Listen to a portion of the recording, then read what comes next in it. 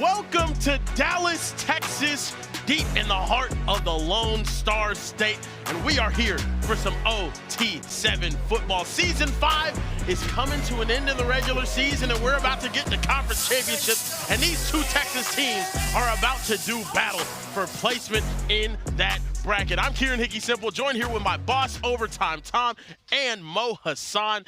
Fellas, this is an amazing game.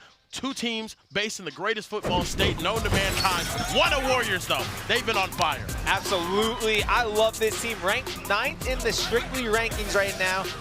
Their quarterback, Trayvis Wright, I think is a dark horse to win MVP. This is a team that has to have a big weekend and go ahead and win this Diamond Conference and get themselves to the OT7. And RG3 on the other side, Knox Kiffin and company doing work. That's right. Another elite quarterback. It's Knox Kiffin, the son of LSU head coach Lane Kiffin, and his coach for RG3 is none other than the Heisman Trophy winner, Robert Griffin III. He's mentoring him, taking his game to the next level. Really excited to see this matchup here today, boys.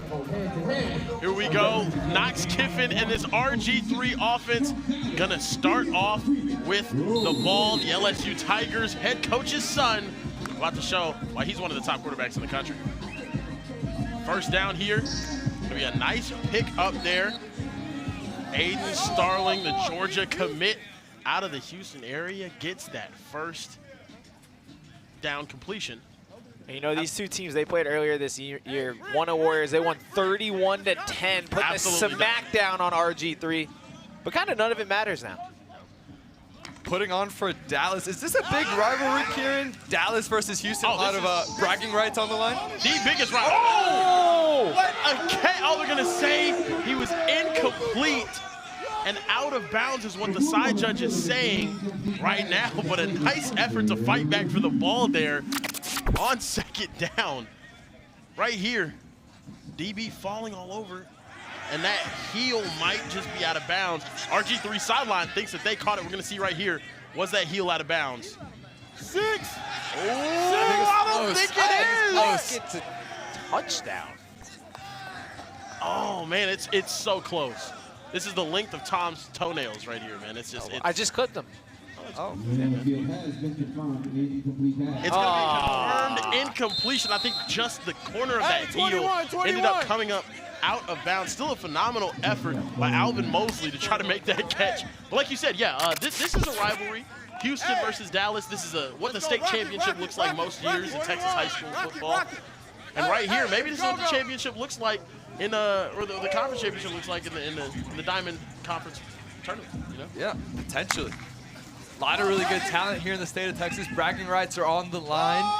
Man, Knox Kiffin is coming out firing confidently. Aiden again with another completion, Nunu Starling, and that's going to be a first down. Here at OT7, the rules are simple. You get 4 downs to reach the opponent's 20-yard line, which will give you a fresh set of downs, and then from there, it will be a first and goal. 7 points for a touchdown. You can't go for a 1-point gamble in the last minute of the game. Also, we have the money drive. Oh, yeah.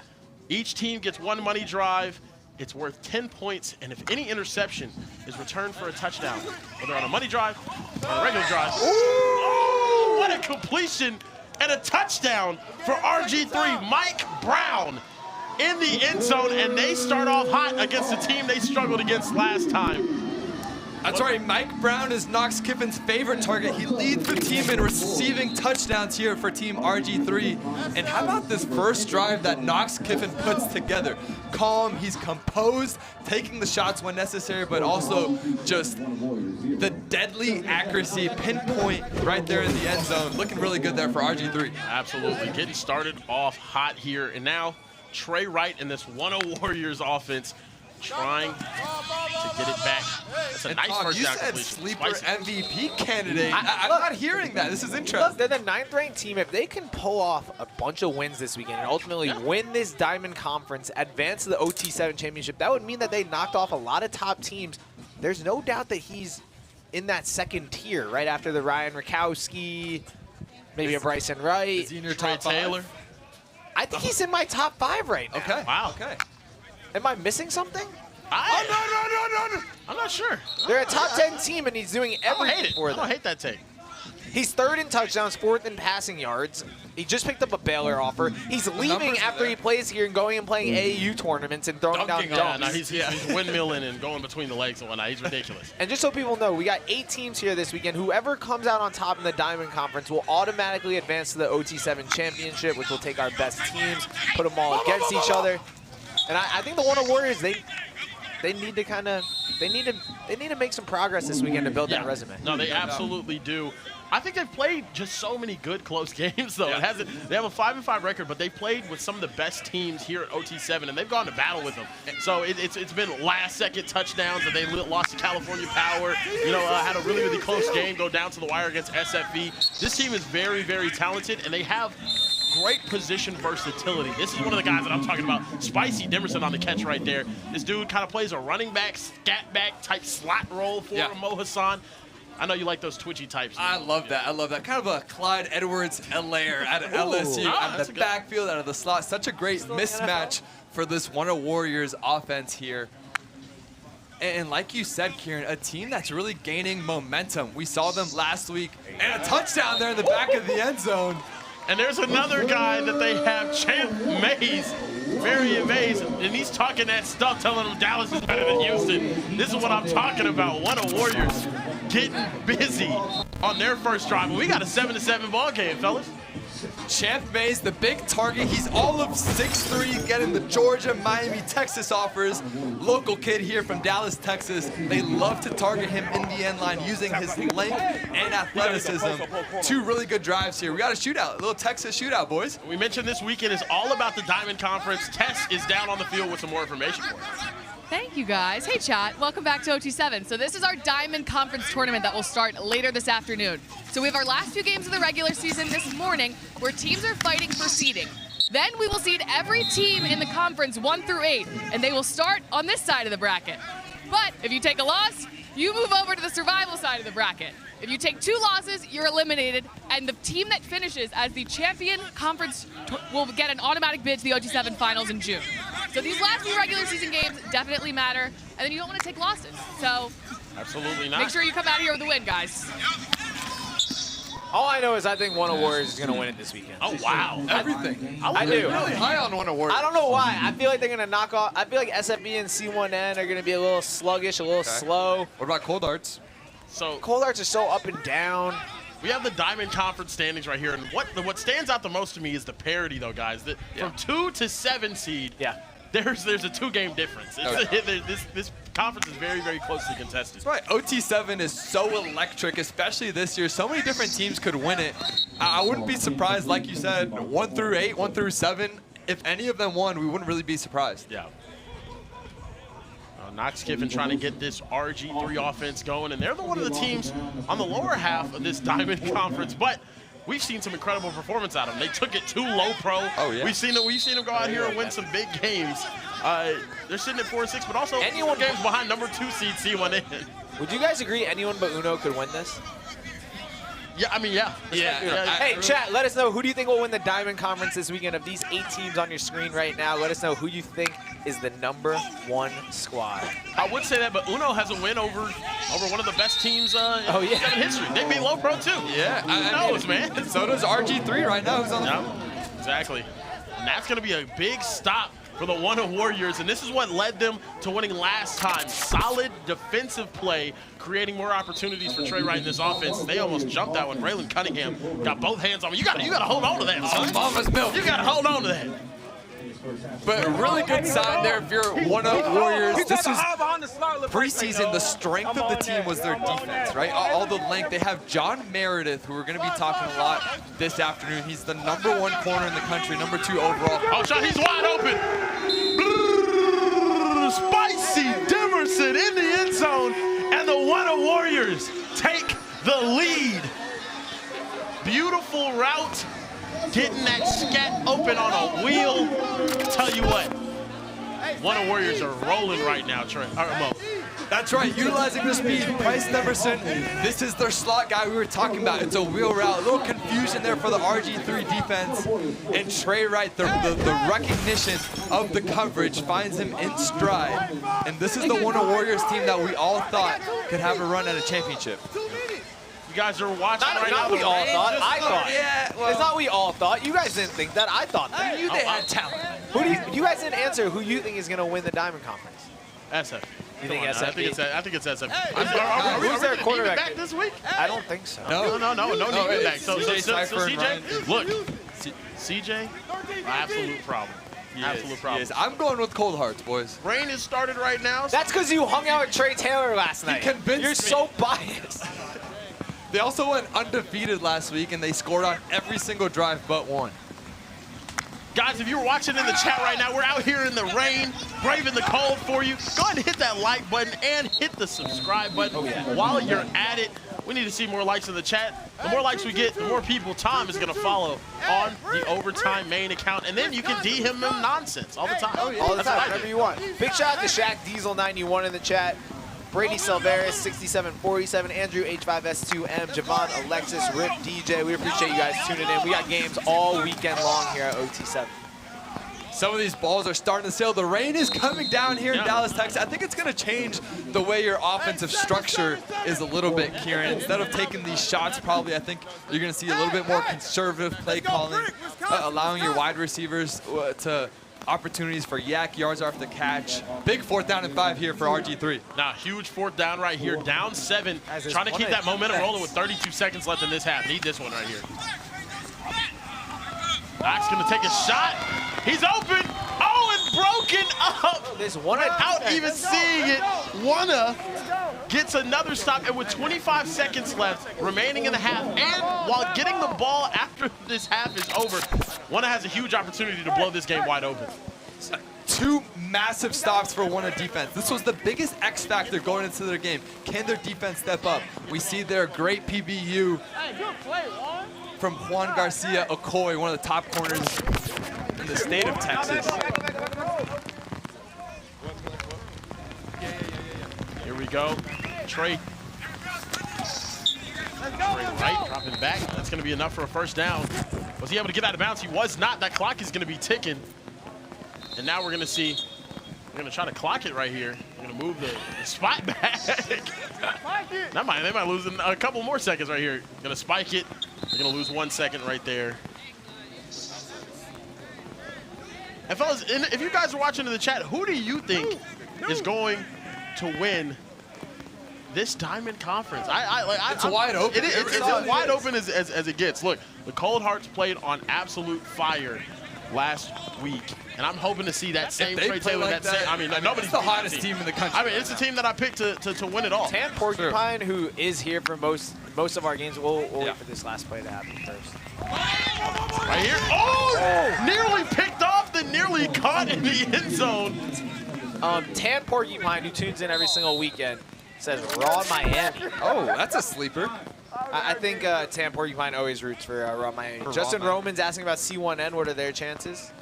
I think they're up there, especially with the way they played with Brysen Wright. Amari Stevens recently decommitted from Miami, is going to LSU, leads the league in touchdowns. Yep. John Glandon says Hellstar. Tough weekend for Hellstar last week. It was. Very, very tough weekend for Hellstar. Trey Wright, last shot into the half. Oh, and it was in the hands. We're going to get one more play. They're going to get one more play on a 4th down to take a shot to the end zone. I mean, he's trying to thread the needle right now. No, that was a really good throw by Trey Wright in this Texas rain. Oh my goodness, Right what a hands. beautifully placed ball right there. Marcus McCoy just not able to hold on. Oh my goodness, what an effort. That was a dot and a half, brother. That was a dot. Oh, yeah. Here we go, last play. Here, 4th down of the half, taking a shot, looking for Champ Mays. No call. Gonna be out of the back of the end zone. I like the idea, though. Give your bigger receiver an opportunity there on a 4th down. Got to have a situation. Trey Wright, we're seeing some good things. Tom, I think you called it pregame. Sleeper MVP candidate, one of the most athletic guys in the entire country, getting a lot of Kyler Murray comparisons, which is kind of crazy, but I'm starting to see it, guys. I think it's going to be impossible to take that MVP away from Ryan Rakowski. Yeah, it is. But Trey Taylor's I will say making the case. Trey Taylor is, we're going to see some Trey Taylor later today. Yep. I think Trey Taylor has an opportunity to snatch that MVP away. And also, he's taking over the #1 spot on my QB rank. That's impossible. He did. That's breaking news. Trey Wright over the middle, nearly intercepted TJ Stinson. I think Trey's hands are getting cold. Oh my goodness. That's what I'm recognizing. Someone get him a hand warmer. Chat, let us know where you're watching from. We got 2 teams from Texas playing right now. We got teams from all over the country. We also got 3 broadcasters from all over the country up here today. Chat, let us know where you're watching from. Don't you just love players from Texas playing for the Texas teams? You know, not like the guys that are from Texas and then like play for Cold Hearts or something like that. Oh, beautiful shot over the middle. Who are you talking about? I don't know. Give us a specific I don't person. know. There's this one guy who plays receiver. He's going to Nebraska. Yeah, he's really annoying. Babcock55, what's up, man? We appreciate you always tuning in. Ford Motor Company says Trey is going to grab that MVP. I don't know if you're talking about Trey I think Wright he or can. I don't know if you're talking about Trey Wright or Trey Taylor. T-R-A-E? We still did Trey Wright. Oh, you said Trey Wright then, yeah. Is there 2 different spelled Treys? Wow, we got Rip DJ from Detroit. We got Adrian Alvarez from California. And we got a touchdown here from Trey Wright on this play, guaranteed. Right there. Wow. And that's caught Brendan Jackson. That would have been cool. To be touchdown just shy on 2nd down here. This Wunna Warriors team, though, in control of this game, trying to go up 2 possessions here on this drive. This offense, when they're taking their time, they're very, very good. I think it's whenever these late game situations that they've struggled, kind of running that hurry up offense. Right. No doubt, Trey Wright, a guy with a ton of experience playing in one of the top divisions of all of high school football. Nearly won a state championship too, Kieran. Made a really great The run. money drive, and they get it done. Get it done. Champ Mays helps them punch it in, and the Wunna Warriors go up 24-7. Unbelievable start here for Wunna, and yet again, they're showing why Dallas is superior to Houston. Come on now. Debatable, but Trey's showing why. Little half roller, he's so comfortable on the move, using his athleticism on display. And it feels like Champ Mays is nearly every time in the red zone the #1 target for the Wunna Warriors team. And look, we got the #1 DB in the country taking the drive off because they're smacking RG3 right now. John Meredith in the building. How we doing?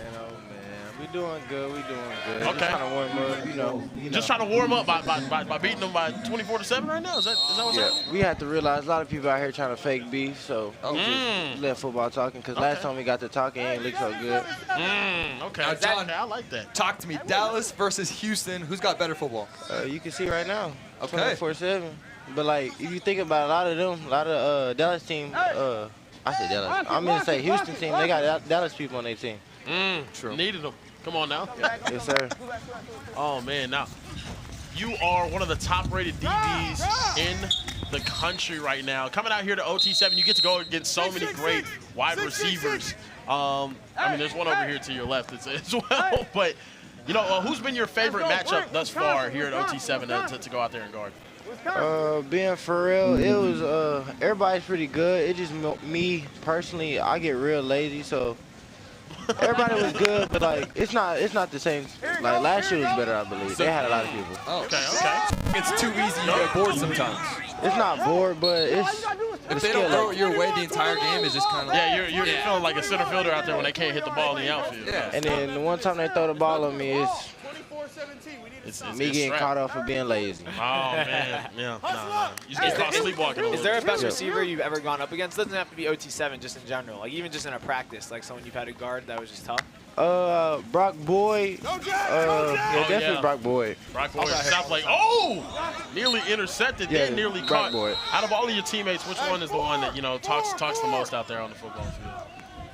Who talks the most? JB not here, but I probably say definitely We see Who I got? Champ out there talking a little bit. Chill. Yeah, because Bryce, he was on our team at first, but he didn't make the team, so like he had something to prove. Oh, wow. I don't doubt nobody, but it is what it is. I hear you. John, obviously this weekend you want to come out here and win the Diamond Conference. Who do you think is like going to be the toughest team? You know, there's SFB, C1N. Oh, my goodness. Is he it? Oh, my goodness. Yeah, it's time for me to get back in the game. Alvin Mosley with an incredible catch in the back of the end zone. And RG3 comes back with the money drop. Look at this one-handed snag. This is one of the in the craziest rain. you're going to see with being held back. I I don't know if he's in, but we're gonna take another look at it. My goodness. That was sick. But oh my goodness. Oh, they're gonna turn it over and be incomplete. Oh, just give it to I him. think we should have a rule that if you do something cool, it just counts. Wow. No, honestly, that should be a rule. It's the cool rule. If it looks like we could clip it, you know what I mean? It should just be allowed. What an effort, though, from Alvin Mosley. It still goes on the highlight tape. No, absolutely. Yeah, Sure. It has to. like, why wouldn't we make the end zone 5 yards deeper? Ooh, like a CFL end zone? I just, we stopped him. And that's his second touchdown they've taken away. He caught the one on the first drive as well. Yeah? Crazy. It's heartbreaking, man. Now a third down here for Knox Kiffin. Down 24-7 on their money drive right here over the middle. And that's going to be broken up. Looking for Mike Brown there.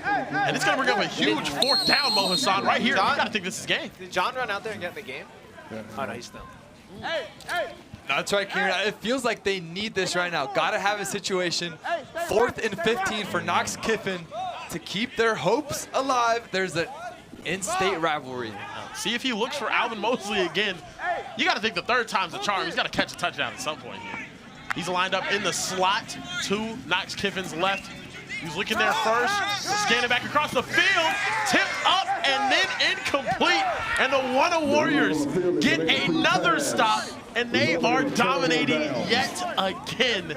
24-7, and that's a huge one for RG3. Not having a money drive, this now makes it a 2-possession game. It's not even a Knox Kiffin problem. He's just playing against the best defense in OT7. The best? Oh! I love the Wunna for it. Maybe the I love it. corner. It was interesting, John saying they don't throw to his side. He just gets bored sometimes. I think Tom just likes the city of Dallas. Look at the moves right here. Yeah! Yeah!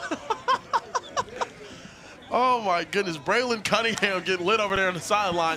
Trey Wright back on offense. Brysen Wright, he's wide open.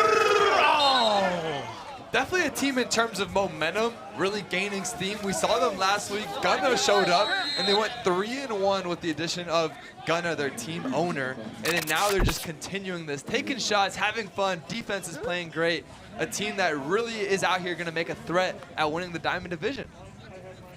Bo, can I ask something? It is kind of chilly out here for as a quarterback. Like, obviously the hands, like everyone has a hand warmer and stuff. When it comes to like wearing, like, would you be wearing a hoodie? Like, does that throw off your throwing? Like how important is it to like not wear too many things?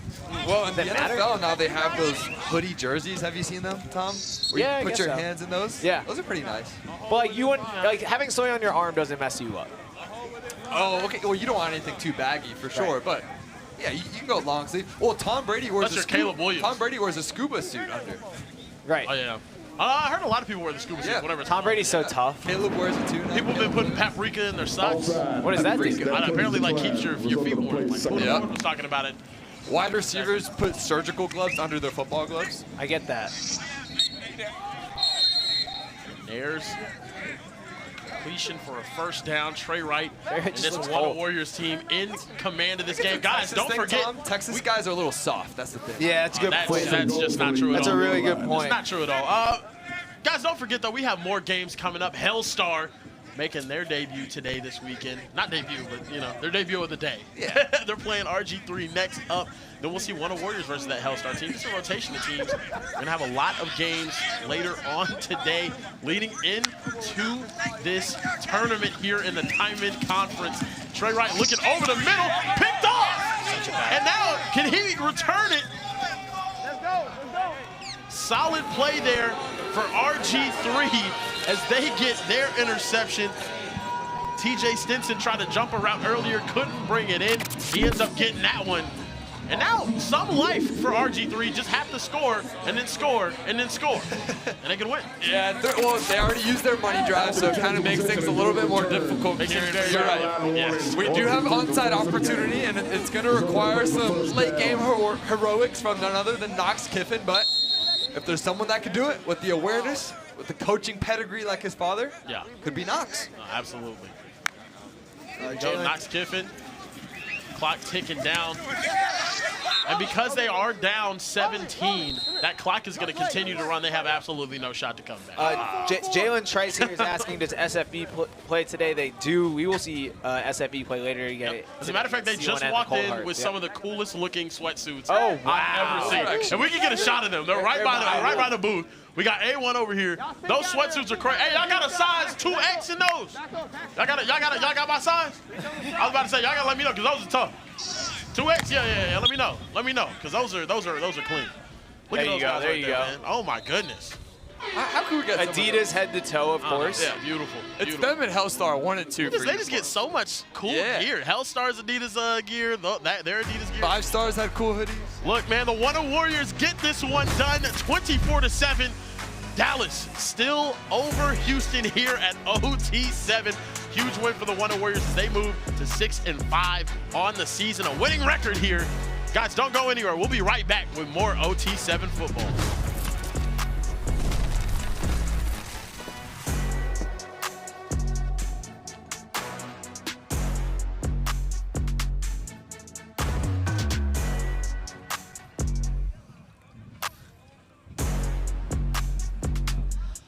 Welcome to the Diamond Conference Tournament Championship. I'm Overtime Tess. We are down here at the Subway Throne, and we just watched RG3 drop that one to the Wunna Warriors. Yes, they did, Tess. I have to tell you something. Happy birthday. Thank you, guys. We're so excited to be here. Diamond Conference Championship, Tess's birthday. A Wunna win to start the day. Yes. How does that feel, Tess? Big win for Wunna. And again, like I said earlier at the bracket, you can't lose these last few games because this determines your seeding for the bracket play later today. Oh, yeah. No.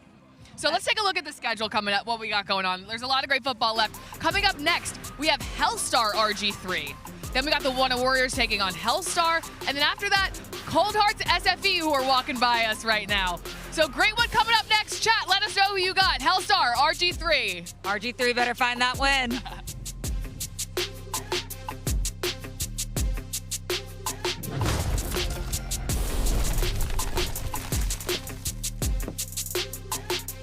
Are you white because coach ran you too hard in practice?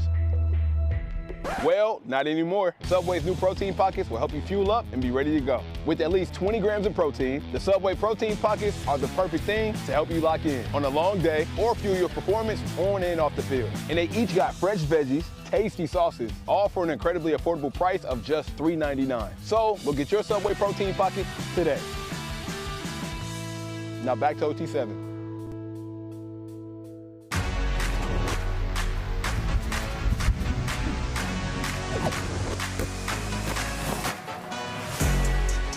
Welcome back to Dallas, Texas, home of Season 5 of OT7 football. We got the best teams in the country doing battle for 7-on-7 supremacy. Hellstar taking on Robert Griffin III's RG3. This game is going to be one you don't want to miss. Two teams that have showcased a lot of skill on the field. I'm Kieran Higgy Simple, joined here with my boss, Overtime Tom, and Mo Hassan. Hellstar, though, this team came out weekend 1 on fire, and then last weekend, the complete opposite. they totally lost all their swag last week. They started out 5-0, last weekend go 1-4. This is still a 6-4 squad, though, that has a chance to bounce back here with Deshaun Laporte at quarterback, a lot of great skill players. I still think Hellstar has a chance here in the Diamond Conference. They have way too much talent not to, but RG3 on the other side of the ball. We just saw him. Let's see him some more. Yeah, another team that needs to get back on track. They suffered a tough loss against Wunna Warriors, but they have the Heisman Trophy winning coach Robert Griffin III. He's mentoring Knox Kiffin, the son of Lane Kiffin, head coach of LSU, one of the top quarterbacks in the country. He needs to get back on track and show why he's one of the top guys in the country right now. The problem for them is, though, Robert's not here. Yeah. And they play so much better when RG3 is here versus when he's not. I don't know. They get that Baylor motivation, that Heisman motivation, that Waco, Texas motivation. Now, you mentioned it, Tom. Hellstar up and down. They started off really looking like one of the top teams in OT7. Lost a bunch last week. They didn't have star wide receiver Julius Jones. Now he's back. I think that's going to change things for Hellstar. Yep. Absolutely. I mean, they climbed all the way up to the number 2 spot in the Strictly Football Power Rankings. Now drop all the way down to 8. And I can't figure this team out. Ever in my life seen this before. Julius Jones is wearing a poncho on the field. Does he have like a tattoo, like a fresh tattoo that can't get wet or It something? looks super uncomfortable. This is Oh. and he's just going to be catching everything today. in the poncho. What is happening right now? One of the best 1-2 punch wide receiver duos is back. It's Julius Jones from St. Thomas Aquinas High School in South Florida and Gavin Honore. He's just a production machine for this Hellstar offense. It looks like they're going back to their old form. No, this Hellstar offense was unstoppable week 1, and then they had some struggles. So they're looking to get back on track this next week. They run a lot of man coverage. A lot of the other teams are saying we're ready for what they're running. So I'm expecting some different things defensively. Saw some of their coaches yesterday. They said, we're coming for it all today. So I'm excited to see what type of energy Hellstar has. They also have some really cool sweatsuits on the side. Yeah, I mean, a Hellstar team with energy is scary. That's what we saw week 1. They added Coach KP on the defense, just infused a different level of juice. If they can get back to that week 1, they're going to make a run, guys. Look at those, man. Those are crispy. So tough. Those are crispy. Absolutely. What do you like better, the SFEs or the poncho Hellstar? over the hoodie is hilarious to me. Here we go, Hellstar. Deshaun Laporte in his favorite area of the field, and that's caught. Once again, Gavin Honore in the end zone, a touchdown machine this kid is, and he is getting his day started off right as they take the lead 7-0. Honore made that look easy. addicted to the end zone. Bro is just quarterback friendly, finding windows in this zone defense, and Deshaun Laporte recognizes that and trusts him in the low red zone. We're going to be calling his name a lot this afternoon. I'm addicted to it. I press on my ass every time that she texts me. Y'all don't know about Hey, by the way, shout out to Alex and Frank in the chat who both said they need a protein pocket, a Subway protein pocket. man. Put a W. Can we Give get us one a delivered? yes. Put a W in the chat if you want a protein pocket from Subway. I've never seen Sniper Jones light up. Oh my goodness, he's taking off. I don't think he's gonna be touched all the way into the end zone. Touchdown, Zach Williams, the freshman, showing off the burners. Kieran, he's still running. He's still running right now. Forrest Gump, he's out there still running. Tom, he looked almost as fast as you right there. That might have been the longest run after catch we've ever seen in OT7. There's nothing better at quarterback than just a little pitch and catch there on a mesh, a shallow cross, and it's the same exact thing on the stat sheet for Knox Kiffin, a long touchdown pass. We love those at quarterback. That's a fast human. And I said they like running a lot of man coverage right there. You run that shallow cross to beat that man coverage. Easy. Just running away from the defenders, little mismatch. I don't even know if it was man, but I just know that beats shallow crosses on man. John Laporte ends up catching it. And Another fast human. Yeah. Oh, and he's going to take off, and that's going to be a first down. This is a lot of yards after catch right now. Joseph Howard Jr. right there from Auburndale, Florida, takes off and ends up picking up the first down for Hellstar. This is the offense that I'm talking about. This is what they need. And we heard Deshaun Laporte kind of has a different strategy at quarterback than a lot of other guys here at OT7. I remember he was talking to you, Tom, on the Vibe Cam. His words, he's like, hey, sometimes I like to dink and dunk. Just take what the defense gives me, and it kind of works. Just being a point guard, spreading the ball around, especially when you have the athletes that you do, you don't always have to take the shots and take the risk down the field. Here we go. Shout out to Jaden Berry, shout out to Jordan Washington, and shout out to D1 Troy in the chat. They all want a protein pocket. Of course. Yeah. That's great. Do you guys have a favorite kind of protein pocket? The chicken. The Baja chicken? The Baja chicken, for sure. Everyone's been saying that. No, the Baja chicken is like, it makes my day. Yeah. Every time I take a bite, brother. I watched, oh my gosh. It's so good. And then sometimes I wash it down with Jolly Rancher gummies, too. Ooh. It's a really good combo. Francisco Rodriguez will be showing all the games on the stream today and tomorrow on Overtime Seasons YouTube, so stay tapped in. Touchdown. Touchdown for Hellstar. They get back in the lead. Hellstar, Armani Strong on the catch as they take the lead back 14-7. Right now we got a very special guest coming in the booth. He just wants to praise his quarterback. That's what this guy loves doing. Tay, how we doing today? Man? Tay Ellis in the building. Yes. How you guys doing today? I'm doing great, man. You have a shirt right there. We were talking about potential MVPs. Cold Hearts, we know you guys are going to play later today. Trey Taylor looked amazing. Yeah. You have a shirt that you want to show us. Yes, I do. Oh, what is it's the Trey Taylor. It's the Trey Taylor. Wow, that's looks beautiful. really Just show strong the camera right there. Okay. How beautiful. I mean, yeah. No, you said he means everything to you. You He love does. him more than your own mother. Yes, I do. He's my daddy. Oh. That's I mean, yeah. That's a way to put it, man. That's a way to put it. Bo's dad also. No, absolutely. Out of all the teams out here, though, who are you most excited to see? Oh, shot here, Max Kiffin going back to the end zone. Ooh. incomplete. Yeah, Tay, you guys are one of the hottest teams here, undefeated last week, right? Yeah. Who do you think is, like, what team are you circling on the schedule? It's like, we want to play these guys. I want to play them guys right there, SFE. Oh, yeah. You know, I like I'm the excited for colorway, but I just don't like the team. Oh, wow. Who do you like the least on their team? Is there one A1. person? You don't Oh, like him? wow. And Yep. you know they added a new corner, too. Ace Alston. Nah, who cares? Okay. He's not Oh, wow. Trey Taylor. No, we're going to see you guys play them in 2 games. Cold Hearts versus SFE. That's probably the one that I have circled on my calendar. Now, That's a look, good game. Coming into last week, you guys felt disrespected. You guys felt like there was a chip on your shoulder, like you needed to get things going for yourself, right? Yeah. Now, are you feeling like are you still feeling that because you had a good week, or you guys been lollygagging? You guys been sniffing your own stuff? I mean, I don't want to toot our own horn, but I mean, when you look at it this past weekend, we did have the best offense. You know, It's true. And yeah, once again, don't want to toot our own horn, but we are the best team in OT7. Wow. I mean, a lot of people picked us Debatable. to win the whole thing. Right? Oh! Nearly I think Trillion intercepted. Boys has something to say about that. But And the Wunna Warriors. Yeah. Listen, who cares? Oh, wow. Oh, wow. That's what I like to hear, though. That's confidence right there. Okay. Right here, an incompletion on 3rd down. Oh, there's still going to be 3rd down, sorry. Here for RG3, Knox Kiffin and this offense. Kind of a dangerous ball over the middle, but they're down 14-7 right now to Hellstar. What do you think about this this play sheet on the wrist? What if you were a quarterback, what would you like the most, Mo? Would you like them signaling in the calls? Would you like a play sheet? Would you like to just be yelled at from the sideline? Don't like to be yelled at, Karen, but I like the signals. I really like low pro system. Oh right? my gosh. Typically, it's a signal for each side of the field, one for the far side, one to the boundary. And I think you're giving the quarterback a lot of freedom to change into hot routes. Kind of like what you guys do with Cold Hearts, right? If Trey's looking at you, it's man coverage, he's going to give you a fade, right? Yes. Oh my gosh, Trey.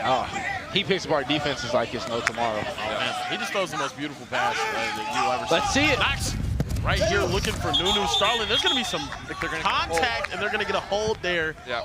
Probably for that defensive back. Now, I like Nunu Starling, though.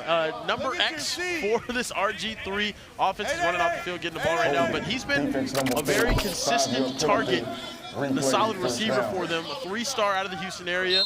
I'm also giving him more praise because my homeboy Deshae trains him. So He's also committed to Georgia. Going to play out he there is for Kirby. Absolutely. Oh my. I actually, you know what? I take everything I said back. I don't want to play him in college.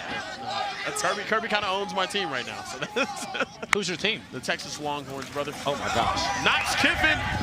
Bang! And he finally catches one. Alvin Mosley. That's with the Lane catch. Kiffin's son with a dot. And Lane Kiffin's son, Knox Kiffin, with an absolute strike for the touchdown as they tie this game up 14-14. That was a beautiful ball. Yeah, Knox just dropping it right in the breadbasket, and that's a switch release concept. A good way to beat man press coverage there for team RG3. You loved that one, didn't you, Tay? I did. That was good.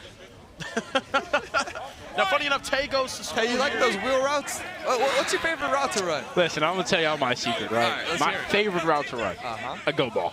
Oh, yeah, Go ball. just like that 9, man. Just go straight up the field. Right up there, buddy. Now, fun fact here, this week, I was told he knew one of the teachers I knew apparently was at the school. All of a sudden, I get a DM from Tay, and it's a video of my friend Andres. My friend Andres is his teacher. I asked Andres, I said, you know what? What's it like having Tay as one of your students? He's like, dude, it's awful. He is an absolute nuisance. He tells me all the time he's gonna be richer than me. He's gonna go make more money than me whenever he goes to college. This is crazy. Is this true, Tay? No, this is 100% facts. That's crazy. Listen, all of his friends are, I mean, world-renowned superstars. He's a teacher. Oh man, that's crazy. That's right. He's a great teacher, though. He's a great teacher. Give up back to Is he not one of your coolest teachers, though? He is. Absolutely. What Shout out, my subject boy. is it? What subject? History. He teaches history. What kind of history? I think world history. Nice. Just every kind of history. I don't know anything about history. But he did say you were a really good kid, so that's solid. Very smart. Hey, Tay, what's your Instagram? D1Tay. D1 Tay. I think we should follow you on Instagram from Overtime. Yeah, if you guys are watching in the chat, make sure you guys And you know give what? Tay Ellis a follow. Going to Nebraska with Trey Taylor. The face of the Nebraska corn. Brysen, I heard some Nebraska fans came out to see you guys last week. Some of the best fans in the country. Tay, what's a Cornhusker? What is a Cornhusker? Let me tell you what a Cornhusker is, right? I don't know why we call it a Cornhusker. It's just corn. Nebraska, It's just corn. So it's just corn. Do you like corn? Is it a top me 3 personally- vegetable? Is it a fruit or vegetable? And It's a vegetable. Is it a top 3 vegetable? And it's not a top 3 vegetable. And Chat is corn a fruit or a vegetable? That's a good question. Yeah. Why don't you ever post? No, I do. I post a lot. Go to Reels. Got it. So you gotta keep the grid clean, but you gotta make sure the All reels. right, so we just followed Tay on Instagram. Let's follow a lot more people in the chat. Everyone, comment your Instagram handle right now. We will pick 10 of you to follow from Overtime's Instagram. You got to be already following Overtime, though, okay? So don't just like throw your Instagram handle in there and not follow Overtime. And you also got to like the stream. So like the stream, comment your Instagram handle, make sure you're following Overtime, and we'll follow you back from Overtime's Instagram, okay? I heard you're active on the Instagram DMs too. Is that accurate? Yeah, I am very accurate. I think I respond to almost every Nebraska fan. Oh, That's nice. awesome. That's what I'm talking about. Man. That's how you build that community. You know? Exactly. You're gonna grow very, very tired of it soon. I can't be too Hollywood, man. I can't be like you guys. Oh wow. Broken up in the back of the end zone, and that's a huge stop at the end of the half. Tay, we appreciate you stopping in the booth, Yes, man. sir. I We appreciate you, y'all. dog. Yes, sir. Thank you so much for stopping by. Go get ready with your team, because SFE is gonna come, storming. Come storming for you, brother. No, that's the type of support I need, man. Any of your wide receivers get a shirt of you? No, I wish, man. I just wasn't as good as guess Trayvis. That's the thing, you know. I wish I was. Reserved for good quarterbacks, I guess. Yeah. All right, should we follow someone? Who should we follow? Oh, so many people coming in. No IG Trails. Let's see. No IG Trails. Nice, and that's going to be broken up. No IG Trails just followed you. Although, what is in your profile picture? Yeah, what is It's it? potentially not. Oh, it's just money and a watch. All right. Oh, cool. No. Like everyone knows. All right, Jones underscore on the field is an 54. incomplete pass. It's second down. Jones underscore 54 followed you. We'll follow a few more, okay? Knox, Kiffin, in this RG3 offense. Starting off the second half here. Shot over the middle, it's intercepted. And Hellstar going to return back. Now there is a flag on the field. We're going to see what the flag is for here.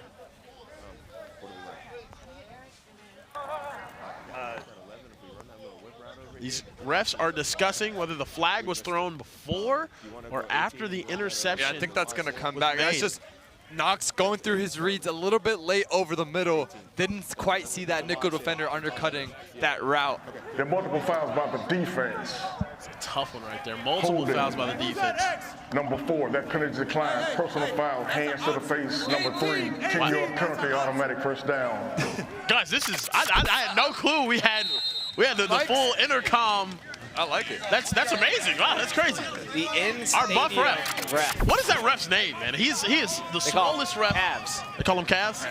Yeah. I worked out with him this morning. Bro, he's an absolute monster, dude. Only biceps, though. Hey, by the way, it is Mo Hassan's belated birthday. His B-Day was yesterday. Everyone wish Mo Hassan a happy birthday in the chat, You know what the please. funny thing is? You know whose birthday it is today? It's Tess's birthday. There you go. It's Tess's birthday. It was Mo's birthday yesterday. Happy birthday. There's just a lot of birthdays. Happy birthday, Tess. Thanks, Karen. When's your birthday, Karen? My birthday is in September. September 3rd. How about you, Tom? August Oh. Oh, wow. What day? 14th. Oh, that's cool. Yeah, my half birthday's on Valentine's Day. That's really cool. Yeah. Do you so have Valentine's for this year? Look at Tess. Look at the birthday girl. Everyone say happy birthday, Tess. Happy In the chat. birthday. Spam the chat. Happy birthday, Tess. Thanks, Chad. Really day, appreciate man. it. Where else would I rather be? Another On my trip birthday. around the sun, Tess. How Rowan Schaefer says happy birthday to Tess and Mo. Justin D3V did as well. And so did my guy Carlin down in Atlanta. Shout out to Carl. Wow, Carlin. Yeah. What's up, Carlin? Nil rack. Yeah. They call him, yeah. Never asked him what that means. NIL racks. Name, image, and likeness racks. Yeah, but I don't think that's. Oh, that's what he means. Yeah. Thanks. Knox Kiffin dropping back on third down, needs some yardage. Nearly caught, but it's right through the hands of his intended target, Rush Williams. And now it's going to bring up a 4th and long.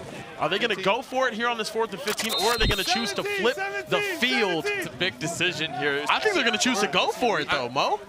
I think you have. Well, I don't think you. I don't think you should. In a tie ball game, both teams have this. This is a lot of trust in Knox Kiffin. Yeah, very.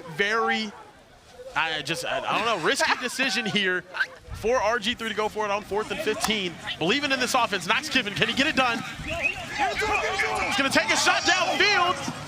A lot of contact and broken up. A flag is going to come in, and the Hellstar sideline is going crazy.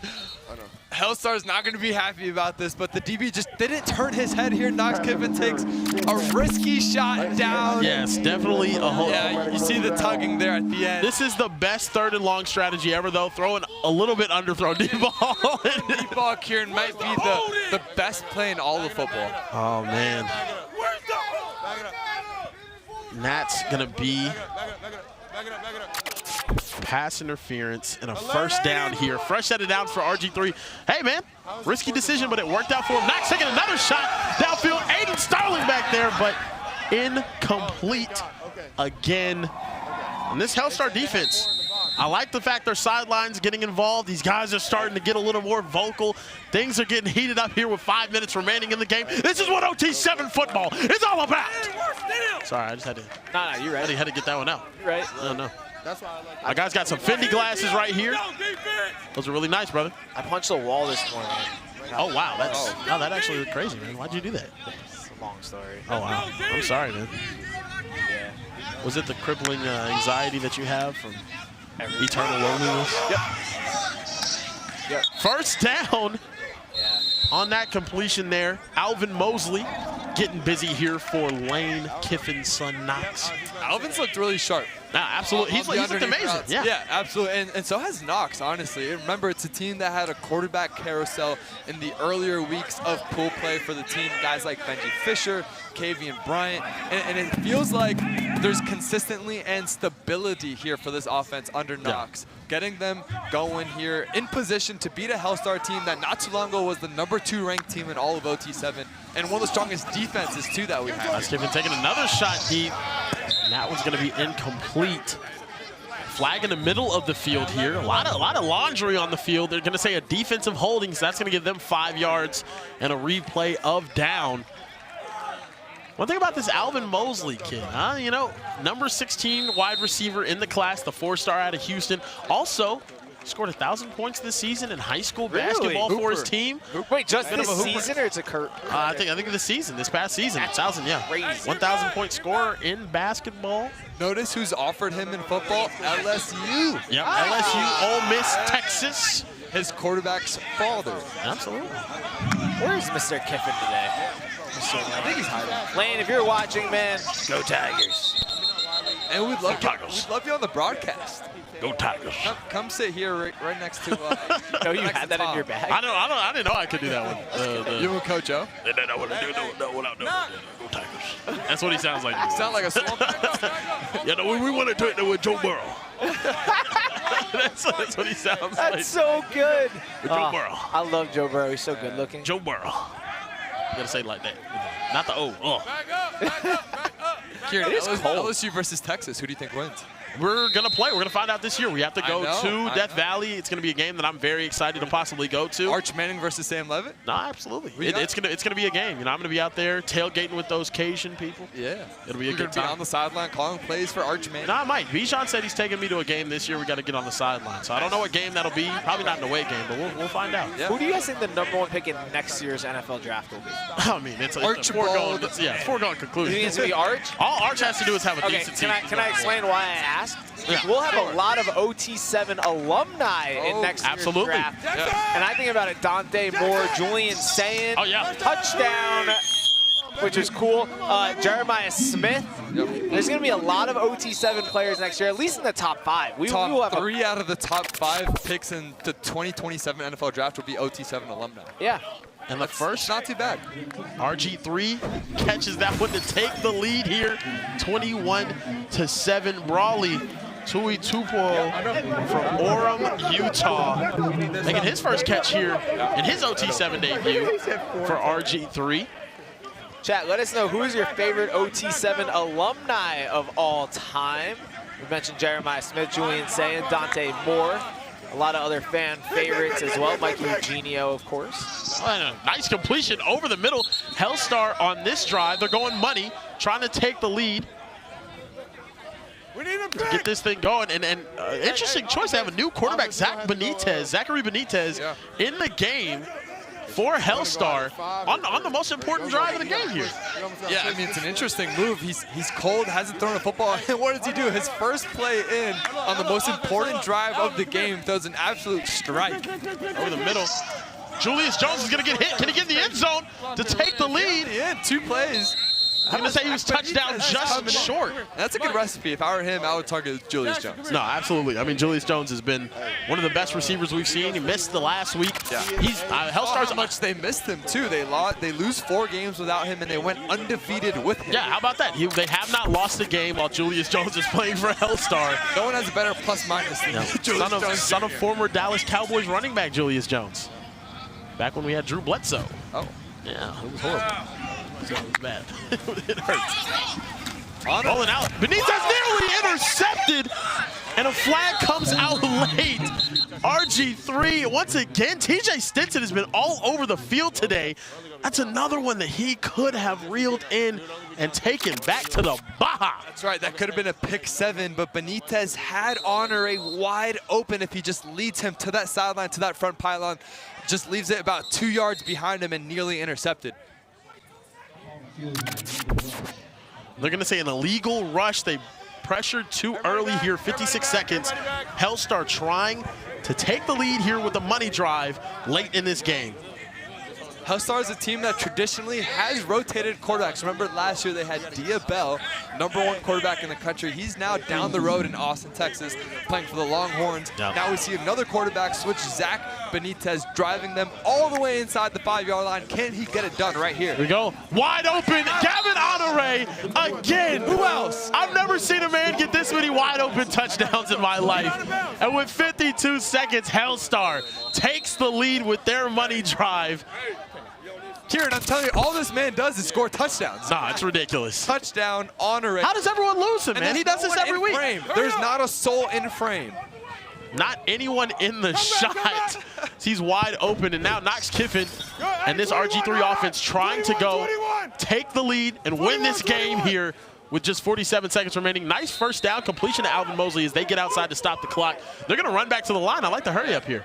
That's right. One of his best attributes is his awareness, his intelligence, football IQ from Knox Kiffin. Obviously, his father's one of the top offensive minds. Caught. He's going to be down inbounds.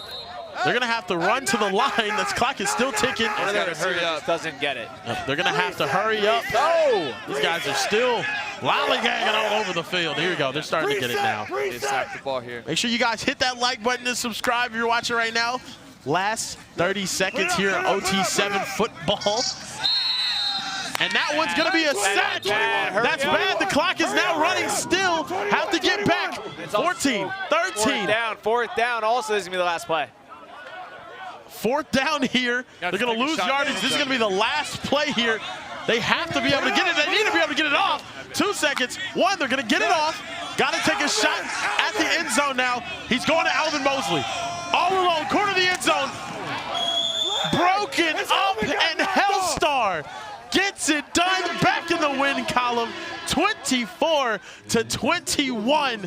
What an ending to this game for Hellstar. Hellstar's back. Julius Jones is here. They have only one with him back in the rotation. And how about the awareness from the DBs here, knocking the ball down when it's a jump ball situation instead of going for the interception. High football IQ. They're well coached. They're a well-oiled machine, and they're here to make a run, guys.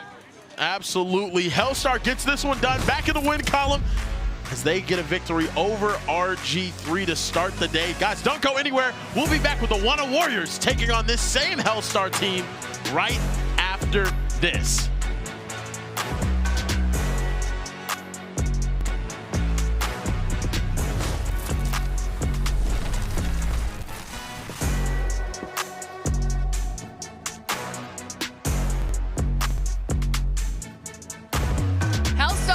officially back after a tough weekend last weekend. They just got their first sub of the day, and a very timely one at that. I'm Overtime Tess. We're down here at the Subway Throne. Allie, what'd you think of that game? I think the Holy Trinity is back. Julius, Gavin, and Deshaun are all showing the world what they're made of, and it's good to see those three back on the field together this weekend, Tess. Absolutely. They were missing Julius Jones, who's over there dancing right now. Also, chat, as a reminder, only like 300 likes right now, and it's my birthday, so you're kind of obligated What's to wrong like with you the stream. guys? So, you wanted to have a bad day? yeah, really? you have to like the stream right now for my birthday. So everyone, run up the likes right now. W's in the chat for Tess, please, please. All right, guys, so let's take a look at the Diamond Conference. We don't have a monitor, so you guys are looking at the Diamond Conference, but you guys are looking at the standings right now. So let us know who you got. Coming up next, we have the Wunna Warriors taking on Hellstar. This should be a good one. Don't go anywhere.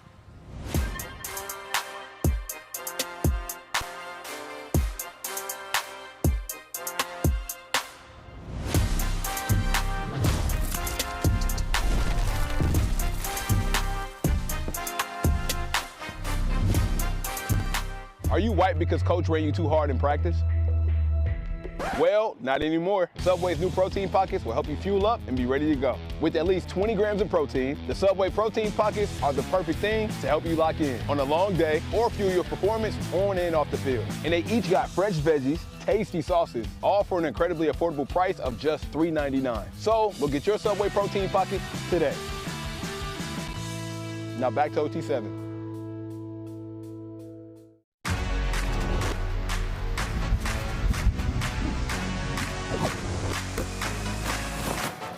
Bum, bum, bum, bum, bum, bum, bum. Dallas, Texas. We're back. Season 5 of OT7 football is here, and this is the Diamond Conference's day. Wunna Warriors about to do battle with Hellstar. Gunna's team doing battle with one of the best brands in all of streetwear, but they also know a little bit about football. I'm Kieran Nicky Simple, joined here with my boss, Overtime Tom, and Mo Hassan. This man can fire me at any time, and he just bought me very, very hard. Wunna Warriors, they came out here and got a big victory over the other other Texas team, Tom.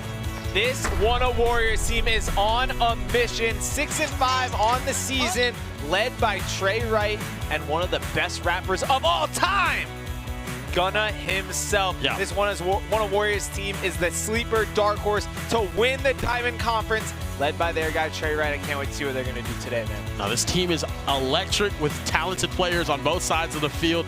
On the other side of the field, though, here Hellstar.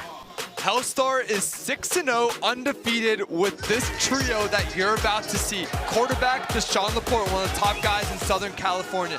He has that wide receiver Gavin Honore and Julius Jones Jr. When these guys are playing, again, they have not been beaten, and now they're playing against one of the top defenses in the country, the #1 corner in the country, and who's gonna stop who? This is gonna be insane, guys. I can't wait. Chat, let us know who you got winning this one. A big game in the Diamond Conference.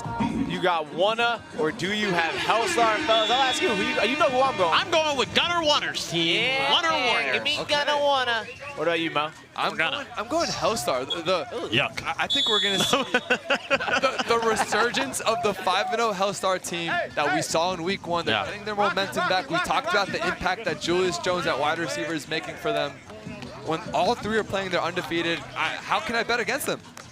Now, they are undefeated with Julius Jones and Gavin Honore both playing here. Got a big victory earlier today against RG3. So did Wunna. True. So now these guys are doing battle to see who's the best out of these two. Laporte here fires over the middle. And was he touched? I don't think he was. And the speed showing on the field, Joseph Howard Jr. in the end zone for a touchdown, as Hellstar has a great first drive, takes the lead in just 2 plays.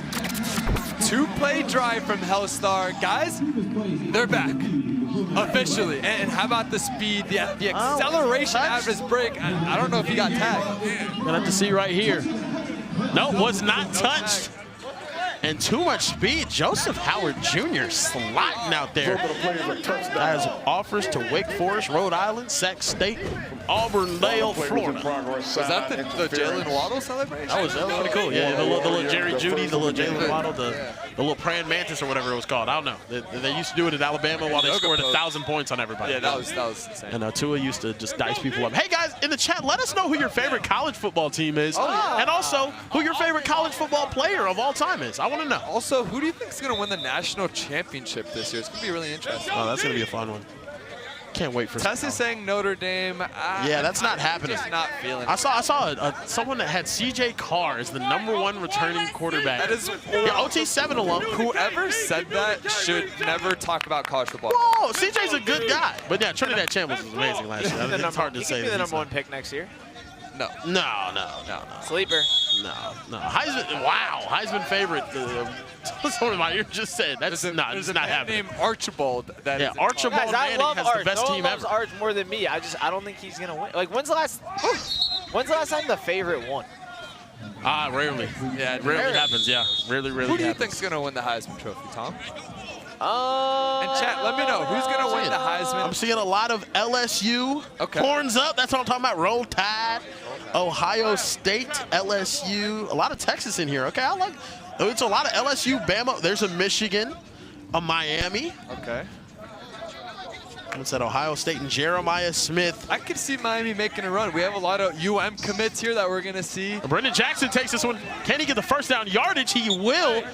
Today is a yak day for everybody out here. First down for Wunna Warriors. Some yak monsters. The You rule gotta on the love field it. is a first down.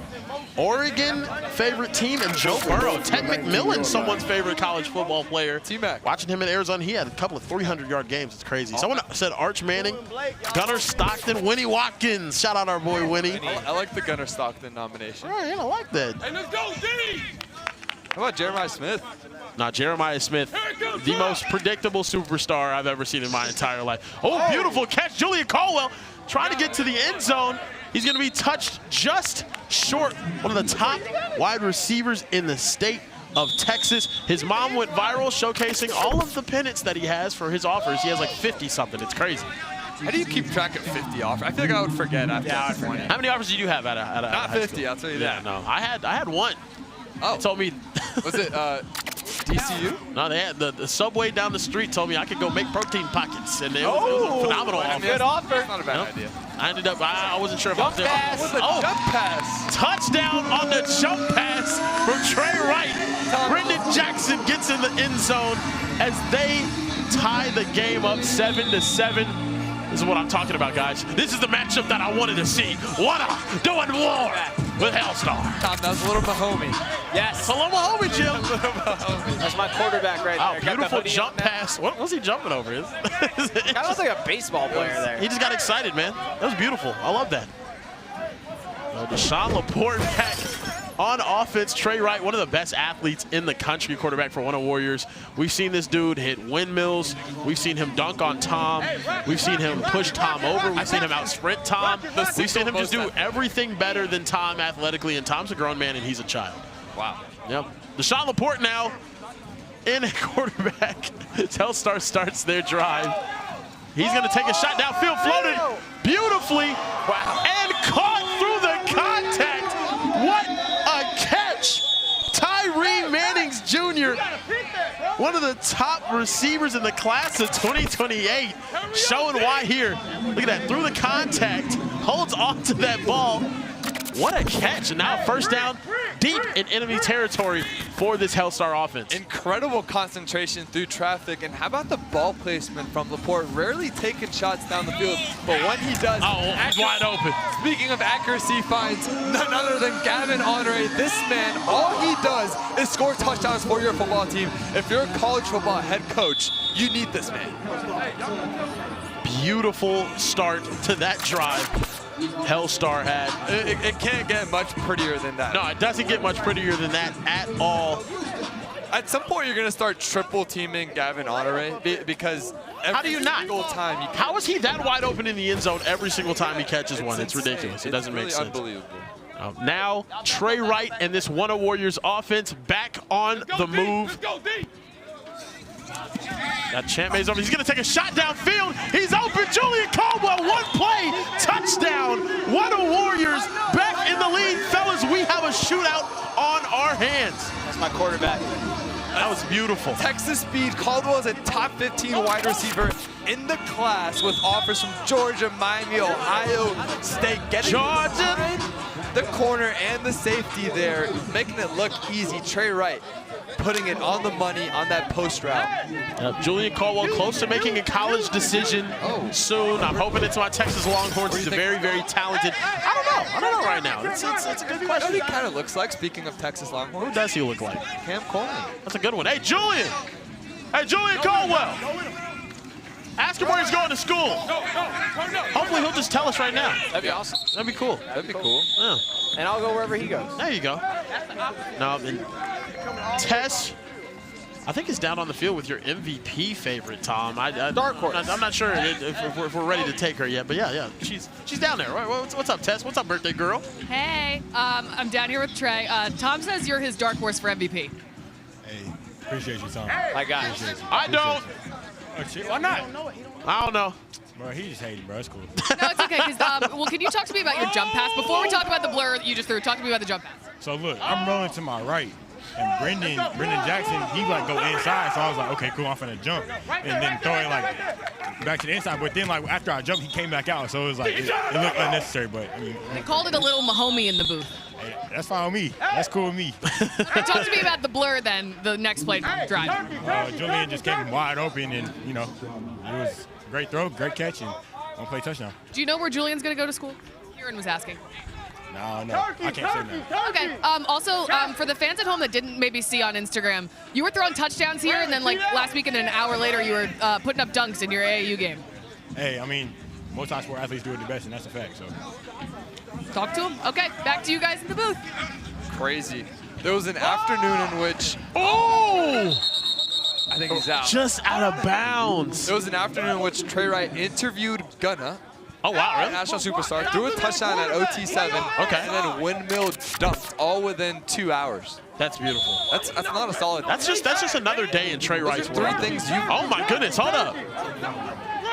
What an effort there on that catch. Armani Strong nearly bringing this one in.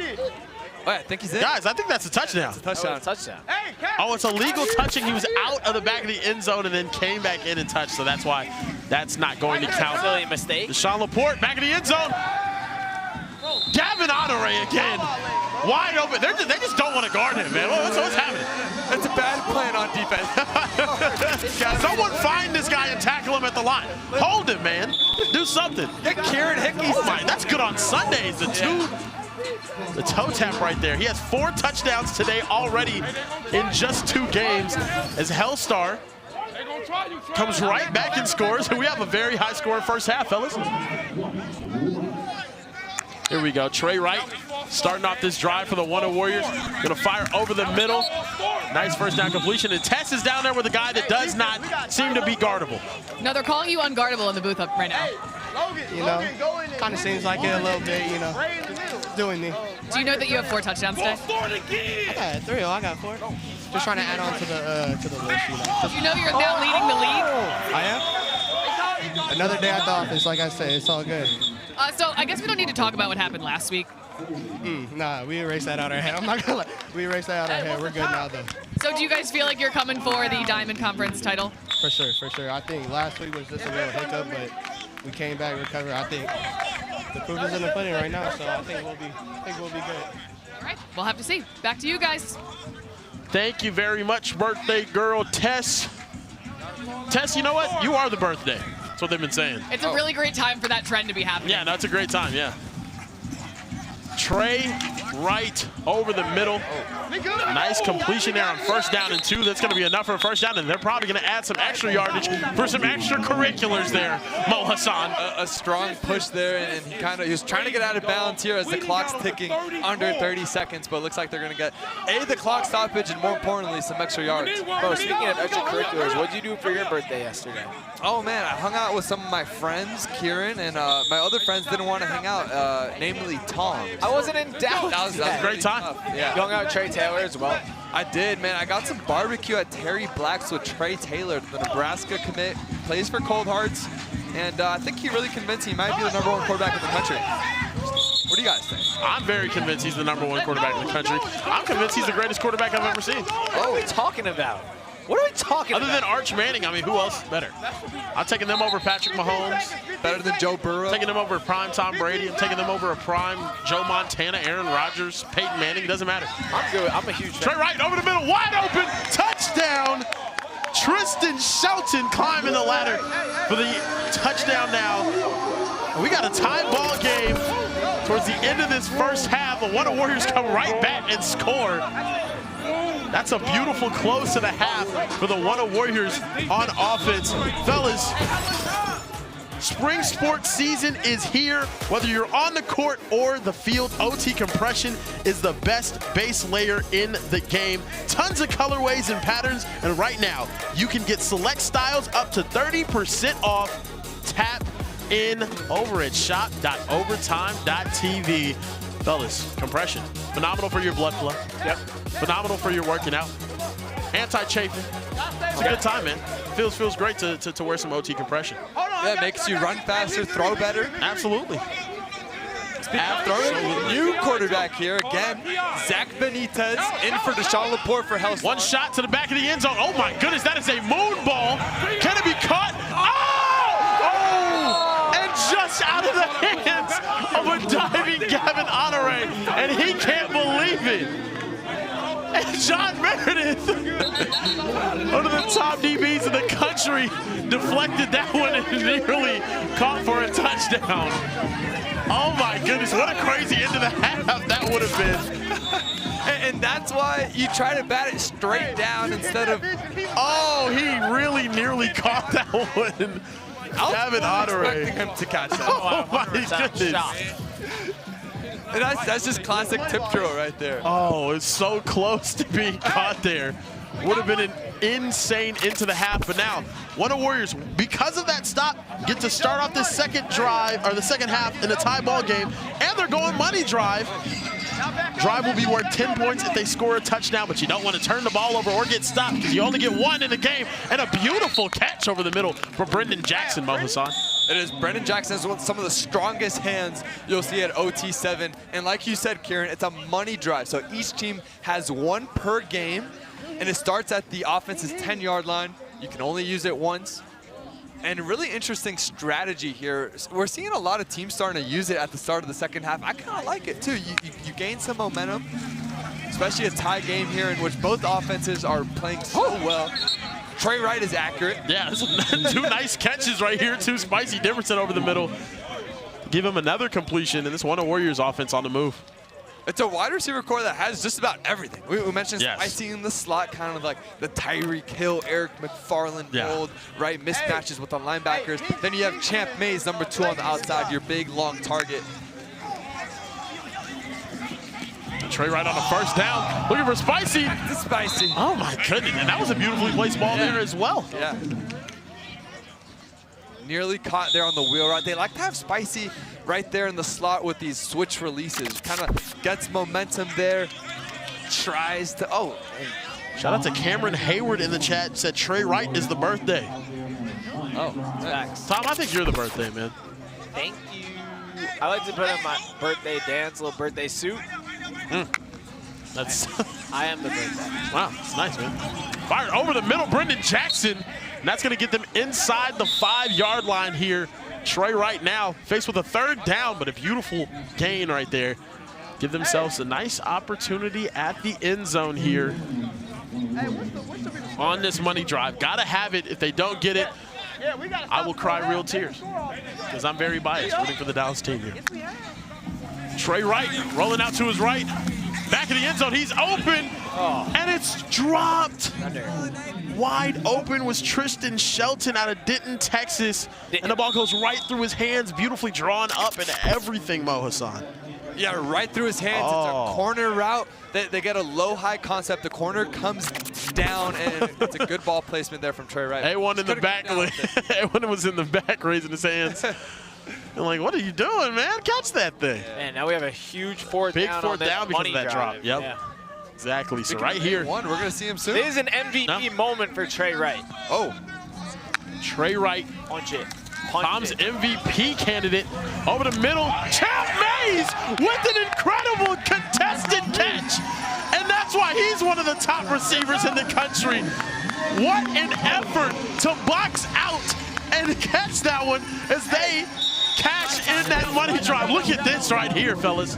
Champ Maze, are you kidding me? It's a money drive, it's a 4th down, and what do? You go to your most reliable target, and that's just all length right there. You can't even teach that, boys. That's just extending your arms, just playing basketball, boxing out the defender.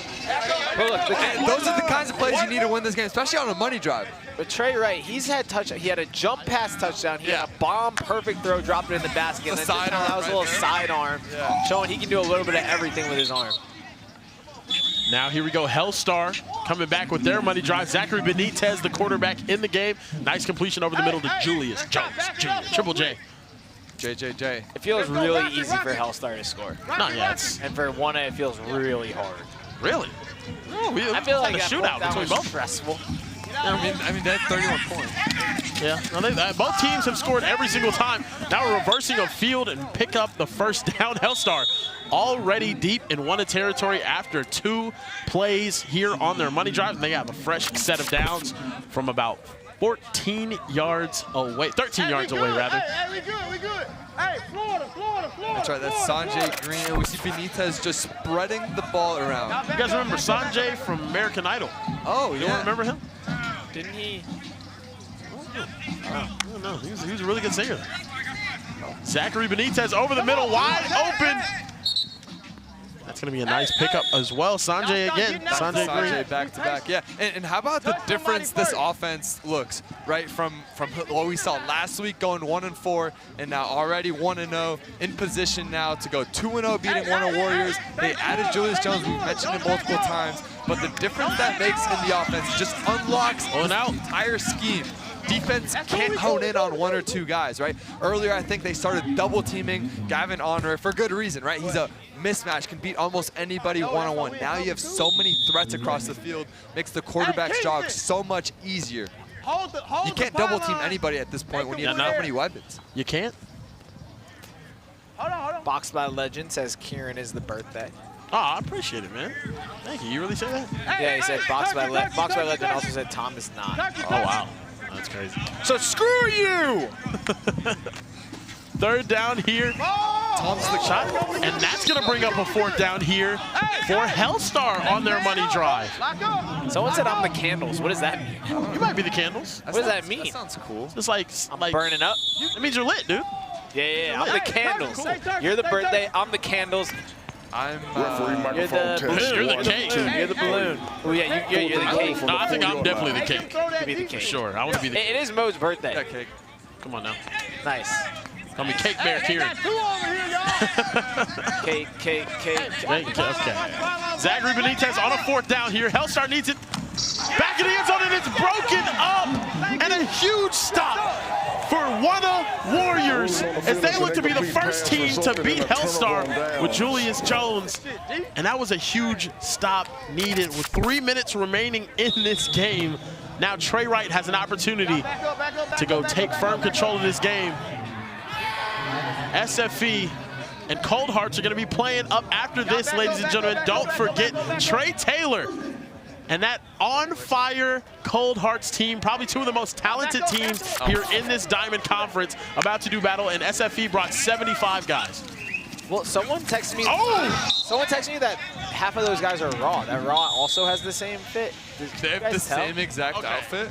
I can't tell. Someone. Oh yeah, they do. They do. Okay, I see it. Yes. I was about to say. There's no way there's this many. No, sorry, that would have been crazy. That is a little bit confusing. Okay, yeah. It is a little, they're all wearing the same Adidas. I mean, that thing is nice, though. Yeah, I want one so That's bad. beautiful. I've never worn yellow before, but I think I would for that. No, I would. It's like really match your eyes. It's like the Gatorade lemon lime flavor. Oh, that's a good flavor. Shout out to Gatorade. There you go. Spicy back at it. Spicy Demerson. This guy might be one of the more underrated guys here at OT7 though as well. 5'7", but extremely shifty. You can see he can burn people deep. He can get open. He can make people touch grass and open field too. He is an absolute problem and one of the go-to targets in this Wunna Warriors offense. That's right. I love how they move him all over the field. We see him out wide here, even though, like you said, he's not the tallest guy in the world. We've seen him in the backfield. We've seen him at slot, just creating mismatches all over the field. A lot of creativity here. with the Wunna Warriors. And when we talk about them too, probably one of the most complete football teams. Defense was the big X factor, right? They were up and down. We knew they had talent. Again, John Meredith, one of the top corners in the country, some of the best coach DBs from the state of Texas. But with the talent, they weren't playing up to their standard. No. Right? And then now they're absolutely balling, holding Hellstar right here, the most explosive offenses to 21 points. This is the play of the game here. 4th down. Just under 2 minutes remaining. Got to be able to pick this up. And that's a huge pass breakup for Hellstar, and they needed that one desperately if they were to get back in this game. Needed that stop. They get their stop. First 2 stops of the game here happening on the last 2 drives, and Hellstar gives himself an opportunity to potentially go score and utilize that onside play. That's right, this is massive. Hellstar is now in position. Like you said, they need to score, they need an onside play, but a minute 23, plenty of time for quarterback Deshaun Laporte to operate right here. Laporte firing over the middle. He has all the room in the world trying to get out of bounds. He's not going to be able to. That clock is going to keep running. It's going to bring us down to the 1-minute warning. Hellstar trying to get in the end zone and utilize that onside play, the best play in all of football, in my honest opinion. 1-minute warning reach, so the clock's going to stop. Deshaun Laporte over Gavin Honoré, he's wide open, and that's the way to get right back into it. Too easy. He's always open. Again, they're gonna place him one-on-one, and this is a man that gets targeted every single time in the red zone. I don't understand. Why one-on-one put a safety over top makes 0 sense to me. Or have John Meredith cover.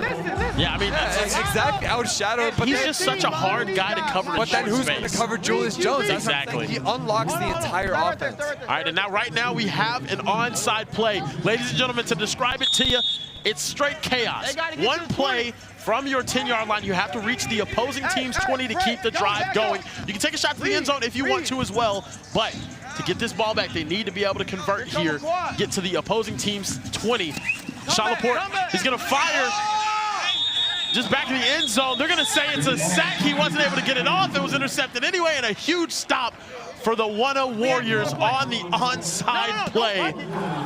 Yeah, Kieran, I don't like the play call right there. They basically just called 5 words. Right, and it's a 4th and 20, but it doesn't mean you have to take a shot. It's not a Hail Mary situation.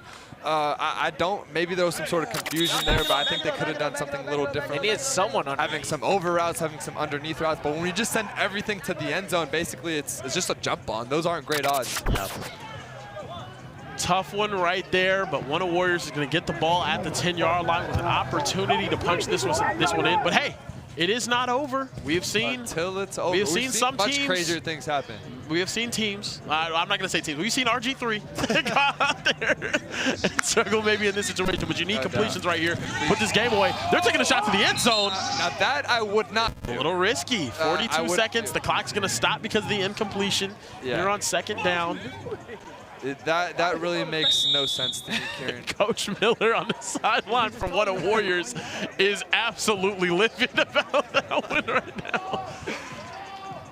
I think really 1 or 2 completion wins you the game. I don't know why you're taking a shot at the end zone. You know what? I like style points here. Do it again. Looking for the quick completion. He has one to the right. He's going to end up firing. That's another incompletion. And the clock's going to stop again. 36 seconds. And bring up a 3rd down. Another RG3 guys meltdown. Without penalty, we might see another headset off and jump in the Jolly Rancher gummy thing. Without, oh my goodness gracious. Guys, without a completion here, I mean, even with one, need to score a touchdown. We're going to see another Hellstar possession. Trey over the middle, and it's right through the hands. Are you kidding me? Guys, 3 straight in 32 seconds. Now you need to score on this one because the most that's going to run off the clock is 4 seconds before Hellstar gets the ball back. This is absolutely insane. And this has now become a must-score situation for Wunna. Up 3. I need a Subway. I can't believe what I'm watching. Hearing those three shots at the end zone when you're up 3 inside the 10-yard line. Hey, look, here at OT7, we have one rule. It's never over. That's it. It's never over. I want to see Hellstar with another opportunity to win this game. It's absolutely never over. Now right here, Hellstar, 4th down. Gavin a line, fire over the middle, and it's broken up. Hellstar is going to get an opportunity to go back on offense and potentially win the game. Wow. This game would have been over with a simple little Oh my goodness. And here we go. And how about Hellstar defense just staying in there? It would have been really easy for them just to hang up the cleats, and instead they play through 4 downs inside the red zone. Deshaun Laporte with an opportunity to come back and win this football game. And he's going to hit the little arrow. Can he get out of bounds? No. He's going to be touched inbounds. That clock is going to be running 19 seconds, 17 seconds. Hellstar trying to make it happen here with just 12 seconds, 10 seconds. They're going to clock it. And now, you got 2 plays. All the pressure is on. But what are you looking to do here? You trying to get a play out of bounds, or are you trying to just take shots in the end zone? It's going to be really interesting to see what the corner placement's like. I'm looking right here at number 9, John Merritt. How far is he playing off the ball? If we get free access, if he's about 5 yards or further down the field, I want to take like a deep out route and just take the easy yards. If he's pressing, I don't mind taking a shot at the end zone here. Here we go. Deshaun Laporte, Hellstar, is looking over the end zone. Oh, it's nearly intercepted. Oh my goodness, nearly intercepted as he tried to hit Gavin Honore around the pylon. I think you would have had him if it was a little bit earlier and a little bit higher.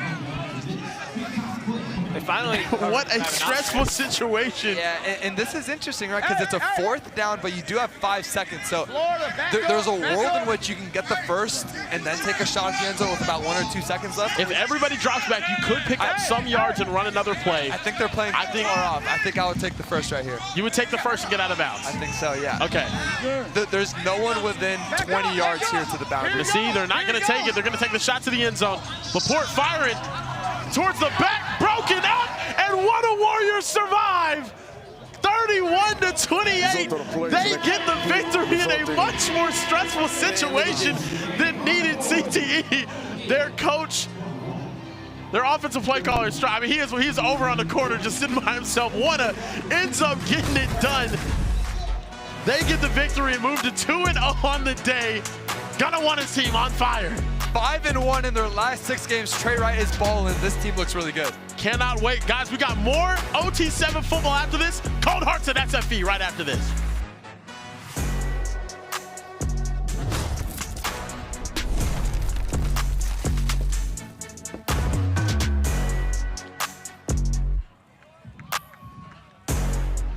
The Wunna Warriors hang on to take down Hellstar. This is a great day of football. We're down here at the Subway Throne. It's also my birthday. Allie, how you doing? Tess, I'm happy because it's your birthday. I feel like we have something to celebrate. I'm also so pumped that the Wunna Warriors were able to pull off a win. Chad, how are we feeling? I'm feeling generous on my birthday, so I want to give something away. So I'm going to give away a hoodie, and my producers can't yell at me because it's my birthday. So, yeah, it's her birthday. Chat, guys, like it up in the chat. Also, yeah, we have like almost 4,000 people in here. Only 400 likes. That's not going to cut it. That's weak, bro. Weak. Come on, run up the likes. I'm going to be giving away a hoodie. But coming up next, we got Cold Hearts at the beat. Don't go anywhere. Let's go.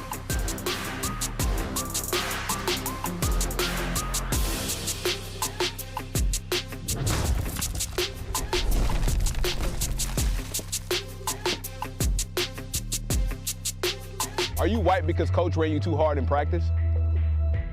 Well, not anymore. Subway's new protein pockets will help you fuel up and be ready to go. With at least 20 grams of protein, the Subway protein pockets are the perfect thing to help you lock in on a long day or fuel your performance on and off the field. And they each got fresh veggies, tasty sauces, all for an incredibly affordable price of just $3.99. So, go get your Subway protein pockets today.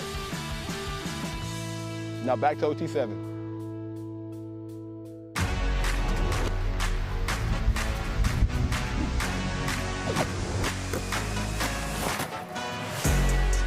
Ladies and gentlemen, welcome back to Dallas, Texas, home of Season 5 of OT7 football. We have 2 of the most talent-laden teams in all of the league about to do battle. Cold Hearts taking on SFE. This is a matchup you don't want to miss. I'm Kieran Hickey Sybil, and I'm joined here with former USC, former Syracuse, former Vanderbilt, former Butler, where would you go? Some community college quarterback Mo Hassan. How are you doing? Everywhere. What's going on, man? We have some great quarterback play. I can't wait. Look, speaking of quarterback play, the Cold Hearts have been on absolute fire. Trey Taylor came out last week and lit things up. Trey Taylor is making his case to be MVP at OT7. They went undefeated. They scored on every single drive but one. And this wide receiving room is some of the most elite talent you'll see in the entire country. Guys like Jameer Brown, who's the #1 wide receiver, committed to Ohio State. We're going to be calling his name early and often. And SFE on the other side, you know what they do. The winningest 7-on-7 program in history. This team wins nothing but national championships and has star players. That's right. They have 2 championships already at OT7, and they're looking for their 3rd. They're led by head coach Geno Smith. They have elite quarterback play, guys like CJ Cypher, RJ Day. They have Amir Sears, one of the best 2-way players in the entire country. Eric McFarland is back. I can go on and on, Kieran. No, I cannot wait to see this matchup. Look, the Cold Hearts ready to go out here and do battle against Trey Taylor. After all the disrespect that was shown to him by me. By you. By me after week 1. They came out here on a mission during week 3, and they're back now this week, ready to go at it. We go Trey Taylor starting off with the ball. They're going money drive to start again, Mo. Oh, wow. You like this strategy? I love it. Okay, Jameer Brown, he's going to take off. And say he was touchdown, though. It seems like the formula for Kieran. I think I cracked it. We're going to find out right here. It's a curl route to Jameer Brown because the corners are so scared to press him. And in the very next play, they take a shot. I don't know if either he a was double touchdown. move or a straight go route. We're going to see if he goes right back to him. The #1 wide receiver in the country, remember, he's committed to Ohio State. And there it is. He takes a go. He had him if you looked at him. Oh! Nearly caught there. Instead, he targets Darrell Hines Jr., another 4-star prospect, 3rd on the team in receiving yards and 2nd in touchdowns. Look, Cold Heart looked amazing last week, but it was also in due part Easton Royal, the number 2 wide receiver in the country on the team. He's not here today. We're going to see if that ends up affecting them or they can end up figuring it out.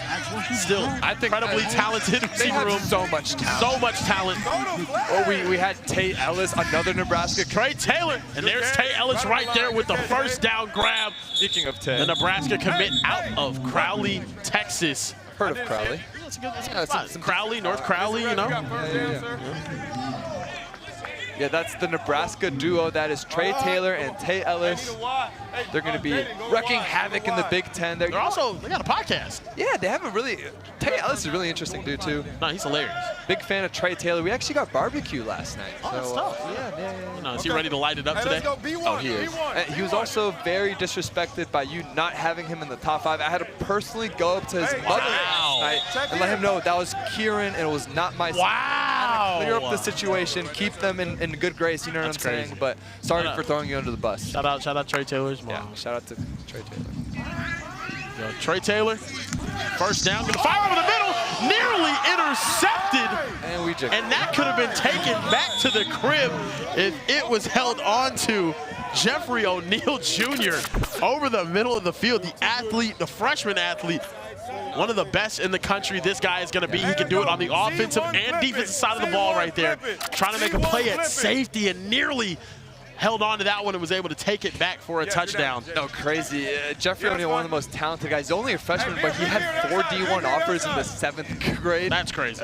Middle school prodigy, if you will. And here's the thing, Kieran, especially at the corner position, you can make the argument this is the best corner duo in the history of OT7. Oh, absolutely. They add Ace Alston, and you have Amir Sears on this team, too. No, absolutely. Ace Alston, Amir Sears. This team is absolutely loaded with defensive back talent and also offensive wide receiver talent. You're going to see this offense, how loaded they are as well, though. But here we go. Trey Taylor trying to make something happen. This is a battle between 2, I believe, of the favorites here in the Diamond Conference as we get into the tournament later on today. I am so excited to see which one of these teams has that advantage heading into that tournament. Well, you mentioned this is your favorite, right? SFE? Yeah. Well, actually, Trey Taylor's my favorite. Well, you said SFE's going to win it. Yeah, I think SFE's going to win the conference. Okay. But I got the Cold Hearts winning the entire thing. Oh, okay. Championship. Okay. Yeah. Prior to the pass, We're going to figure it out right now, though. Trey Taylor 5-yard over the middle. It's 3rd down. It's going to be a replay of 3rd down after the hold defensively. Follow. Here. Follow. by yourself, one-on-one. Trey, coach him over follow. Correction. Foul took on last half. Here's the full conference standings here in the Diamond Conference. As you see, SFE sitting comfortably up top at 7-3. Wunna Warriors after going 2-0 today, sitting at 7-5. The Cold Hearts at 6-4 after starting off that first weekend 1-4, 5-0 the next weekend, looking to keep that momentum going. Trey Taylor has been on absolute fire. No, that's right. Especially if they play the way they did last week, going 5-0, it's going to be really hard to stop this team. Whew. As he just shoots it out of bounds, leading up to a 4th down inside the 5-yard line. But yeah, no, Kieran, this Diamond Division, wide open. Anyone, teams 1 through 8 could win it on any given day. So much talent, it's really unbelievable. Even Team Uno, who's right now at 8, their quarterback's Brady Edmonds. He's committed to Ohio State, one of the top guys in the entire country. It's just anything could happen in any given day. No, Brady Edmonds was out here firing missiles. Yeah, ended up getting a victory over Low Pro last time we saw him. Trey Taylor firing a missile over the middle and nearly brought in, but broken up. And that's going to be a stop for SFE on their first drive as they give that offense some momentum. Very physical play on defense there. Looking for Jameer Brown. In 2 weeks, this is the 2nd time ever the Cold Hearts team hasn't scored on a drive. That's how good this SFE defense is. There's a reason why they have the pedigree that they do. And they're coming for their 3rd championship. They know something, that defense wins championships. And that matchup right there is not good on good. That's great on great. Ace great Austin on great, yeah. On Jameer Brown. I'm excited to see how that looks the rest of the day. And now CJ Cypher getting it going for this SFE offense. Probably the most talented wide receiving core. Oh, and nearly jumped. Very dangerous pass, cross hash to the flat. Yeah, that's one I was don't sacked before, but my goodness. One I definitely don't recommend. It's an opposite hash hitch route. Usually that's catch and throw. That's the only way these things are going to get completed. Very lucky that didn't go the other way. Yeah, no, that's Xavier Hassan. Same last name as you. Yeah, Hassan. Cool. Now he nearly jumped that one right there. CJ Cypher. High risk, low reward too. Even if you complete it, that's a 5-yard completion. Not worth it. He goes. He's going to fire at the corner. Waffle House ends up catching that with Jamarin Simmons. Always open. He has the catch of the year, in my opinion, this year. He doesn't get talked about as much as maybe the other receivers, as the Eric McFarlands and the Dakota Garants, but this guy is the top 10 wide receiver in the country. Very, very fast, incredible ball skills. I think this dude's going to be a playmaker on Saturdays and Sundays. He reminds me a lot of Devontae Smith. Oh, I like that. Yeah, really good route runner. His release. A strike over the middle. Ivion Lewis on the catch from Richmond, Virginia. Wide receiver. And they got some new faces on this SFE team. That's beautiful. Completion over the middle. Result of the play was the they run always have good goal line. When we talk about OT7 alumni, SFE might have the most stacked alumni class. I mean, yeah, you got Jeremiah Smith, Carnell Tate. They're going to have 2 of the top wide receivers taken in the next 2 NFL drafts. CJ Cypher over the middle. Sebastian Laura climbs the ladder, and it's a touchdown for Laura. SFE takes the lead. What a catch and what a throw, Mo. Sebastian Laura elevating behind the Cold Hearts defense. Great ball placement from CJ, throwing it about 5 yards above his head, trusting the big fella to get up there, using his vertical, using his athleticism, and SFE's on the board. What a start to the game for SFE. Getting the red zone stop, going back down the field, scoring a touchdown, running some clock off, and now with 2.5 minutes remaining in this first half, Trey Taylor and them need an answer because SFE is going to start with the ball to start that second half. Cold Hearts has been on fire, the hottest team in OT7 currently. This is a huge matchup for him to prove some things. Trey Taylor going to fire over the middle. Tate Ellis caught. And we're going to see a Cold Hearts offense with Coach Damon with zone beaters. Now, we don't see them going against zone often because of how defenses play them, but SFE really having respect for the speed of the Cold Hearts wide receivers, guys like Tay Ellis, the Nebraska commit, guys like Jameer Brown. Right there, Tay, good. No, Jay, you're good. Here we go, 2nd down, Trey Taylor commanding this offense with 5-0. Good. Last week we First saw down, them. Good. Hey, here we go. Make sure you guys go ahead and hit the like Thumbs button up, and thumbs up, subscribe. thumbs You up. guys watching in the chat. Who do you think is going to take this one home? SFE and the Cold Hearts. Like up the stream, though, as well, guys. The more you like, the more friends are going to be able to see that on the YouTube homepage. It's going to be a good time, man. Yeah, this one's going to be fun, especially Cold Hearts playing from behind, one of the most explosive offenses in the country. I love watching touchdowns, shots, strikes down the field. This is a Trey Taylor that is motivated. He is loud. He is a leader. It's that intangible aspect at the quarterback position that I love. It's no secret that they started 1-4. And what have they done since then? They've scored almost every single time they've touched the ball. He's targeting right there one of his favorite wide receivers in the country. He's going to the Ohio State University. Wide receiver U. Speaking of wide receiver U, chat, I want to know, should they have that title? Is it LSU? Is it Ohio State? It's hard. Some people say USC. The depth Ohio State has is great. It's hard to argue with the greatness of those LSU guys in the league right now. Justin Jefferson, Jamar Chase. I'm biased, but USC's got some guys in there. Yeah, no, they're not in the discussion. Well, it's not Texas, so we can all agree. No, we're definitely not. Let's go with Wake. SFE trying to bounce back here after giving up that touchdown last drive. Now look, they do get the ball to start the second half, so scoring here before halftime, paramount for them. Yeah. You get them some momentum. CJ Cypher over the middle. Waffle House wide open. And that's going to be a first down. Was he touched? You're going to say he wasn't, and he's going to get down inside the 3-yard line. They're going to have to keep it pushing, though. Yeah, Cold Hearts is going to have to reconsider how they're playing these wide receivers. They're too explosive to play man coverage. CJ Cypher is diagnosing it pre-snap. He's going towards his speedy targets over the middle of the field. It's too easy right now for SFE. You have to start changing the picture. Start in 2 high safeties, change it post-snap, mix in some zone coverage. But I would not go man-to-man against this SFE offense. Here we go, CJ. I want to call him CJ Stroud so bad. I was looks just like him, yeah. about to say it might be CJ Cypher. He just might be wearing a disguise or something. So CJ Cypher over the middle, caught. Too easy. And there he is, Waffle House again. Javarin Simmons in the back of the end zone. Touchdown for SFE, and with 10 seconds remaining, that's huge, knowing they get the ball to start the second half.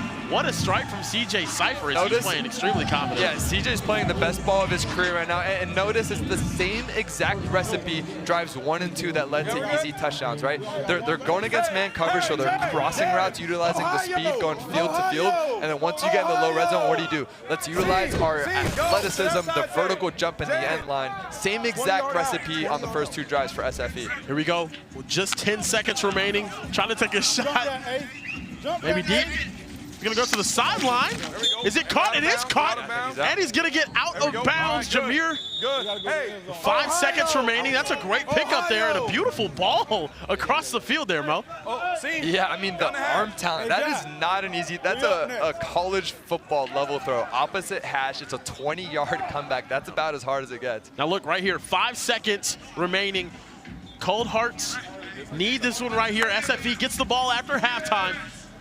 Trey Taylor, he's gonna fire over to the side, picked off, and it might be returned all the way for a pick 7, and you can't do that. Touchdown, SFE, and that's huge. Taking the risk to try to get in the end zone before the half, and they're gonna end up down 2 possessions. Trey ended up touching him. We're gonna see if he touched him short, though. This is a huge decision right here. Did Trey touch him short before he got in the end zone? I don't know. I don't think he did. Maybe right there. They're going to review this. This is a huge play. No, Trey touches him short, and that's actually going to save them a touchdown. That's 14 to 7. That's huge. Yeah, 7 plays off the board there. Really heads-up play from quarterback Trey Taylor. A lot of guys would have given up there. No, and that's a very heads-up play to not give up there and stops them from going up 2 possessions starting this next. And look, I want to give a shout-out to our good friends at Dallas College Athletics for hosting OT7 Season 5 at Dallas College Mountain View. A beautiful facility, and the games have been unbelievable. Fellas, I also went to school here. What a beautiful campus. It's nice. There's a whole park back over here. You can walk around, have your dog. You can see this beautiful city of Dallas. This is my alma mater, man. Yeah, I actually just walked by your statue. It was really cool. No, I wish I did have one out here, but yeah. Shout out Dallas College. This is where I went to my old stomping grounds, man. I do my dual credit classes here in high school. You guys are in high school. I feel really honored to be next to the greatest alumni of this university right now. I feel the aura is rubbing off me. This is amazing. Oh, what more of a better... CJ Cypher. Oh my goodness. Nearly got a foot in, yeah. Waffle House. Routing people up out there. He's been all made the catch. I mean, he really is special. I genuinely think he's underrated, and I've never said that about a top 10 receiver in the country. This guy's a 5-star. I'm sorry, he is a top 10 receiver. Where do you want him? I want him as a top 5 receiver. I don't think there's 5 receivers in the country better than him. Okay. He is. Is he in your top 5 OT7 receivers? Hurry it up. He hasn't played as much. He hasn't played the past couple weeks, but yes. He should be, yes. Should be. He has been in the previous. list is fluid. Yeah, the list is fluid. It changes week to week. No I told you, I'm wishy-washy. Yeah, we know that. After this week, I guarantee you he will be. Okay. Sebastian Laura looking for the one-hander over the middle, and this is going to bring up a big third down.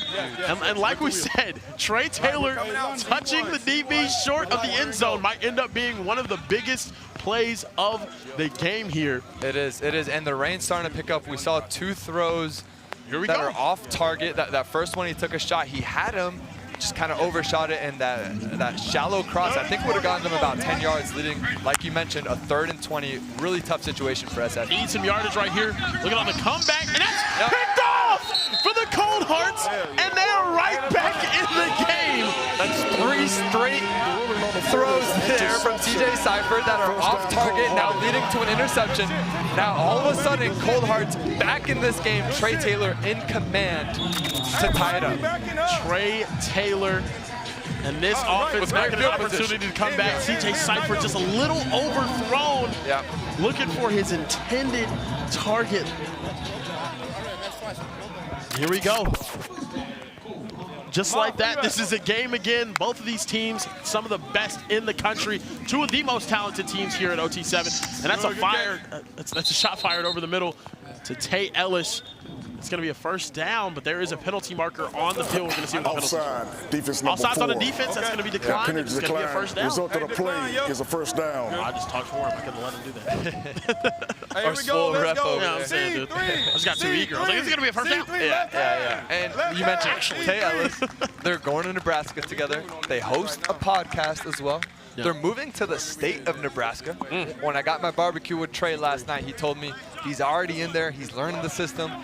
And I feel like he's going to really be a trendsetter in that aspect. I think we're going to get a lot of quarterbacks moving nearby their colleges to be able to be around the system and learn. They absolutely should be, and that's going to be a penalty flag in the defensive backfield again.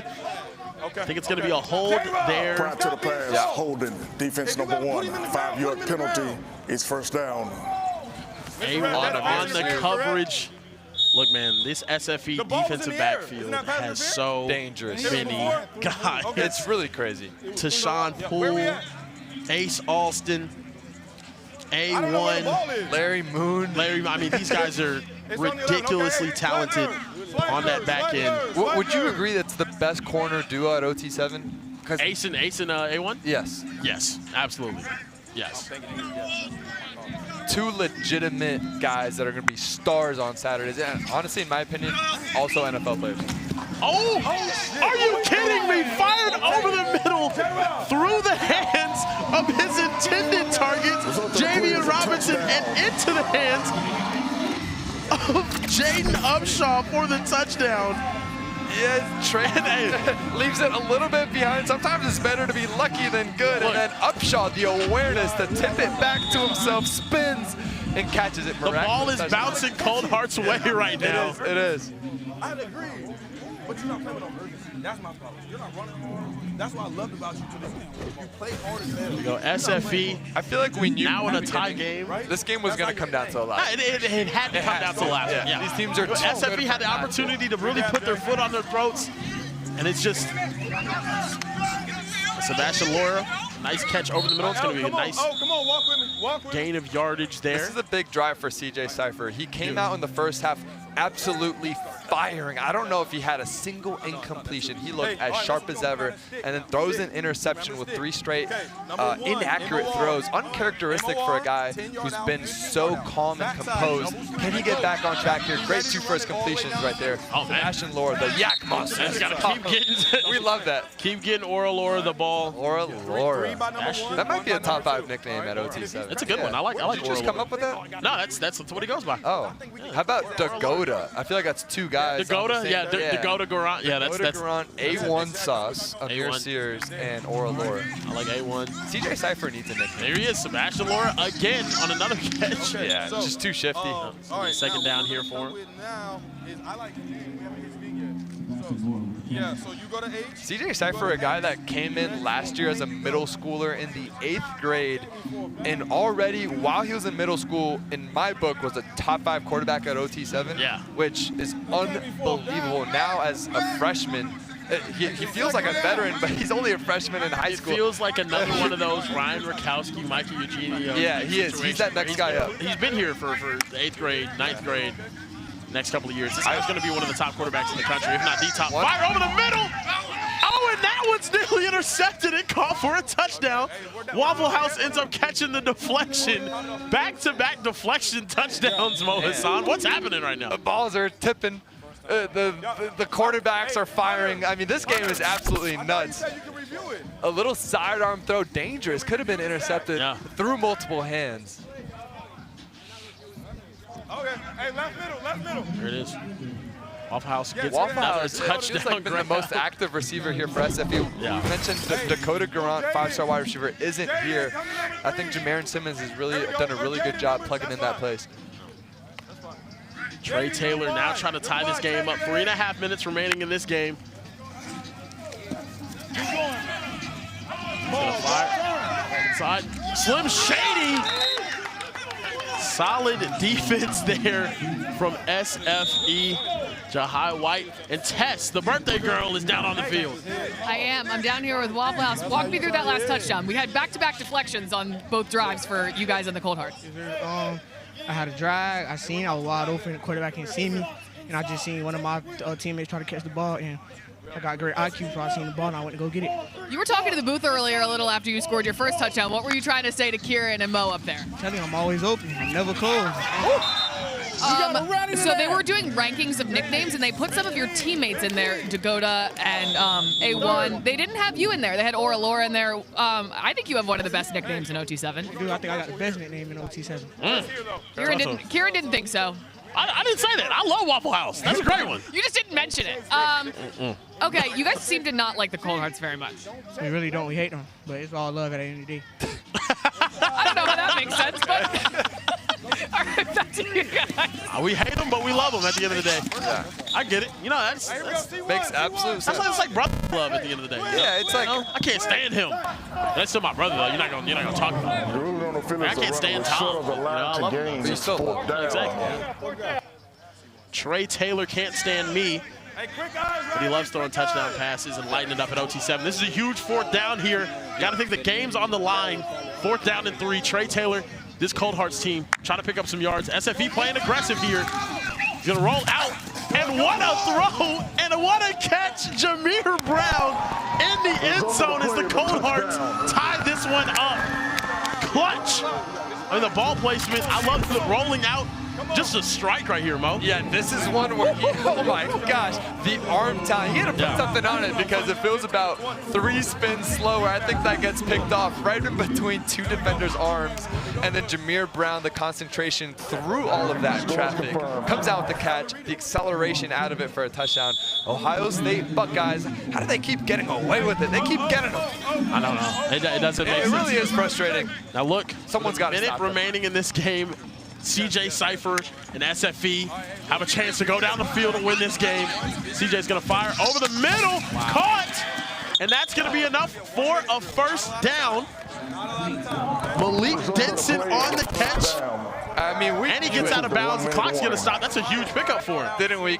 We knew going into this game, these teams are too good. The quarterbacks are too elite for it not to come down to a game-winning drive. And if you love football, if you love OT7, what more do you want right now than CJ Cypher, a guy who's going to be the #1 player in his class when he comes out? How clutch can he be? What can he do in this moment, under a minute left? That's a sack right there, so that clock is going to keep running. It's second down. I think SFE's kind of okay with that. Didn't want to score too quick, maybe. Yeah. But also, maybe a little bit more urgency than this to get some more plays off. You'd like to see the clock's going to keep ticking. They need to hurry up here. The clock actually ended up stopping. Yeah. We need everyone on the field. We need everyone All right, well, ladies and gentlemen, unfortunately,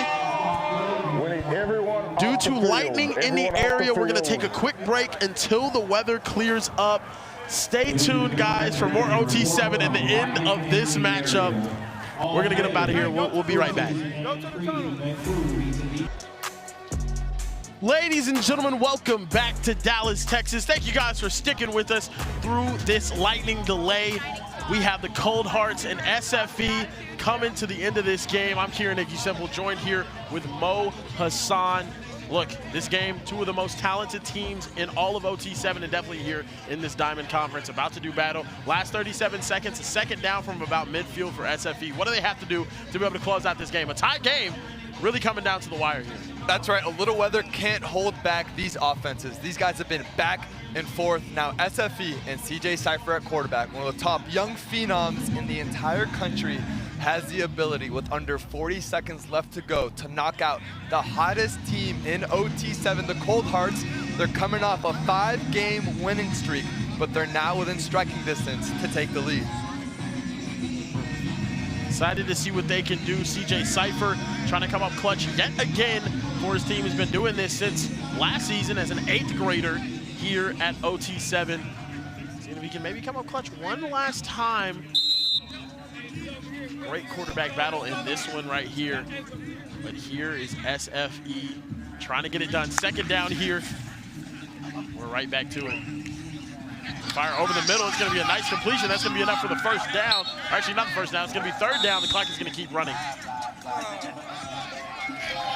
25 seconds, 24 seconds.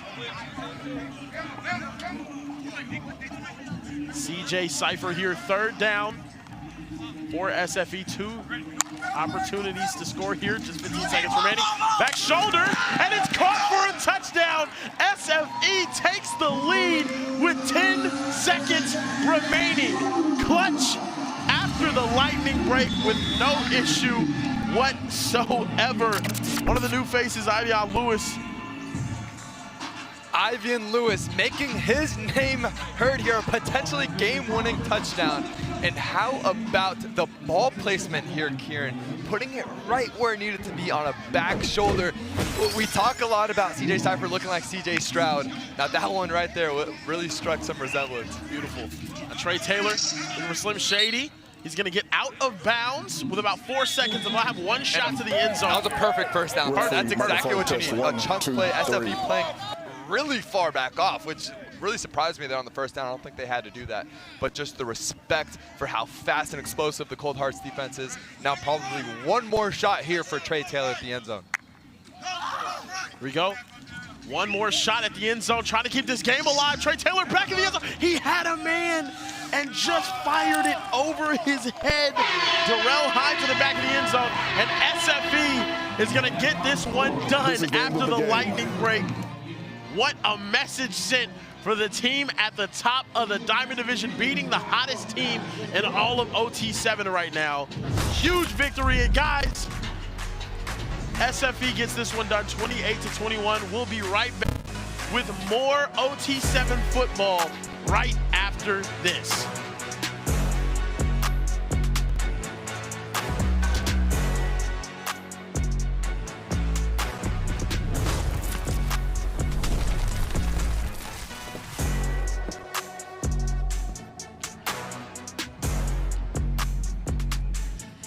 SFE gets it done with the late touchdown after the lightning delay. What a game. I mean, I know we had to wait some time for that ending, but it was well worth it. Don't you think, Allie? That's 2 OT7 juggernauts going after it. I didn't think SFE was going to be able to pull it off like midway through the game. I was choosing Cold Hearts, but somebody had to win. Yep, absolutely. They are two of the hottest teams in all of OT7. So let's take a look at where Strictly had them ranked this past week, because there was some controversy. They had Trilly Boys 1, C1N 2, but SFE 3 and Cold Hearts 4. Oh, I mean, I'm not mad I at told you. Those are two of the top teams. I'm not mad at the latest rankings. I know there's a sign out here that says Strictly rankings are trash. I disagree. I think he might have had those rankings right. might be spot on. Trilly had a big weekend last weekend, so I'm not surprised to see him at the top of the list there. Raw Miami in that 5 spot, Cali Power in the 6 spot, Low Pro dropping a lot. I don't want to see 7. Wunna. I don't want to see Wunna down there. It I kills know. me. It Hellstar kills 2 at 8. I mean, after the weekend they had, I understand, but it's tough. You is think tough. There's so many good teams, and then one bad weekend can tank your spot in the Strictly rankings. But coming up next, we got Brysen Wright back at OT7. We got Trayvis Hunter. We got Derek Baker. We got Cam Newton. Who you got in this one? Uno or C1N? I'm going C1N, but I want to see some likes in the chat right now. You guys gotta get engaged, get excited. This is a big game coming up. Run it up.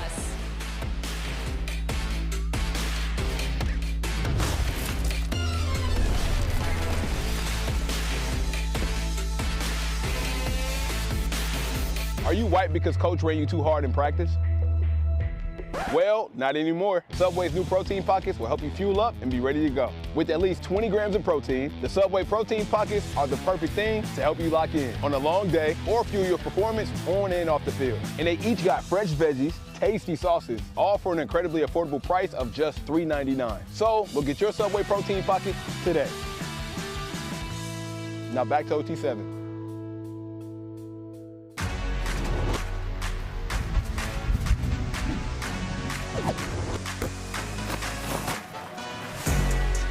Hello and welcome to Dallas, Texas for week 4 of OT7. We have the best high school football players from around the nation, and today is C1N going head-to-head against Jamar Chase, Team Uno. It's all going down right here, right now. I cannot wait for this matchup.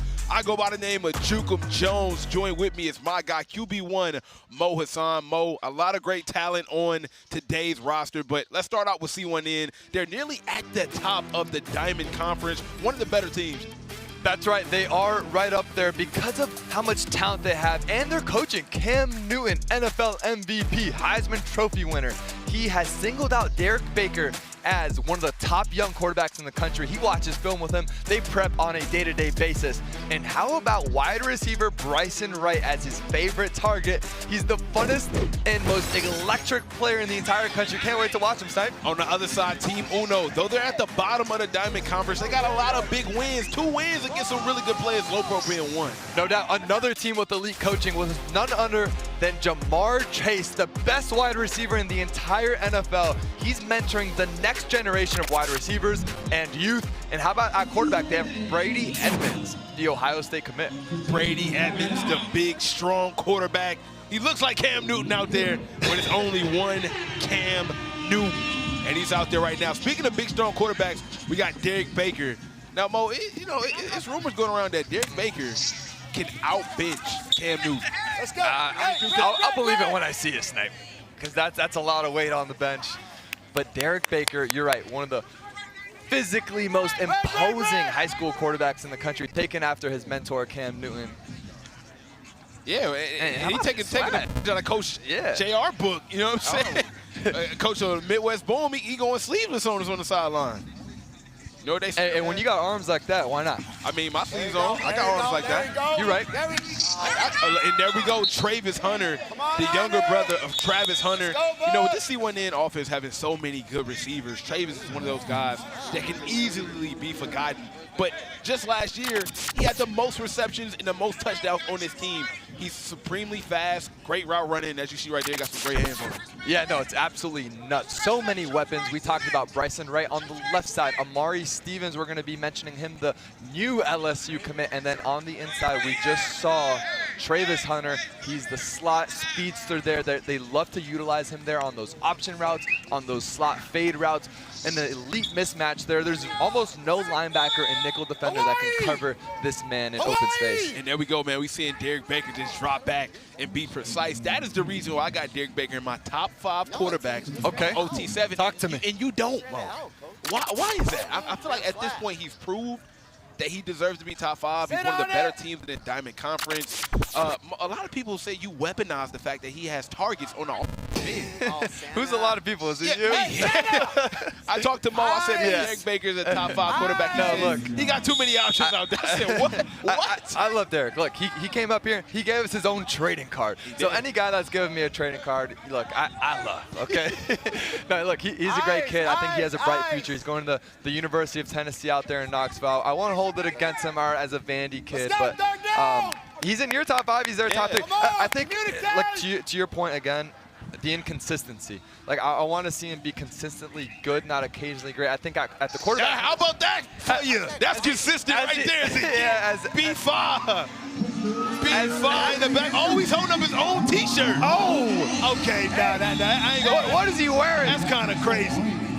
What does this touchdown say? and throwing on your own T-shirt is kind of crazy. It says best in the universe. Last year was best in the nation. Now it's best in the universe. It just keep going up and up. Yeah. What's bigger than the universe? You get a touchdown and then you wear your own merch. Oh my goodness. I would wear that. I think I need one of those. That might be one of the best sellers we've seen all year. I ain't gonna hold you. That's fire. No one's gonna top that. Yeah. And notice how he was standing on the moon, overlooking the earth. I mean, that was unbelievable. Yeah, that's fire right there. Get the touchdown, throw on your T-shirt. He's an astronaut. You're the best in the universe. Wow. On the other side, Team Uno. This is Jamar Chase's team trying to climb out of the bottom. Oh, almost picked off right there. They're trying to climb out the bottom of the Diamond Conference, and it's going to be tough for them. They got their work cut out for them, but overtime Tom is the best in the universe, standing beside the best in the universe. What up, Tom? Hey, thank you. I mean, this is just an amazing t-shirt. Brysen, welcome back to OT7. What happened here? What do we got? Got the best in the universe shirt. Feel me? Do you feel like that accurately depicts who you are? Yeah. All right, do that drive. Yeah, a couple of please take me through the touchdown. What went down?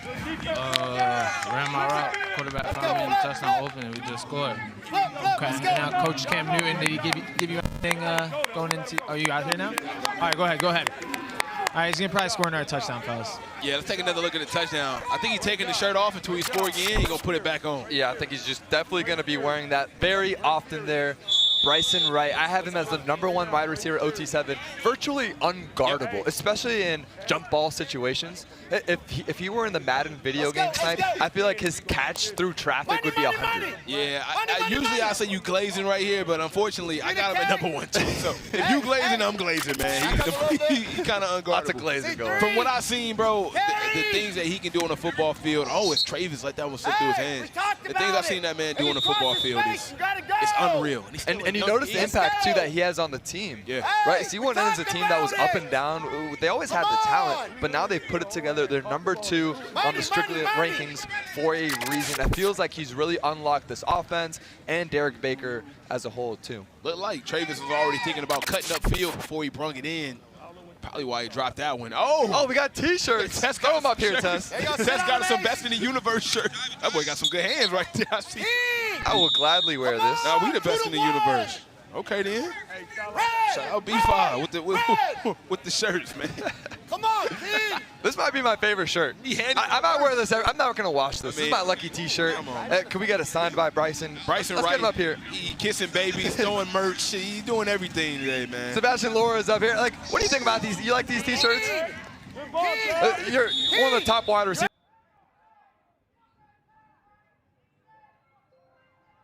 How we doing over here? Would you wear this? I'll definitely wear it. That's my guy, man. That's my guy. Yeah, I love him, man. It's my favorite T-shirt. Great player, man. Great player. You being one of the better receivers out here, man, like, you know, what is the difference between a good receiver and a great receiver, if I had to ask you? Difference between a good receiver and a great receiver, you know, sleepless nights, man. You know, working when nobody else is, you know, staying humble. You know, nobody wants a guy that's, you know, arrogant. You know, they want a humble kid. So, I come from humble beginnings, coming from Rhode Island, man. I already knew I had to work 2 times harder, so that's exactly what I did. There's no football out there, so you really put on. Rhode Island, you don't hear too many people making it out of Rhode Island. Not at all. So how you go all the way from Rhode Island and end up South Florida Express? How'd that happen? Man, just opportunities, man. Opportunities. My parents, took that risk, and I actually went by myself to Florida, and then, started doing trainings with Coach Wills, and, he got me right. So now I'm here. Blessings on blessings. Because everyone knows the best wide receivers. Where are they from? State of Florida, State of Florida, man. That's what I got to say. All right, man. Everybody knows. Mo played for SFE like in '98. Another touchdown for Brysen Wright. Oh, yeah. What, is he going to put on 2 shirts now? Mo, he going to double up? I mean, what's bigger than the universe? How do you overtake that? Yeah, I don't think, we're going to put him on Mars next. Right now he's on the moon. Put him in the Milky Way. So the biggest in the Milky Way. Another touchdown for the #1 receiver in OT7. It's just looking too easy. And if you're new here to overtime OT7, man, the rules are pretty simple. Let me break these down for you. A touchdown is worth 7 points. As you can see, C1N has already scored 2 of those. If you throw an interception, it can be returned for a touchdown. We have something here called the money drive, man. The money drive is when a drive is worth 10 points for a touchdown instead of 7. And 2nd and 15 right here for Team Uno as they switch up. He's got a man deep, wide open, and he overthrew him. Mo. It's the easy ones, man, that kind of stab you in the back right there, man. Got to complete those. No doubt. It was Chris Flores was the intended target. Really had a great route there on the wheel. Miscommunication on the C1N defense. They don't take advantage of it. Chris Flores. Pass interference, offense #3. That penalty is declined. That's going to be on the offense. But Chris Flores, Snipe, has secretly, I feel like, because Team Uno hasn't had great team success, it's overshadowed how good Chris Flores has been in short yardage situations, creating separation, yards after catch, and we saw that time, again, creating separation on a deep route. Yeah, let's see what he can do here.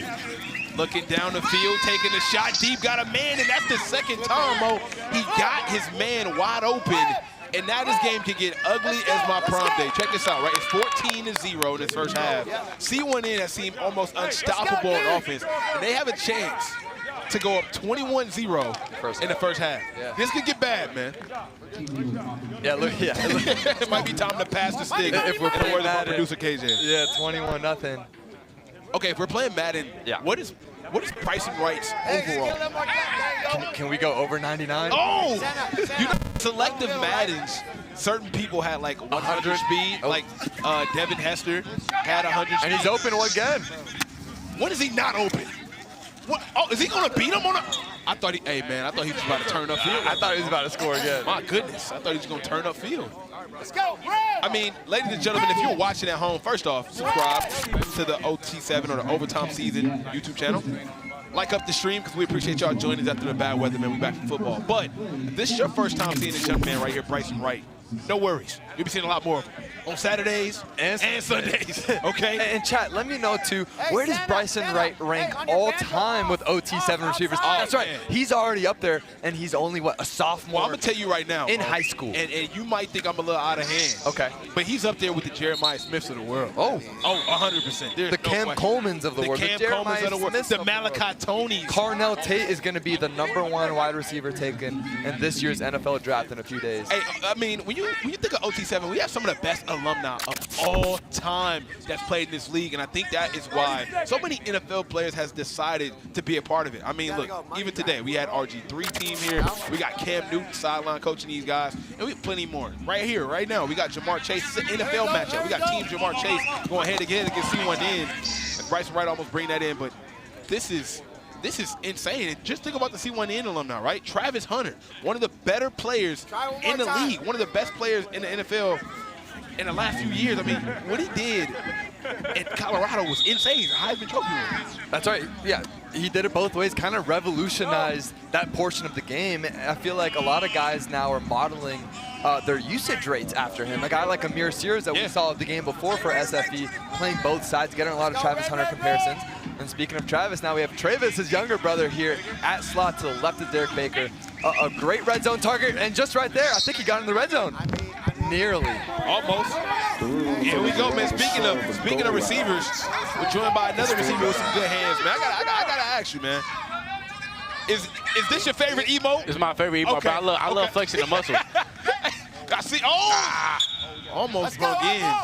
And that is a great job defensively from Team Uno. They needed that one. Going down 21-zip wouldn't look good for them, Mo. No, that's right. They desperately needed that. A team that's looking to get back on track. They still have tons of talent, right? And this game is not over. Remember, they beat Low Pro earlier, a team that has 2 championships here at OT7. Anything is possible here when Jamar Chase-led football team is on the gridiron. Yeah, man, a lot of good football out here, a lot of good quarterbacks. Let me ask you about your quarterback, man. You got Trey Taylor, who Mo thinks is the best pound-for-pound talented quarterback in OT7. What do you think about that? Well, don't ask me about him right now. You know, we just lost against SFE. He didn't throw me the ball. I was wide open on 20-yard out for end zone for the game. So I want to talk about Trey Taylor right now. He disappointed me. Yeah, you know what, man?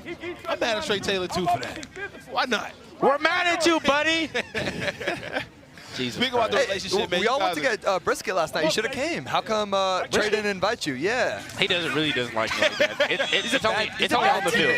It's only on the field. That's crazy. We don't talk off the field at all. That's messed up, man. Even though you guys host a podcast, but that's messed up. And y'all going to the same college and y'all like best friends. And no, we're not besties anymore. And you guys live together too. You guys. Oh my gosh, where are y'all getting this information from? That is true. I heard it. Said you guys have bunk beds and all. No. Same bed. It's like his foot is this way, then his head is that way. Oh, nice. Like that's what me and Snipe do. Yeah, like we spending that with your cousins over your cousin's house. Well, we have slept together one time. But that was just one time. See, sleepover one time. That was one time. That's great. That's great quarterback-receiver chemistry. It is. Yeah. It's like Patrick Mahomes and Tyreek Hill back in the day. Exactly. No doubt. Now you starting to understand. Yeah. If you was on a video game, right, what would your overall be? To be realistic, because you say 99, we got to stop. If I'm being honest, if it's Madden, I'm going to be humble. NCAA, I'm going to go 90.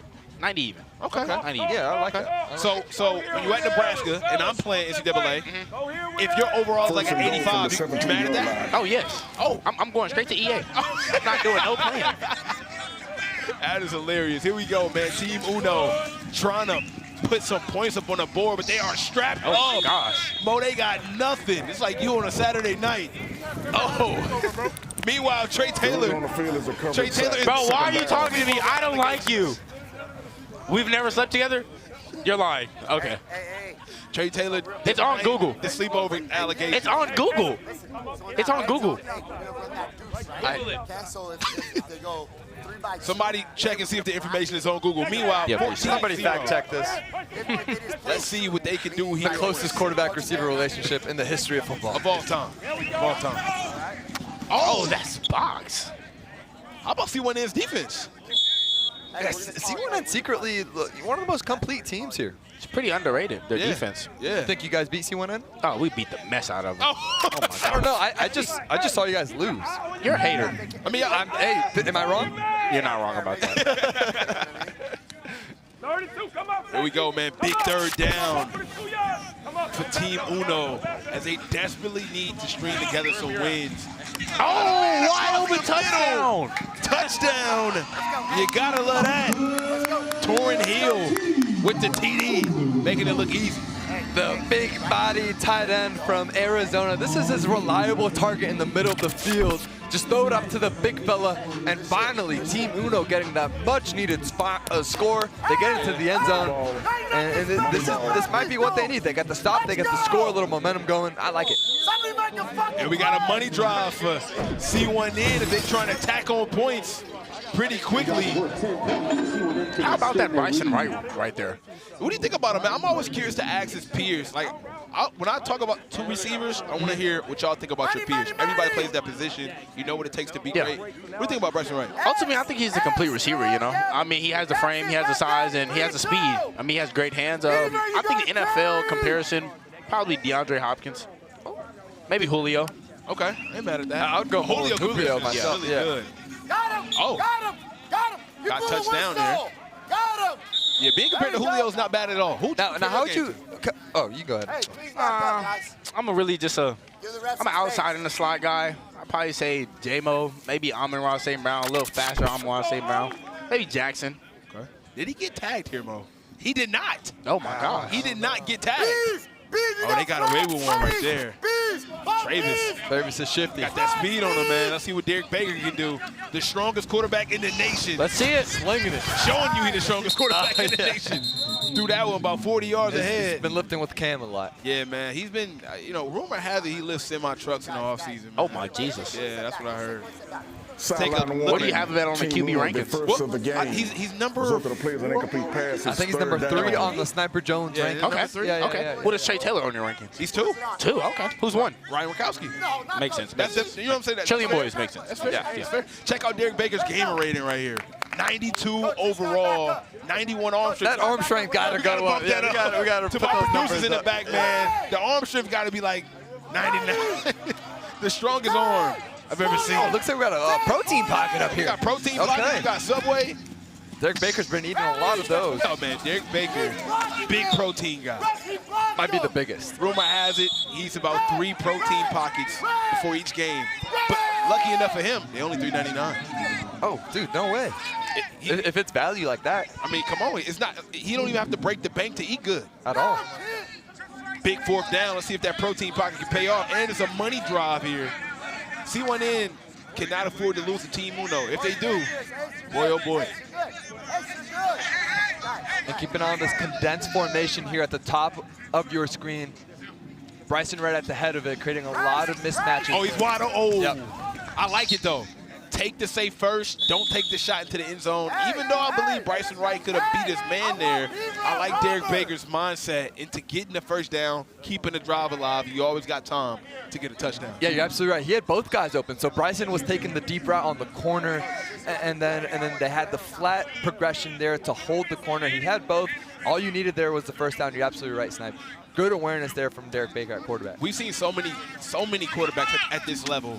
Great quarterbacks, 4 stars and 5 stars, make the mistake of going for the touchdown on 4th and short when all you need is just one more 5-yard play to just get you a new set of downs. You can always get that touchdown back. Yeah, I think like each wide receiver kind of knows their role here. Manny McKinney, number 8, we saw him now back-to-back catches here, doing such a good job in the flat, creating separation on these out routes. And then when they want to take the shots down the field, they utilize Brysen Wright there. To the left of your screen, wearing all black, wearing a best in the universe t-shirt with his face on it. Well, you know what they say, man. Men lie, women lie, but Brysen Wright's t-shirt don't. I've heard that my whole life. That's the first time I've heard that. Nah, man, that saying has been going on since I was like 3 years old. Yeah, well, I don't think he was alive. Nah, he was thought of. Oh, yeah. We gotta move our feet. Hey, thanks. Nothing special about to do. Let's go. Here we go. 2nd and goal. Big opportunity right here. But I like that they're running some clock. And if they score here, they put Team Uno in a really interesting situation because they'll score 10 points on this money drive with not a lot of time for Team Uno to strike back. Of course, Team Uno can try to use their money drive and then an onside play. But I like just letting the clock tick here. We know, look, Cam Newton is the helm of this offense, right? Him knowing the game, playing the game, Heisman Trophy winner, MVP. He played in the biggest game on the planet, right? He played in the Super Bowl. He knows these moments pretty well. Absolutely. He's so involved with these kids. Oh, and on 4th down, looks like, yeah. I think they're going to get a hold for Team Uno on defense. I felt like every receiver got held on the same play. Everybody was getting held. Sometimes it's the only way to cover Bryce. Yeah, you see that shirt pull. I'm surprised he didn't That's going to get called every time. But no, back to Cam Newton giving back to the U-Snap. I think you're absolutely right. And especially at the quarterback position, how cool is it if you're Derek Baker, a guy with a ton of talent, but maybe raw in form, and he needs someone to kind of like mold this talent, and it's the football IQ. What is required to win a Heisman Trophy at the next level? Cam did it at Auburn. Derek's looking to do it in Knoxville, Tennessee at UT over there for the Volunteers. Like you said, win an MVP in the NFL, play in the Super Bowl, etc. Look, I wish I had a mentor like that. I think that really progresses your game years. Absolutely. And let's see what he can do with that mentorship as they continue to let the clock run down. So smart of the C1N team. Got a man deep, and that is a touchdown, leaving Team Uno to pick up the pieces. 10-point score. 24-7. This is tough right now. I mean, great play call. I think they used Brysen Wright as just a diversion here, and he kind of got the attention of the man-on-man coverage. You're right, it's an elite play call from Cam Newton. We talk about the pro-style schemes. This guy's done it at every level, just in terms of, it's a pick play. You have Brysen Wright coming in, and the corner can't get over the top, setting up an easy pitch and count for the touchdown. Got a late flag right there as Team Uno trying to hurry up and move up. You know, Team Uno's it's a team that I feel like their record doesn't represent the talent. They've lost some games, but when you look at the games that they won, they beat teams like Low Pro, right? So they beat some of the better teams in the league. And I really like this Jamar Chase-led team. Just a bunch of good talent out there, Mo. It's a great squad. Yeah, man. I mean, look, they beat Low Pro, so it's any given day here at OT7. And how about the wide receiver mentorship? We talked about the Cam Newton-Derek Baker relationship, and how about this young man right here, number 27, Chris Flores. He's everywhere. The performance he's had the past few weeks, and it shows, right? You have a guy like Jamar Chase that's teaching you how to run routes, how to release off the line of scrimmage. What does an acceleration from yards after catch look like? He's a young man with a Michigan offer, Purdue, Arizona. He's gonna be a star on Saturdays. Team Uno unable to get it done, but Cam Newton and C1N rolls on to remain one of the top teams in the Diamond Conference. They will move on to be 7-4, and they will win the game. Ladies and gentlemen, that will do it. C1N gets the W over Team Uno, but luckily for you, we got more football coming up right after this. It's Raw Miami and the cohorts.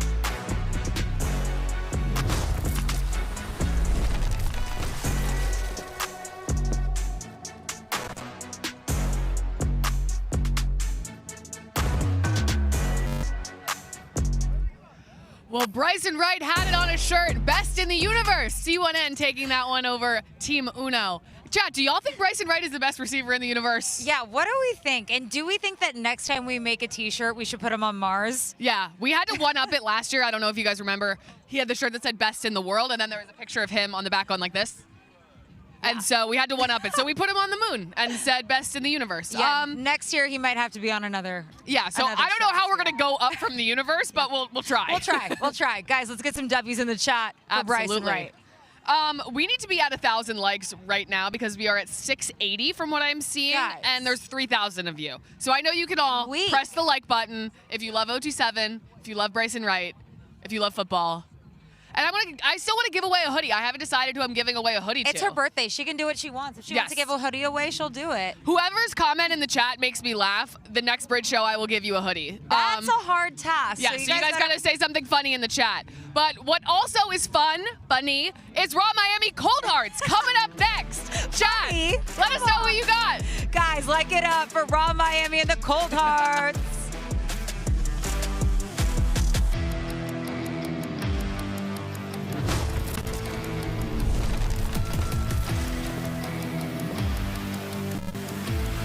Are you white because coach ran you too hard in practice? Well, not anymore. Subway's new protein pockets will help you fuel up and be ready to go. With at least 20 grams of protein, the Subway protein pockets are the perfect thing to help you lock in on a long day or fuel your performance on and off the field. And each got fresh veggies, tasty sauces, all for an incredibly affordable price of just $3.99. So, go get your Subway protein pockets today. Now back to OT7.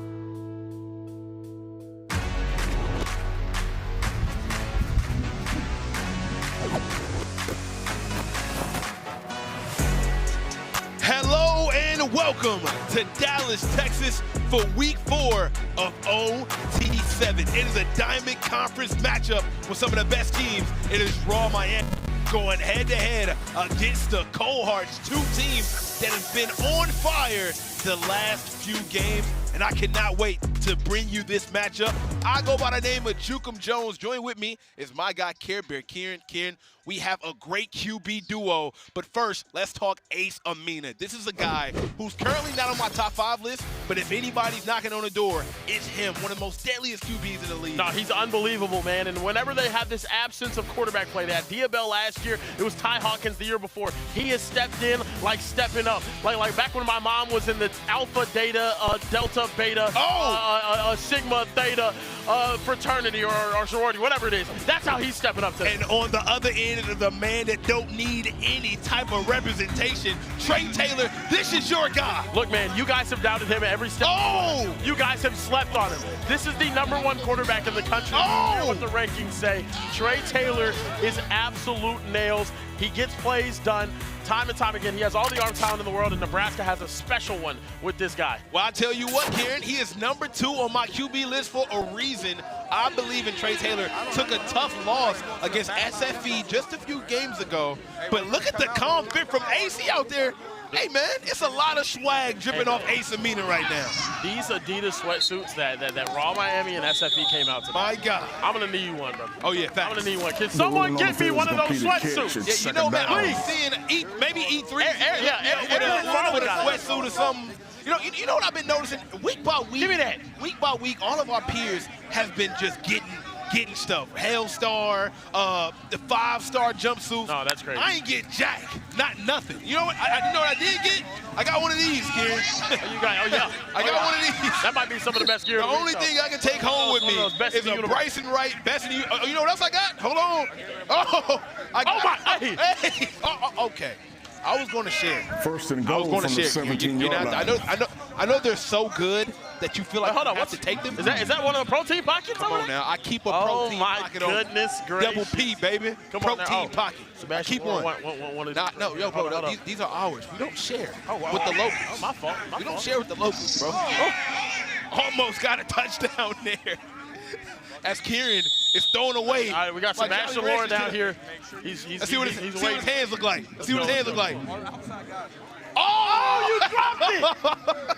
What you doing, man? Look like a hibachi chef right there. That's tough. It's like a hibachi chef throwing chicken out. He let me down right there. Sebastian, Laura. He let me down. A lot of aura off Sebastian.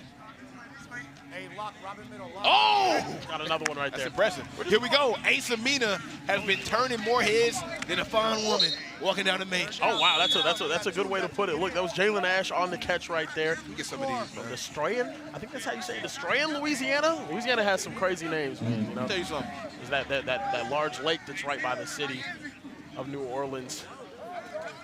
I knew that the Jolly Rancher gummies were good, but when they came out with the sour ones, it changed the game. It just changed the game. Absolutely. It's like Brysen Wright being added to C1N. It's a different team. Ace Amina. And that's a touchdown. Ace showing you how it's done. Touchdown. Raw. Straight from Provo, Utah, Dennis Tuaoni ends up getting that one in Raw in the end zone to start off this game. Look, Raw is another one of those teams that started off their season like Cold Hearts, had a rough first weekend, but then came out weekend 2 and just took it 2 teams. So I'm excited to see if this team can keep it going. Nick Lanier, we know about no-cut Nick. We know about him playing on the offensive end at the side of the ball. But now Tray Taylor, can he get this going? And a money drive for the Cold Hearts. This is very on theme. Kieran, tell the people at home what a money drive is. 10 points awarded to the team, scoring a touchdown on a money drive. Each team gets an option to do a money drive. They get 1 per game. But also, you need to make sure you capitalize on these because you don't get another one. And if you do take that money drive opportunity. Jameer Brown got away with a little push off there. A little handsy.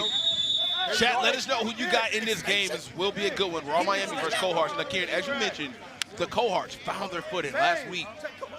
Dominated. Just straight up dominated. How about Tray Taylor wearing his own t-shirt? I mean, how many shirts do we have? My goodness. Does everybody have a shirt? Now, I ain't gonna lie. This shirt actually looks better. That's a fight. I would wear this shirt. You know what? I'm announcing it. For championship, I'm bringing a Kieran's Brisket shirt. Oh! I'm rocking a Kieran's Brisket. Oh! Chat, let us know what you think about Tray Taylor's t-shirt. I like that tee, though. I like the confidence he's playing with. But big third down here. Got a man, it's Slim Shady. That's a straight up tackle. Yeah, there it is. There's going to be a flag on the play because of that. Straight up tackle. Wrap up. And now for the swaggiest man on the field. I got Overtime Tom standing next to him. Hey, thanks, nice. Down here with Ace, quarterback for Raw Miami. First of all, spectacular. What's going on here? You're able to play quarterback with all this on? Yeah, Adidas hooked us up pretty good, so Thank them. All right, you're looking great out here. And then I just saw that you were, you guys are pretty locked in on this sideline. You're telling the offense what you want to do. You're talking with your coach. What are some of the things that you guys are discussing going into the next drive? Yes, sir. Last night, this morning, and even that little lightning break we had, we've been locked in and going over everything that we want to run, the plays and stuff, and watching film on some of these guys while they're playing. So that's the plan right now.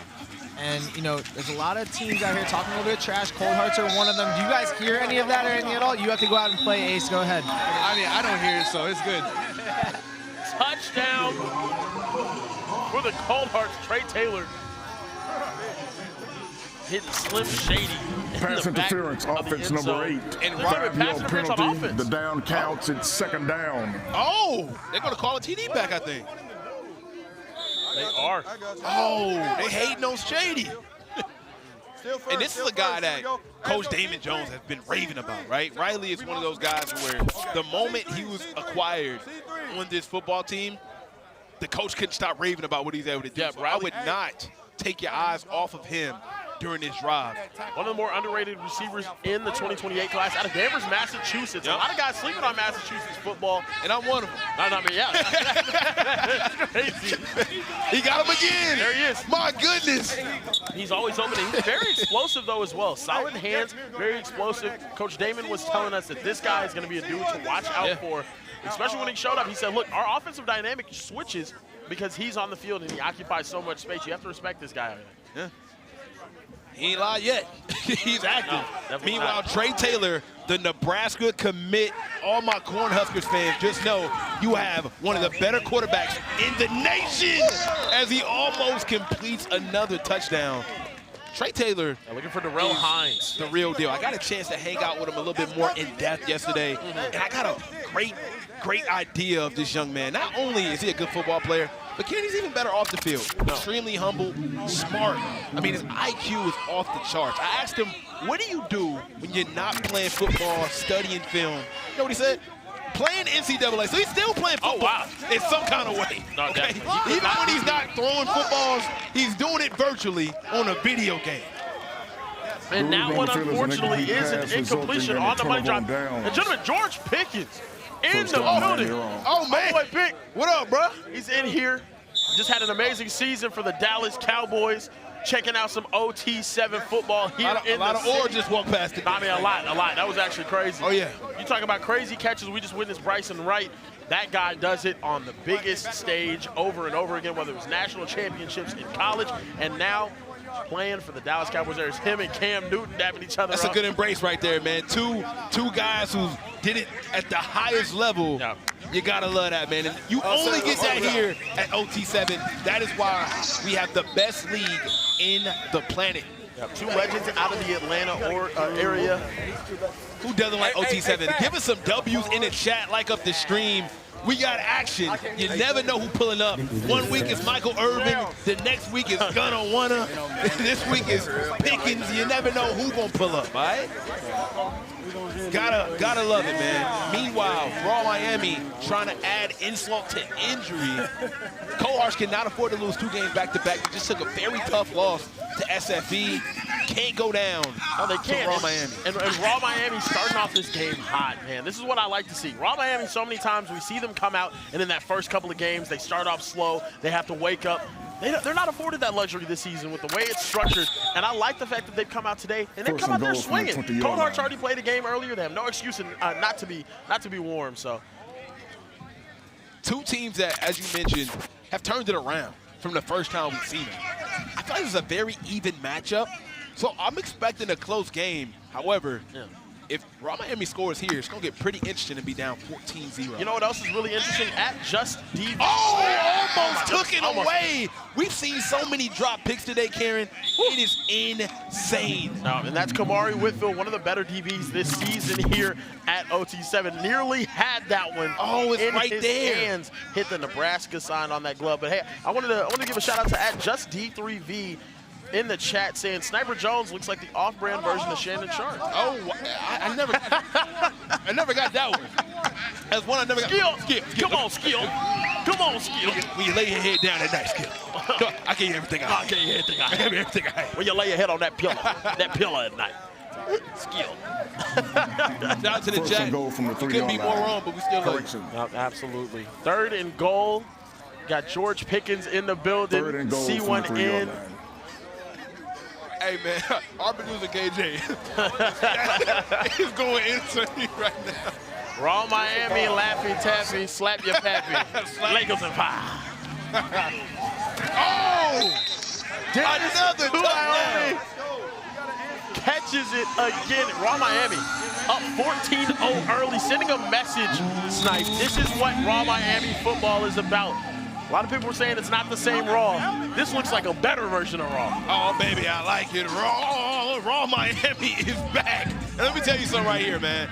This team has historically been one of the best OT7 teams we've ever had. As we know, Florida has some of the best athletes in this sport of football. So for them to lock in like this, it's just a beautiful sight to see. Trey Taylor taking a shot. Tay Ellis. Oh, great job by the defender, tipping that away from the receiver. But that was a hair away from being caught right there. Dude, no, this Raw defense, tough to penetrate. And whenever you have that deep over, Tay Ellis ended up running open. And that was a beautiful throw there from Trey Taylor. It was anticipatory. And Tay Ellis ended up running open late, just a little bit late, just a touch late, and otherwise that would have been a big touchdown for him right here. I like that confidence throwing the football downfield. That's what made Cold Hearts dynamic last week. Here you go. That's a shot over the middle of the field, Jameer Brown. Jameer Brown is one of my favorite receivers in OT7. He's in my top 5. I know he's very high in your top 5 as well.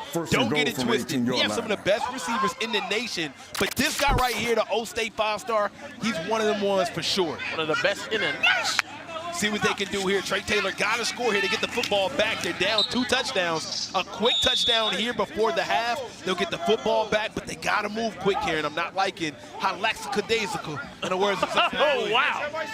Lackadaisical. Zion said it best, man. Lackadaisical. He got nothing. He's going to end up having to throw that one in the dirt. They're going to say he got it off before the sack. And he'll have one more shot. Wow. Defense number 12, 5-yard penalty. Oh, it's 2nd down. Now that right there is what you call a blessing. Oh, absolutely. Scoot up a little bit. You got 4 seconds left. Yeah, one play right here. And like you said, because Cold Hearts get the ball to start this second half, this is paramount that they score right here. It's an opportunity to score twice without Raw Miami possessing the ball again. This is like in Madden, when you know, hey, I'm down 14. I need to score right now to get that ball back and score again. The Nebraska commit behind center, looking, searching, got a man on the right side. Will he give it? Oh, he might have to eat that one. Oh, no, he wasn't on the same track as Jameer Brown, so he won't get the touchdown there. This is the end of the first half. As you see, I think they were just on the wrong accord right there. He was expecting him to come in a little bit. Yeah, no, you ended up having, that's what happens when all of your primaries end up getting covered. You end up having to scramble drill some stuff. Ladies and gentlemen, I got some great news for you. Spring sports season is here. Whether you're on the court or the field, Overtime Compressions is the best base layer in the game. We got tons of colorways and patterns, and right now, you can get select styles up to 30% off. Make sure you guys tap in. You've seen the QR on your, taking a shot, and somebody tied his shoestrings together, Karen. This has just been the gap between what we saw last week and today. Being able to hit those deep shots, Trey Taylor was on fire. I want to see him get into a better rhythm here today. Wait, hold on. The receiver fell. Okay, the ball was not. The ball was a little long. Yo, bro, if he was on his feet, and I get it, it happens, right? I mean, Darrell Hines is a 4-star. He's 6'1". He's one of the better receivers on this team and in the country. But he just failed it. He didn't really give him a chance. Fair. Oh, what the? Oh, my goodness. And that's the connection every Nebraska fan is dying for. Two best friends right there, podcast host. Okay, these guys are locked in for a reason. And it's the consistency catching the ball for Tay Ellis right here. He has been Trey's go-to target on 3rd down. If I'm a Nebraska fan, I love the fact that they already have this connection. Look, when I need a completion to get in the rhythm, I can look to Tay Ellis and know that he's going to get open and do his job. Oh, and that's a straight-up tackle. Oh, my goodness. Again, Jameer Brown. That's going to be a personal foul. It's going to be 10 yards. And that is definitely a tackle. Yeah, that was crazy. Plays the first down. Hey, man, when you number one receiver in the country, that's the treatment you get, all right? Exactly. Half the distance to the Jordan goal. rules. This is Jameer rules. I'm going to start calling them the Jameer rules. That tag was so bad, I would have called foul. Foul! Not even the right sport. Here we go, Trey Taylor. Great field possession here. We got another flag. Oh, another flag. They're popping up everywhere. There was about 8 flags that flew up in the air on this play.